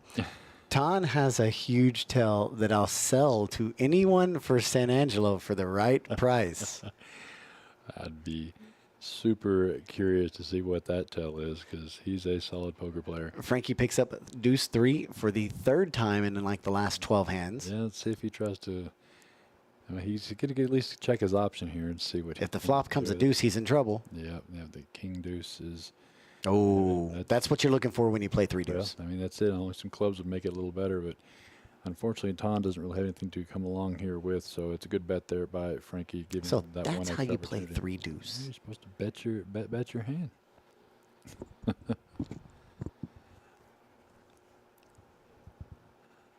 Yeah, Ton and Nicole, regulars at the River League in San Angelo, and they travel to Windstar and Choctaw and things like that. And Ton will play poker, and Nicole is a high-stakes baccarat player. Baccarat. Yes. I would love more than anything in the world to play or learn baccarat. And I stood behind. I went to Bossier City, Shreveport, and I was playing craps and playing hold'em. And during one of the breaks of the tournament, I stepped away and I just stood behind the baccarat, and I missed coming back from the tournament because I stood there for like an hour and a half. Yep. I still didn't understand it. It's a tough game. I mean, they have pieces of paper writing information down. Frankie flops top pair. Ton flops the flush draw. So yeah, he's not going to go anywhere on this hand. Especially only betting 100 here. He's going to check his spades. Frankie with top pair. Worst card in the world for Frankie would be a 4 spades right now because that would seem to make his hand stronger. Yeah. So Ton looking for red. Okay. And you didn't look into the future I've on been that in here. one. I've been in here. I'll give you the credit on that one. That's so awesome when you can call the next card. And that's going to spell disaster for Frankie. Look at Carter's comment. That's 100% correct because there was one player with probably $40,000 in chips, and every time that player would make a bet, the people next or behind would follow it. That's funny. So the check mark stays with River. I'm going to start calling it River League and KoJack's now. the check mark stays on the River League on this one, and Tom's going to ship call. it. And did he call? Yep. And so that is going to be a massive. No, he folded. Oh, okay. He folded. Okay. Wow, I thought that was just going to be here goes all of my chips. Yeah, that was the way he flipped that up there. I thought he was just top pair was good enough for him, but Ton gets there on the flush draw. And now we're right back to where we started, both pretty much even in chips when they chopped these last 2 places. Look at that. Look at that now. You said about even. They are dead even according to the computer. That is pretty much exactly where they were whenever they went heads up for the 15 and 10,000 first and second place and decided to chop it 12,000 apiece. And they are playing right now for a $1,000 bill and that belt. And Ton's going to show with the ace-6. Ton has said, "Hey, I'm tired of playing. We're going to put maximum pressure, and you're going to have a hand to call me." Yeah, it's definitely going to be decided here pretty soon. So do not leave. These blinds are chopping away at these 2 stacks, and they are definitely not afraid to put them in. It's just a matter of who is going to get the cards and get the bets properly to get maximum value. So I like to watch the VPIPs and the PFRs, and when you get to heads up, the VPIPs, I mean, it just goes up. Ooh, Ton got a monster. Frankie's got nothing. Going to get walked through here, so it doesn't get to play the ace-jack of diamonds. And the Dolly Parton goes in the muck. That's it. I like it better when it shows it that way. I hate it when you look at 5-9 because it doesn't mean anything. But when you look at 9-5 in order, it's just great. But I do realize that the system puts the higher card on the left. Yeah, but it works. It works for that one. It took me, after watching the World Series of Poker final tables, I started questioning, why is the biggest card? Because you would look at them as they look at it, and it would show like Jack Ace in their hand, but on the board it would show Ace Jack. And it took a little while for me to realize that. So if you didn't know that, if you're a little slower like I am, the larger card will always be on the left side. If you did not know that, Frank. Ooh. He's going to raise it up. Oh, 9-5. That's so full. So that's a little move there by Frankie to get that big blind plus Ton's little call there back. Carter says it's the geriatric player's bedtime, so they got to get it over with. Chris doesn't know Ton will play until 6 in the morning and has many times way outlasted me working. So it is 7:45. We started the stream at 3 o'clock. They played for 10 hours yesterday? 10 hours yesterday and about 4.5 hours today. Plus the 3 or 4 hours that they played in their qualifier, maybe 5? Oh, more than that, about 5 or 6. I mean, it's been a grind, but they're playing for a lot of money. And these guys have reached the very top and chopped the bulk of it at $12,000 apiece. So I will happily play, 4, 12, 14, 16 hours if I can win $12,000. Ton picks up a pair. Frankie picks up second pair. Frankie's got the gut shot 7 to the straight. And Ton here is going to have him just barely beat with the 8s versus the 6s. Can Frankie improve anything on the river or a scare card to bluff with? The 9 giving Frankie the 2 pair. So there's a lot of scare out there, and Frankie doesn't bet, and I don't blame him. The diamonds are out there. The straights are out there. The only thing that calls you beats you. So yes. A good no bet there from Frankie to pick up that couple big blind pot there. And we're going to change the dealers. Going from right-handed to left-handed, does that change the rotation of the cards? Left-handed dealers have to deal backwards, right? That would be crazy if it switched like that. I could not. Don't mention that as a player. Don't mention that in West Texas because that would be the new game. Instead of the bomb pots on the dealer change, now the button orbits the other way. Reverse buttons. Oof. Monica here stepping in for Corey. She was the other dealer that went on that cruise that was invited. Yeah, we were talking about that Corey and Monica both were on the WPT cruise last week dealing those events for the WPT. So trivia question for the chat. Who is older, Ton or Frankie? Couldn't tell you. I couldn't either. They're both sir to me. Hope Frankie's got a real hand here. Pocket Kings, heads up. How can he extract max value? Ton's going to limp in with the Jack. And he's not going to slow play it. He says, let's up the ante. Let's play for more chips because there's still $1,000 up top that we can win. Well, these gentlemen want to win the belt. I promise you that. Tom's going to come along Jack 7 suited. So does it mean something when you bet the plaques? It would for me. That would mean that I'm getting them back. Yeah. That's like when you bet your white chips in yes. a small cash game. And that is the perfect flop for things to happen here. Oh my gosh, this may be it. Here comes a raise. And Frankie is grabbing for a stack. He says all in and call. All in, snap call. That's it. They're turning them up. That Jack 7. Frankie is going to need a deuce. He says nice hand, and he already looks like he's walking away. Oh, this could be it. And Ton does have Frankie out chipped. So Frankie looking for a deuce or a king. Now he picks up some more outs on the turn with a 6. 6 deuce or a king. And it's an ace. Not going to do it. And the belt, no? Is he having him out chipped? I got to count. No, I think the chip counts were wrong because look at that. Frankie has 2 plaques, 2 barrels of black, and 2 barrels. He might not have him out chipped here. Frankie thinks he's lost the tournament. May not be over.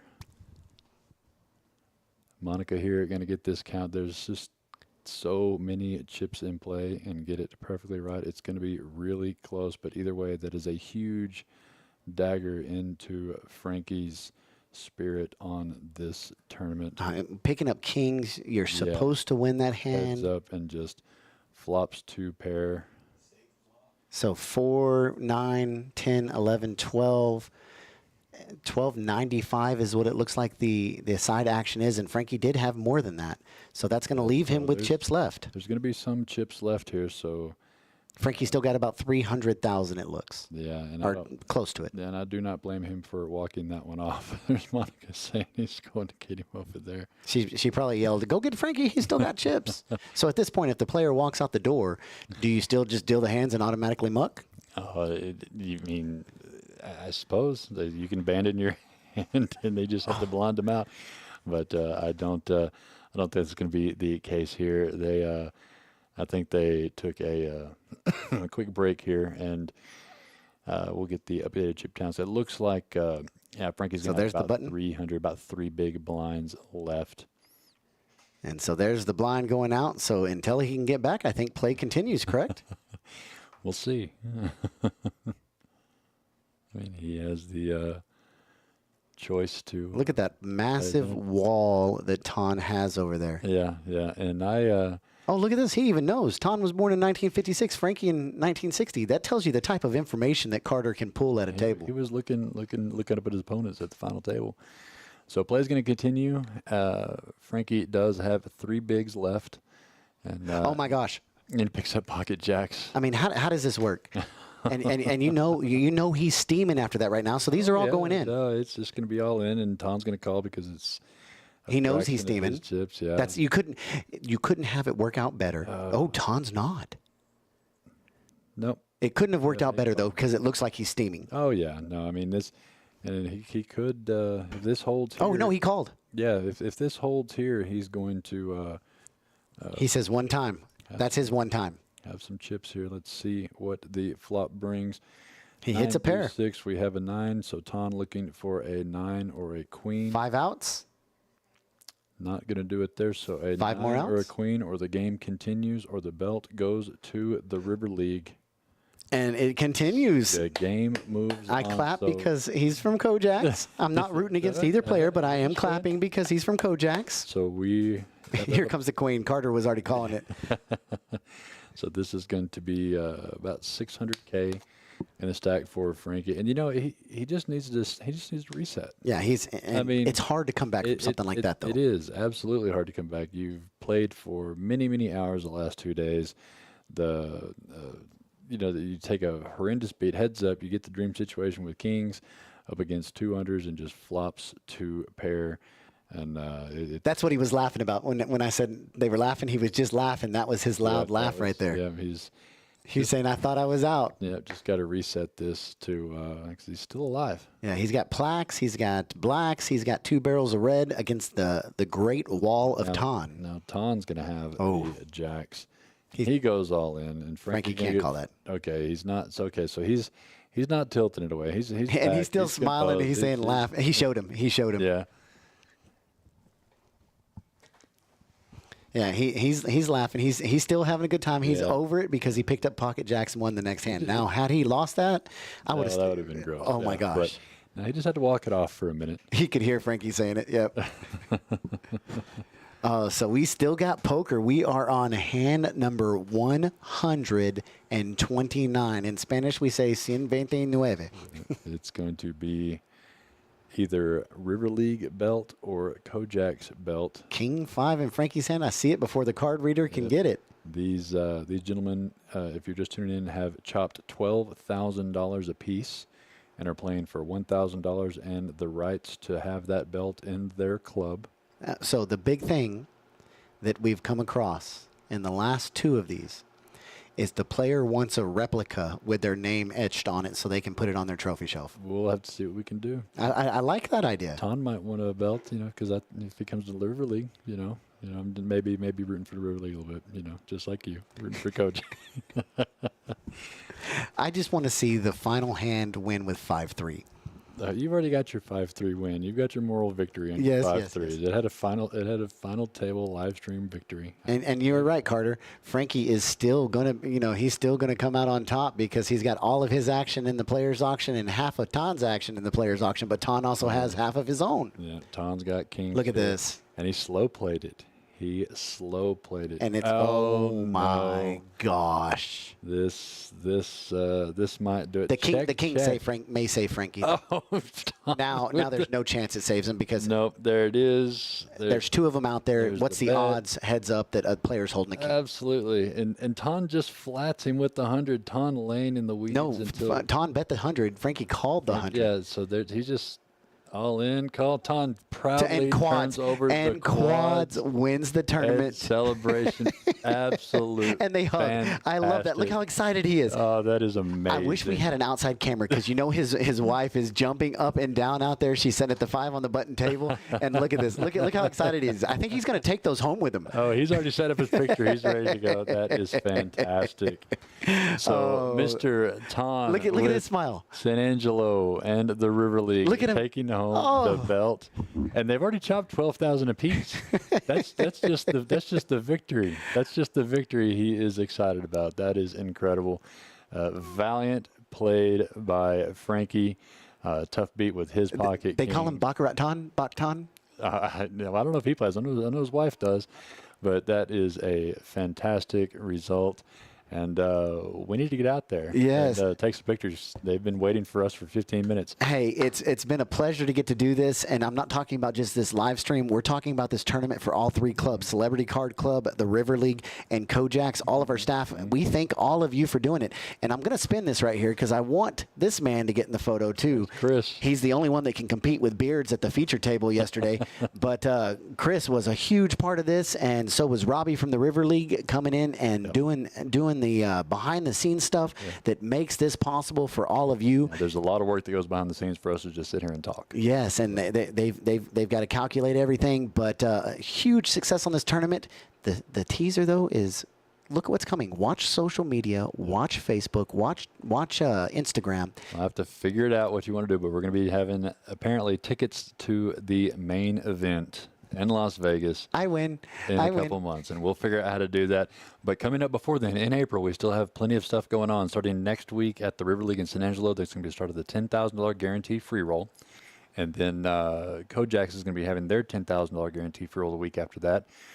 There's still 1 weekend left in Texarkana at the Text Line Card House for their 10K, which they have already surpassed 1.5, I believe. I think they're close to 15,000 now on that 10,000 guarantee with 3 flights left, and that's only a $140 entry tournament. Yes. So check out the Facebook on all the clubs, what we have going on in Austin and Fort Worth. There's so much stuff to go on. Yeah, Peaks got a lot of stuff going on. There's so many things going on across all of our clubs here in the state of Texas that no matter where you're at, you're close to one of our locations to see some of the stuff that we have going on. But if you're listening here locally, the next big thing coming up is the free roll next week here at KoJack's. Week after next. Week after next. And then the River League free roll 10K guarantees coming up. And the text line in East Texas, the last 3 flights. Looking to be very, huge. very valuable $140 entry, 10K guarantee, which is already almost at 15,000. Check that out if you are in the East Texas area. But yeah, check out all our Facebooks for all the stuff we have coming up for the rest of this month, and keep a lookout in May. I'm finding the ways that this guy's going to convince me to give away multiple tickets to the main event in Las Vegas. I want to appreciate everybody for tuning in and watching this conclusion, a fantastic conclusion. 2 people chopping $12,000 apiece, hitting quads on the river, and $1,000 going to Ton, and that belt to the River League will be hung up. Now I have to buy some kind of frame or something. Oh, hush. So now Celebrity held it for 3 months. Now the River League's holding it for 3 months. So I'm telling you, by gosh, KoJack's is coming if we do this again. Well, there's no if. Okay, so when we do this again, you hear this. Anybody out there watching from KoJack's, y'all better get y'all's butts in gear because this is coming back here, even if I have to play. That's too funny. Appreciate everybody tuning in. Check out our Facebooks for the stuff we have going on right now and the stuff coming up. Plenty of action here tonight still at KoJack's, and all of next week and into the weekend on some of the events going around. Send us a message. Charlie and I are on the social media as well. If you send a message if you have any questions or anything, Anything else? Hey, the Bald and the Beautiful strike again, brought to you by all of the clubs. We'll see you guys on the next one. And the players. Yes. And the players and the members. We appreciate you guys. No, Thurman. Before you stop that streaming, no, Thurman. River League for the repeat. Unacceptable. If it happens, it happens. I'll let y'all take the argument offline, guys. Hey, we're coming for everybody. you. Appreciate everybody. And like I said, keep on the lookout. We got a lot more stuff coming on. My name is Reese. This is Charlie. The Bald and the Beautiful. We don't know which one is which, but I know we're both bald. And see you guys on the next stream next Thursday. Holler at this guy for the 1-2.